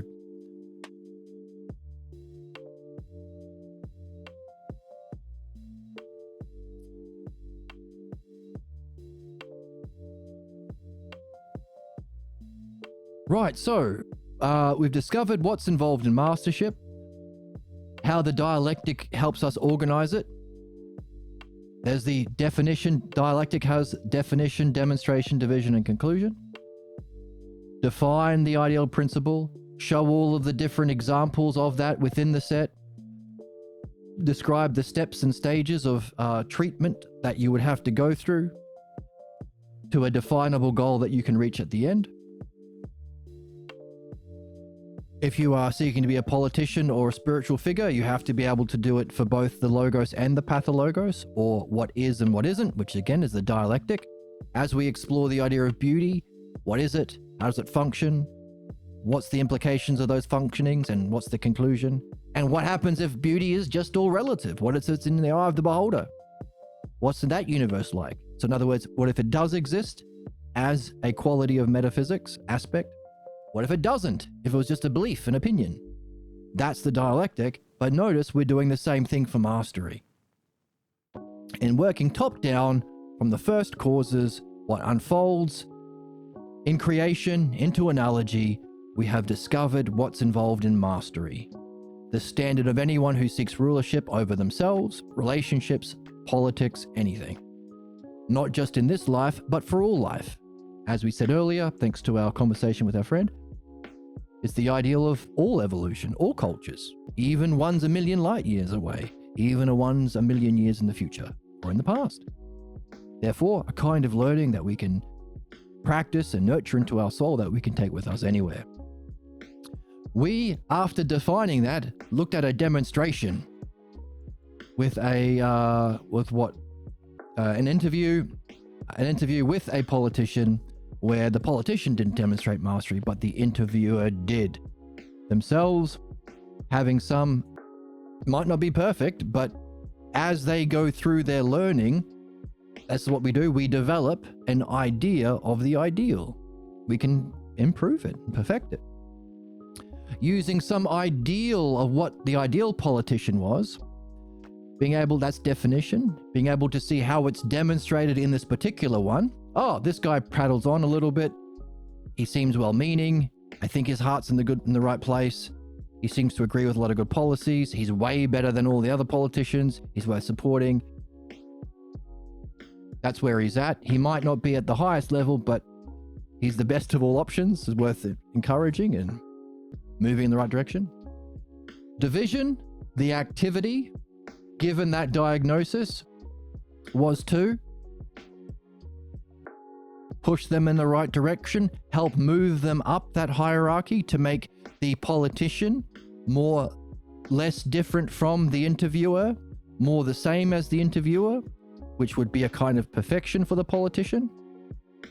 That activity itself was a demonstration of the dialectic, the inherent rationality behind the interviewer, which would make the interviewer more perfect, more developed, more intelligent, more beautiful. Defining, hey, this guy wants to stop rent from going up so much. Sometimes for some people. How about, have you heard of this definition called the commodification of housing? Oh, you haven't heard it? Let me give you a demonstration. This is the dialectic. Anything that you explore, use. By the way, the dialectic we see comes from also first principles. Why?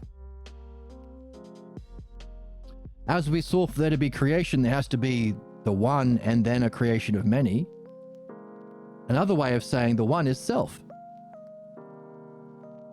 Right? The first principle that we're talking about isn't just a lifeless one, it's also the self, or the highest idea of self, or the highest state of self, you might be better saying. See, one self. As the one self generates life, so too our dream maker generates meaningful dreams. So therefore we can say, hey, another set of terms that we didn't see in the text, but could be self and other. The four ways of arranging self and other. The self to itself, you're defining the self. There's our analogy. Self or ratio, self to itself. Definition. Self to other. How does it function? That thing you've defined, how does it function? Give me an example of what we just defined. What's an example of decommodifying housing?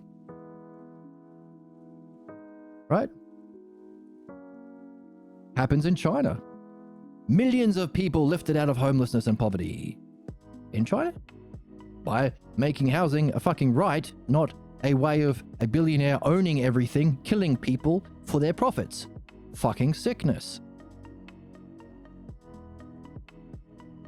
We've given a definition, but we might want to take that, given an example, but we might want to division that functioning. How can you break it up into its others, its steps of reasoning to understand? Other to other others. As a result of all those others, is there a single other that you can synthesize, that you can therefore have as a conclusion that you can take back to your original definition, therefore to prove the decommodification of housing is correct or true? That's other back to self. So what? So we can use our own understanding of what we're here to learn, the dialectic, to recognize within the inherently rational, just, beautiful state of way of being of the interviewer, the definition itself. Hey, Mr. Joe, Mr. Oliver, the decommodification of housing. Here's a definition. You heard of it? Oh, you haven't? Let me give a demonstration. Oh, it works really well in China. Let me explain the steps of reasoning as to why it works, to come to a conclusion to see it's necessary or beautiful, or what element of beauty. It's necessary for there to be a commodification of housing, or it's more harmonious. There's more balance. There's more order. People who don't have to worry about housing can be in a flow state more. These are all aspects of beauty. It's either justice or necessity or beauty. Two qualities of the ideal of mind. These are two self-logos terms. So we see how the more we understand the self-logos, the inherent intelligibility of pure mind, the more we can see in the dialectic, it's our standard of truth. It's truth itself. Or she could have said, likewise, if it doesn't exist, we could go through steps of reasoning to see that in the conclusion, it would be absurd, hilarious, or horrific. The absurdities or the irrationality, injustice, and the opposite of beauty, ugly, harmful, horrific. If it isn't. So either way, you come to the conclusion that the decommodification of housing is true.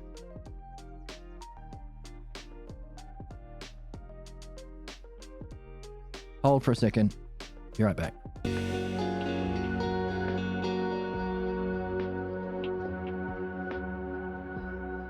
So, within the dialectic of mastership, there was another dialectic of reasoning. And so that was the activity stage, back to the conclusion stage, the goal.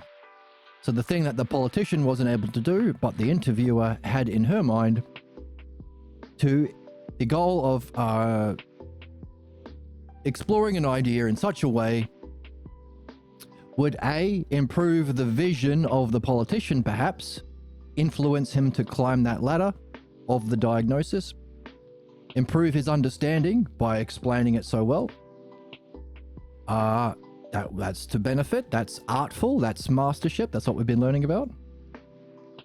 But also, what elevates this particular interview is the higher level of the art, charm. As our friend said in chat, well, the people who are idiots on Twitch get more viewers. People would rather be entertained. I mean, I have my funny sound drops. Bitch. There's Emma saying bitch. Look at this broad. And then she's like broad. On the real, shut up for a second, please. Then there's him Brain of a baby. saying brain of a baby. The totally corrupt and war profiteering government. That's good. That's good. People from other countries are criminals. That's not true though. Dumbass. But so in that that's my attempt to be entertaining, just pressing the randomized soundboard that I have. Don't know if you've seen Gary's Economics. I have seen Gary, yeah. But he's a big advocate for wealth inequality being the root cause of poverty in the UK. Yeah, that's true. Specifically, I imagine that it can be extended anywhere in the world. Yeah, absolutely. Thanks, Gary. Just popped a perky, now I'm kirky. We'll all pop a perky. Surprisingly convenient soundboard. And here's Joe Rogan. I don't want to eat a monkey. He says he doesn't want to eat a monkey. I don't want to eat a monkey. I don't want to eat a monkey. I don't want to eat a monkey. I don't want to eat a monkey. Instead, I'm eating the testicles of this bull, and I'm eating it raw bull balls. This is raw buffalo balls. That's what Joe Rogan tells his people to eat on his podcast. To get masculine. To get manly, eat the raw bull testicles. Right? Bull testicles. Bull testicles. Bull testicles. Bull testicles. Bull testicles. Bull testicles. Bull testicles. Bull testicles.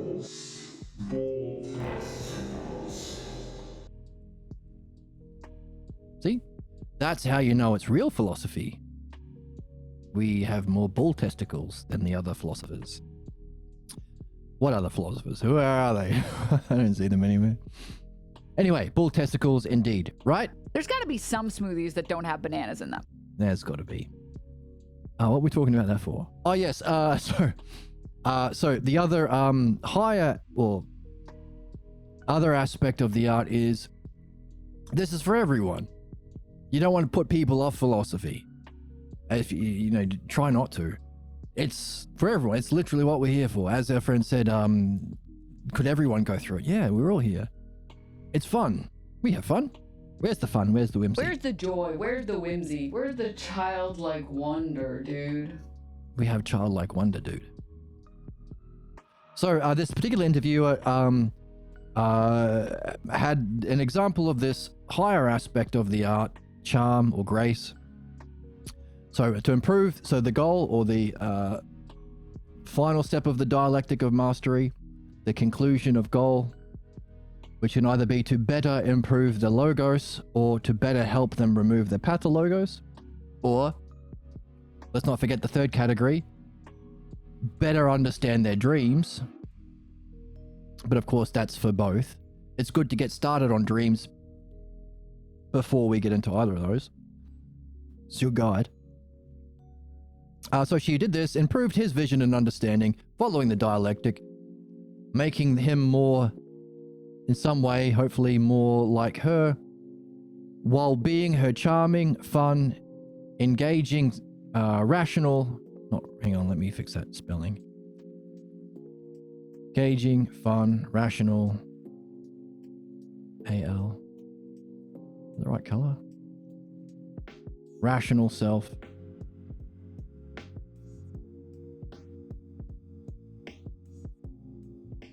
Entertaining in a way that perhaps I am not, so that they may return, which is super important. Shows a higher level of insight, higher level of care, empathy, charm, humanness, higher level of art. So that they can, the reason, perfection.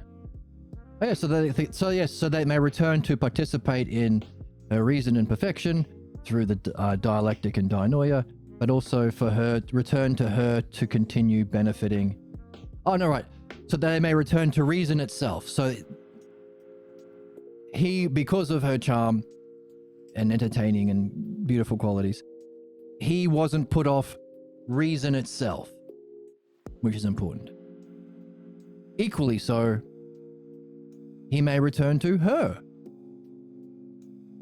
to continue her benefit of him, improving him in whatever way she can. So there's our example of mastery and how it relates to everything we've discovered from the dialectic about what's involved, from the analogy in what's involved, but also in the dialectic to arrange that into our own understanding, so we can have it as our own and practice it ourselves. We explored, we used an analogy to have fun, using Dark Souls to answer some questions about how we begin this journey. How do we get in? And what stops us? So that we saw a demonstration of what we defined. If this is the definition of our purpose or meaning of life for all intelligent beings, what's it like? What's it like to go through it? What's it like to stay in the game? What's it like to be asked questions? What's it like to surface your ideas about truth and at the same time, your fears and blocks that tell you otherwise? There is just as many insights shared by our chatter as there were words that indicate a block to him being able to have insights. So those blocks are irrational. They're not personal, of course. When we, we're not, it's never personal, but they're not true. In this very chat, he or she demonstrated a ability to participate in understanding and reason, give birth to questions, share insights, have fun along the way. Everything the beliefs would be telling him is impossible. So we got to see what it was like, because that's the humanness. We understood why we read the books that we read from Masters of the Logos. We learn while we take notes of the blocks. We don't want to give away those nuggets of gold that come up, those feeling states and words and images and tangents, because once we collect enough of them, we'll start to notice a pattern. We'll start to notice a pattern of what pulls us away. A pattern. That's helpful, because if there's a pattern, we can recognize there's an inherent intelligibility.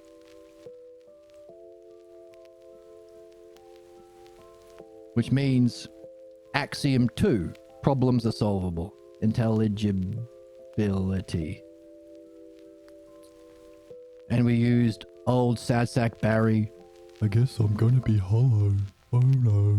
And how you can't at the same time listen to him as a ruler and seek mastery of true rulership. You have to kick Gwyn off the throne before you can sit on the throne as the Lord of Cinders.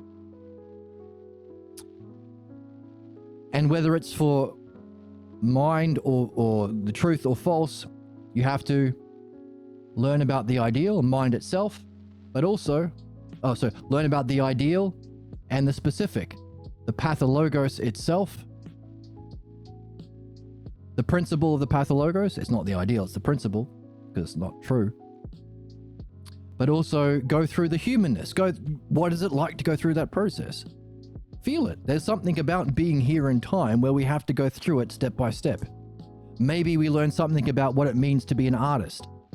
Like our dream maker. If the dream maker is the ideal artisan, and that's our ultimate functioning, as we create dreams or works of art or influence people, we have to know about the truth, but also the humanness. Be charming, as the interviewer was. Recognize it's difficult. Recognize it takes time. Recognize it's supposed to be fun.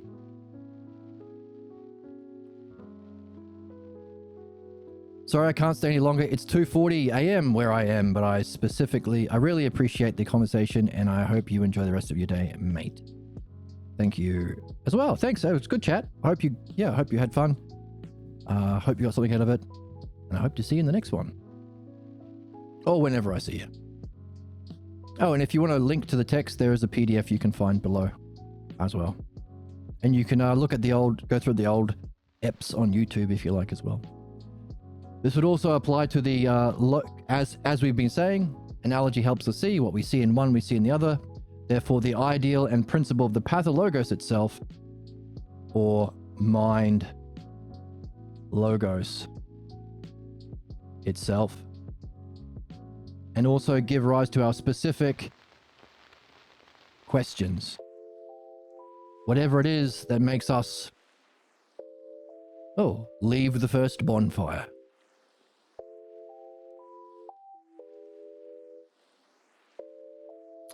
And that's the reading that we do here. We read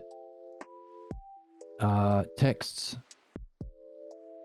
from masters, and we're learning more what they must have of the logos. It's a short list, but never-ending source of material. There's so many books and essays, but also we can read them many, many, many times. There's an old saying, Pierre would say, that there's a Chinese saying, to master a text, read it 100 times. He would say.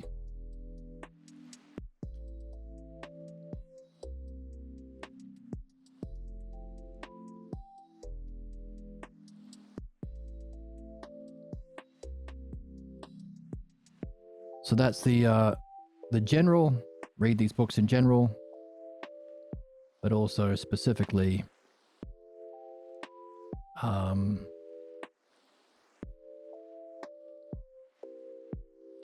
explore the puzzles.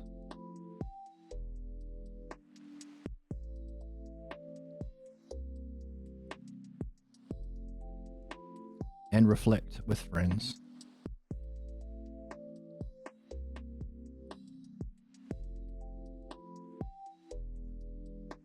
And finally, we saw you can't play the game with mastery unless you have some sort of guide along that process of the treatment plan. We have to learn about the dream,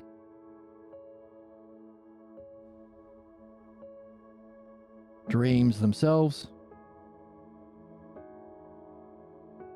and explore our specific dreams. There is no book on dream analysis yet, so we have to write the book, which is a goal for us as we learn how to apply what we've been learning about reading the text to our dreams, which we've maybe been doing along the way.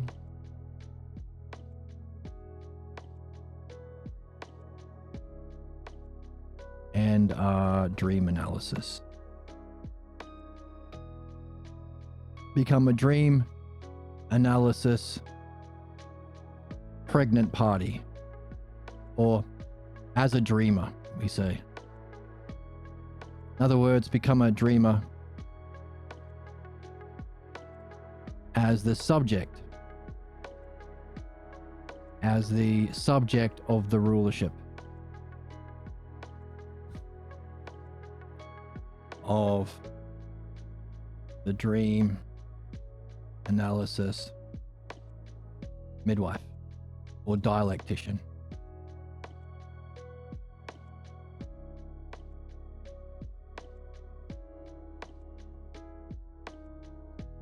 That covers Axiom 3, meaning also as we go through that, we have to wonder about our ideal self beyond the ideal of mind, which is the standard of justice and beauty. So it's the ideal for most mastership. There is a higher level of mastership because who is the master of the masters? Who's the guru of the gurus? Or when we recognize through understanding there must be a cause even of our excellence, how do we become a master at that level? So, in general, the ideal self, but also we need something specific. What color? We can wonder about the dream maker. We have a specific relationship with our dream maker every single night and every day that we do dream analysis. Dream maker. So the question from our friend in chat was, how do we play this game? Oh, easy. Ideal or principle and specific. The ideal of the set and the specific terms within the set. The ideal that you have to have knowledge of and the terms within the set that you make a diagnosis of. Remember? Same thing. Same principle. We're using analogy to discover it. What are the three axioms? 4 axioms. Our problems are solvable by following the inherent intelligibility of the logos. Again, dialectic and analogy applies to all of this. We're just applying it to the different expressions of the logos. So we learn about mind itself and our question. We read and we explore puzzles and reflect with our friends in the dialectic. We have to also remove the Lord of the Cinder so we can sit on the throne. We have to learn about the ideal or principle of the pathologos itself and our surface and address our personal pathologos. We read the books, including the Pocket Pierre and Unblocking, which you can buy on Amazon and stuff. And we specifically become the subject to a ruler. We want to be a subject. We want to be midwifed. You want to find someone who's going through this process and say, hey, look, midwife me. I'll promise I'll do you next, or something like that, or I'll buy you a coffee.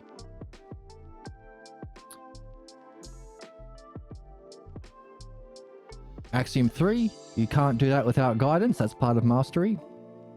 We're learning about dreams itself and also addressing your specific dreams. You address your specific dreams in the activity of dream analysis as the subject, but also as the dialectician, the dream analysis person. The more people in the game, the more people it is to play this game. It's a win-win. Everyone benefits. You benefit in your mastery. They benefit in the specifics. You both become more like the ideal because you're both participating more in the logos of that. By learning the analogy and dialectics, or the inherent logos within the dreams, you become more like the dream maker, which is a kind of perfection. And of course, what you are becoming more like, the dream maker, might be another example of a specific to explore the principle or the ideal self. What's the self? What's the principle that gives rise to the greater and the lesser? And how can we look at the dream maker, or wonder about the qualities of the dream maker and the functioning of the dream maker as we go through this whole process? 4 axioms, 4 examples of specifics, general and specifics, or ideal and terms, set, ideal of the set and terms within the set, and also reminding us there's no book about dreams written yet. That's for us to discover. One of the instructions left by the master that we follow as a subject and contribute to the tradition. Wow, big day, big day, big day, big day. Now, this is super important, not only because it brings together everything and is an example of this, defining and demonstrating, breaking down the divisions, coming to a conclusion why. So, as we've defined mastery, we've given a demonstration with the interviewer of the politician. We've broken down its divisions. Thankfully, we had someone in chat who was curious enough to ask the right questions. So there are the divisions. But as a result, we have to show why this is necessary and beautiful. Well, we've seen a lot of the beauty. Analogy allows us to see the beauty. Look at the beauty. See? It's balanced on either side. There's a flow that happens between the general and the specific. There's an interrelationship. You perfect dream analysis as you purify your false beliefs and perfect your reading. Your reading allows you, everything we've been learning about how to unpack analogy today is the method that we apply to our dreams, because it's just another movie or text. Only it's the best. So that unfolds into our dreams, and our dreams are usually messages about our problems. Our problems block our reading of the text. So our reading of the text allows us to do the dreams. Our dreams helps us perfect our pathologos. Our pathologos, which formerly blocked our reading, is being lessened. So there's a flow so you could even arrange this in a more structured, there's an activity for you to do. Do your own analogies like this and see if you can see balance, order, flow, even symmetry. So there's a beauty there. And of course, we talked about debate. There's an irrationality and stupidity in debate, and we talked about round table?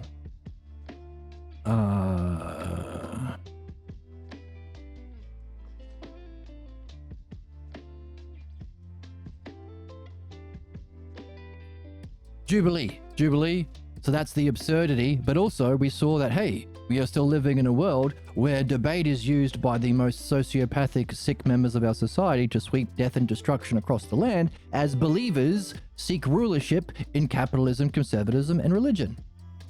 So the horrors and the absurdities that follow if these principles weren't true, but also we can come to a conclusion that not only is there a beauty here, using the demonstration from our interviewer in the conclusion, beauty and necessity, qualities of beauty or qualities of justice, necessity, to prove that it must be the case. But of course, as our chatter said, how do you know? And the answer is, you won't know until you get there. You can't play the game without this.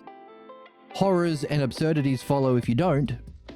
Beauty is demonstrated in the rationality of what if it is, but also necessity. The necessity being the axioms. Necessarily, you can't go through the activities of reaching your excellence if you don't think it's attainable. You can't become King of the Pirates if you don't accept the One Piece. You can't become Lord of the Cinders unless you accept you can play the game. The axioms are just the rational principles you trust at the beginning until you learn to understand them and confirm them in your own direct experience. You are accepting rulership from understanding. The opposite of prejudice, to accept rulership of belief. Therefore, it's a rational necessity that to accept the axiom as we play, that excellence is reachable by the logos, inherent intelligibility. That's been the key word of today. The inherent intelligibility of ourselves, of mind, of our false image of self within the mask. Discovering that to not be a tragic hero or a pathetic hero, but be a philosophical hero. That's been the theme. The inherent intelligibility of problems allows for Axiom 2, our problems are solvable. Axiom 3, the masterful guidance comes via dream analysis. And the last one that we just did, Axiom 4, which was, of course, using this principle, the one self is to creation, or life as, let's say, life doesn't really fit there, does it? The one self is to reality, or the I don't want to say universe, reality. I'll be sneaky, / cosmos, hitting the metaphysics and the physics as the dream maker creates our dreams, to show that there is a meaning behind all the things that we experience, including thoughts, daydreams, distractions, real life drama, everyday life dramas, etc. So, don't be mad. Be on the hunt for meaning in everything you experience. And of course, we've discovered how to find that meaning through analogy. And the final axiom as the conclusion of our fantastic stream today. Thank you so much to anyone who watched and people who participated. So much fun. Where is it? Where is it? Here we go. Right, the specifics, the general or the ideal, our ideal self, and the specific we can look at our dream maker. Therefore, the final axiom is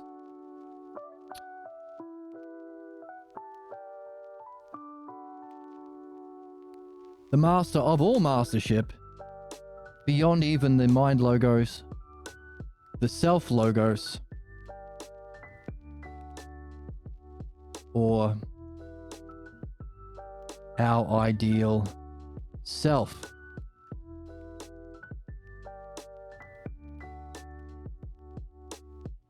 Or self logos, now that we're distinguishing it from the mind logos.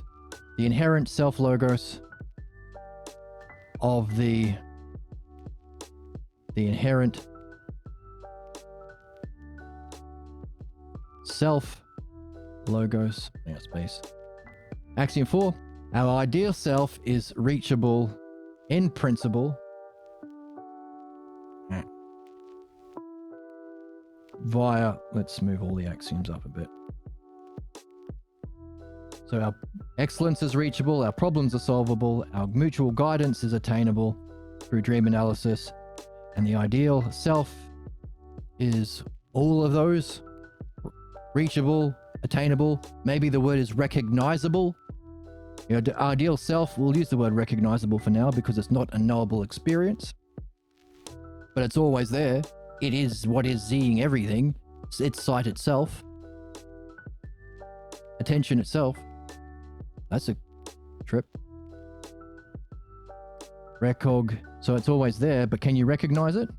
How can you recognize that without qualities? Well, We did say that philodianoia, the method of understanding, love and logos, is the archetypal or ideal standard of all spirituality. Therefore, how do you see something that's not a experience? How do you verify in a direct encounter that which is beyond knowing? How about understanding? Can we use this understanding and specifically reflecting on the understandability or the inherent logos, inherent self-logos of the ideal master creating the ideal works of art, the dream master? So we've gone from dream maker to dream maker, or perhaps in our reflection, we can come to see maybe dream master, if it meets the criteria of this mastery that we have been learning about today.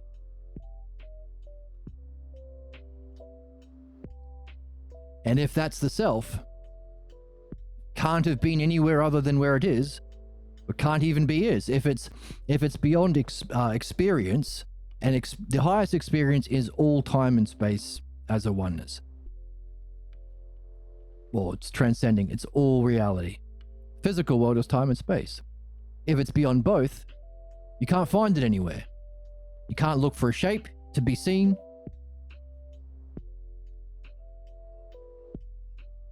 You can't look for a color to see. You can't look for a sound to be heard. You can't feel it or experience it. So no need to look around the physical world. We may be able to infer qualities from the metaphysical world, if that's a reflection, a analogical lesser reflection, self seeing itself in the mirror, so to speak, in a lower dimension. Lower dimension, lower dimension, lower dimension, another dimension. Why'd the woman on the screen not have perfect laugh for me get horny? Why? You should all laugh, because it was very funny. Come on, baby. Okay, That's calm funny. down. That was funny. Thank you, Emma. Everything this guy does is perfect and beautiful. And he's handsome. I said it. Oh, wow. That's very brave of you to say it. So, can we infer something of our own attention itself, seeing itself, awareness itself? I don't know if I like the word awareness. Awareness can often mean consciousness.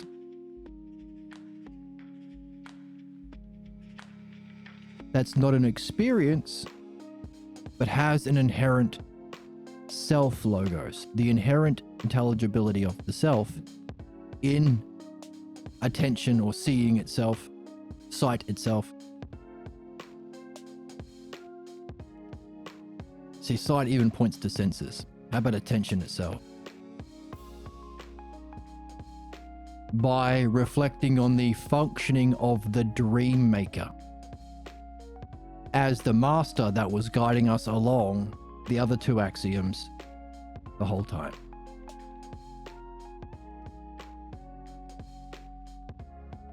So as we do dream analysis, we look for these two, analogos and pathologos, guidance in our reading and our midwifery. But also at the same time, we wonder about the dream maker itself and how it may be a specific, allowing us to interact with or to wonder about to gain the ideal self.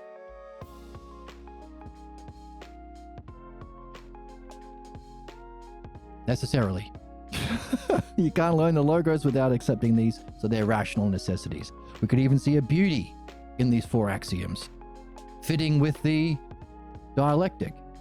We could see what kind of universe that would be horrific and absurd if we weren't able to solve problems, torture, suffering. If we weren't able to reach our excellence, if there was no perfection, we would live in the stagnant hierarchical absurdity of fucking Nazism or racism or sexism or religion. You are down here, we up. There's no development. We would be breaking the natural law. The natural law is Those with mastery use it to benefit the subjects, to take them through this hierarchical stages of development, to make them more like themselves, benefiting the people, not the ruler.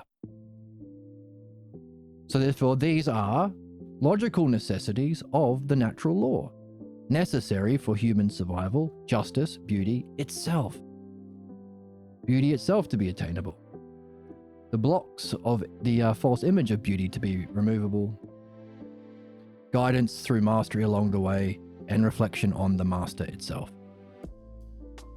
So today was a mega dialectic, defining through analogy, demonstrating through the interviewer, dividing through our reasoning with our friend Chatter, and then conclusion, def, dem, div, conc, the 4 stages of the dialectic, concluding with these 4 axioms.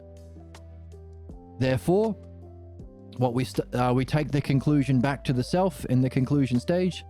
Therefore, what we started with, the definition of mastership through analogy, concludes with these 4 fundamental axioms of human life, allowing our own attainment of mastery via analogy and dialectic.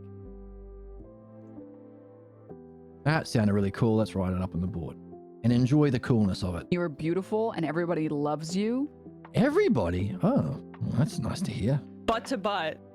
No, I don't want to be loved in that way. You're gay if you don't give me everything that's in your wallet right now. Stop telling me I'm gay. Oh, fuck. Fuck. So we started with definition of mastery. The definition of mastery, or what and also qualification, and also the natural law. Mastery.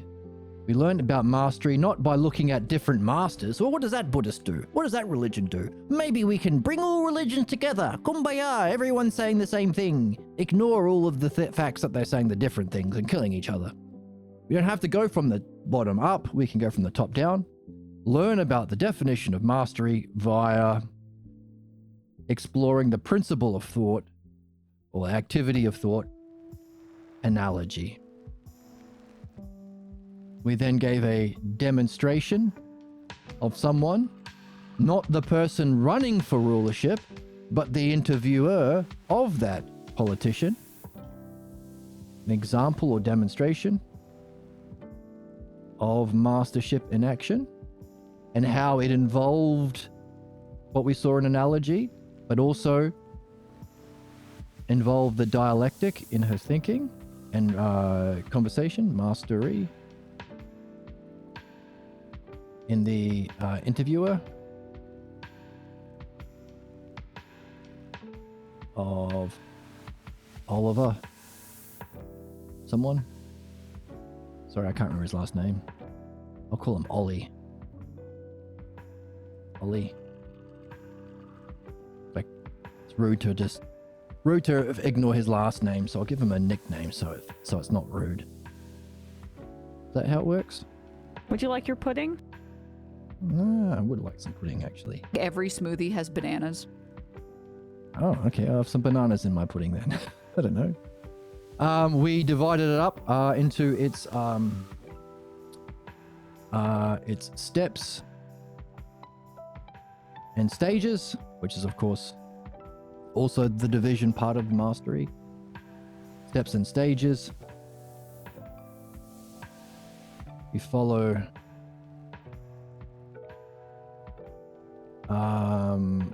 using Dark Souls analogy.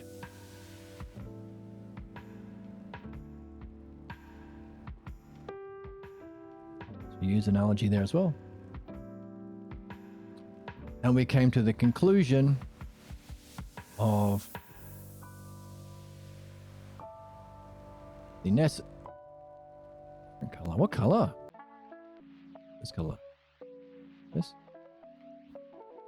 What?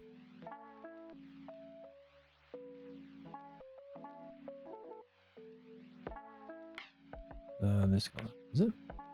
No. This color? No. This color. Yes. The conclusion of the 4 necessary axioms of human development to reach self logos mastery, or the ideal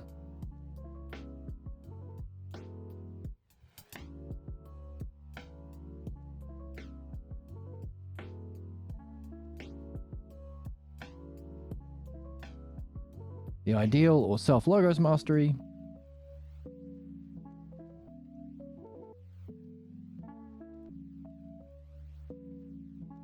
which itself followed the dialectic and this stage and this stage also. This stage following the dialectic and the structure of the interviewer's reasoning, us following the dialectic in our divisions, in our questions that we asked our friend. So therefore we concluded with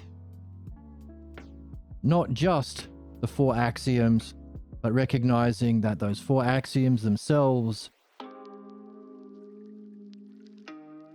and the stages along the way and the dialectic. Therefore, as we can use this to recognize, definition is the self to itself, demonstration is self to others, division is other to other others. Let's use a different color. Maybe put it underneath.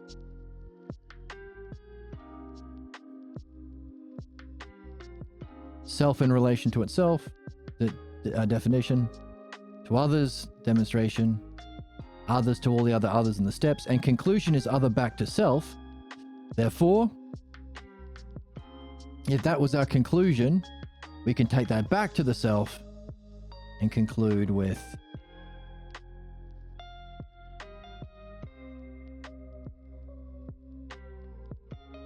ideal self mastery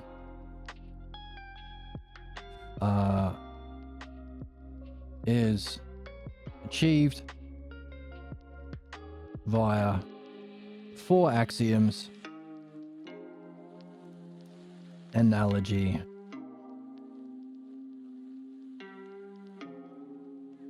and dialectic.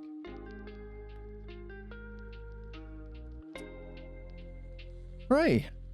Worth doing, worth seeing, worth reminding ourselves, worth sharing with your friends, worth recognizing we didn't have to appeal to any authority figure of belief. Didn't have to appeal to my mummy and my daddy and their good southern ways. Well, like who are those guys? Those conservative politicians and fascists like Dr. Phil? Well, if I said that if you get close to a grasshopper and you feed an onion, that's not the same as going out and on a Friday night. You're a slut. Dr. Phil's folksy advice. We didn't have to appeal to the founding fathers, or Moses or Abraham, or my interpretation of Jesus. No appeal to people, beliefs, physical experience at all, whether or not this ideal mastery happened to exist in a figure. We reasoned with reasoning itself. There was no physical examples. We never asked who is to say. We simply asked what is. We even, along the way, discovered something about the principles of the key terms that unfold from one into many. So, therefore, this conclusion that the ideal self-mastery is ideal self-mastery, which would make it the ideal of education, spirituality, personal development, any system, any culture, any race, any species, any planet, at any time in any multiverse. Ideal self-mastery is achieved by the 4 axioms and mastery of analogy and dialectic, which is itself an example of dialectic. So true for us, true for now, can't debate it. If you were, you'd be an idiot. Don't say that in a debate. I'm right because if you disagree with me, you're an idiot. No, you can't disagree with that really because it's just reason. It's just reason itself. Always true. But also you won't know that it's true unless you confirm it for yourself in that. Now, that also would mean that, hey, if you were able to reach that self-mastery, wouldn't you want to practice it to benefit those of us who are on that journey upward? In Plato's Republic, Socrates makes that appeal. Hey, those who have reached this level of mastery don't just dwell in the Isles of the Blessed. Help others out of the cave of pathologos, ignorant, but he wouldn't use the word pathologos. Plato wouldn't use that word, but help others out of the through that journey yourself. Yeah. Yourself help them out of their own journey from the cave of beliefs into the mastery of the upper world.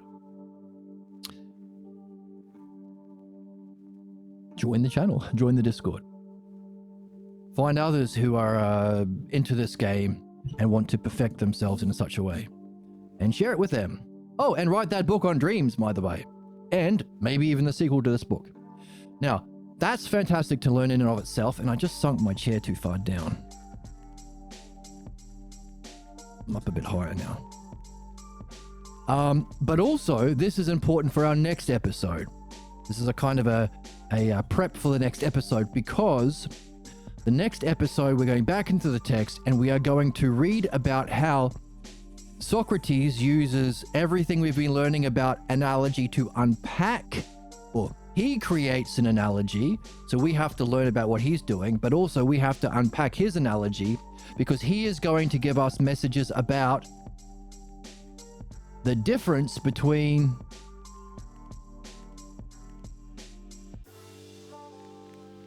Axiom 1 and Axiom 4. Axiom 1, our excellence, or the mind logos that we're here to perfect. And the source even of that. So I think he uses the analogy of the idea, or eidos in the Greek, the grasping, the experience of the self, or the good self, or the one self. The experience of the good and the good itself, or the good self. We're using one self today, but you could also say good self or true self. I think in the analogy he says the light of the sun compared to the sun itself. And we're going to see how we can unpack that in his message in the Republic using analogy next time. So it's important to nail down what we're doing, why we're doing it, example of it, what it's like to go through it, especially with our friend, but also to distinguish the two kinds of excellences. The excellence of the mind logos. We use the word logos, but now we're using the word mind logos to distinguish it from the self logos.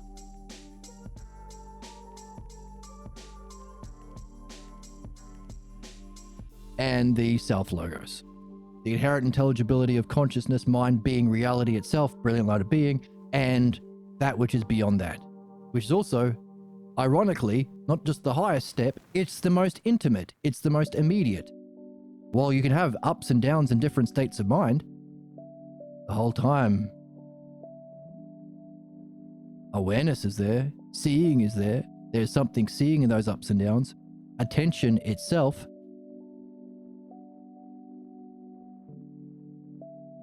sight itself. Clumsy metaphor because sight often refers to light and shape. But seeing,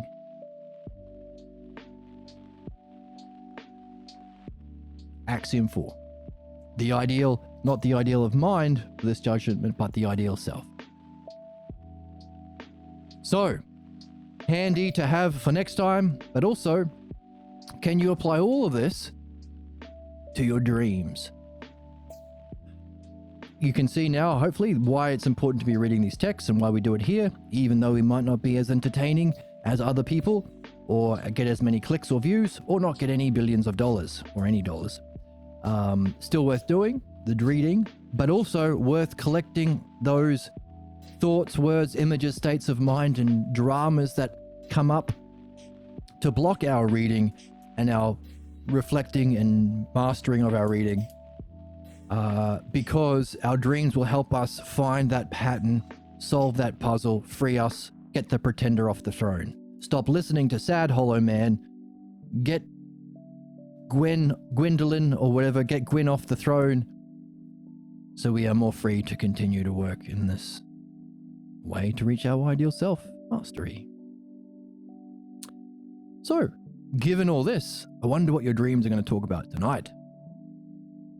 And as we saw in the text, find someone you can talk to as well, if you're lucky, to reflect on your dreams and your reading with as well. And your puzzles, your clues. Follow the axioms. We could throw another axiom in there. Find people to play with if you can.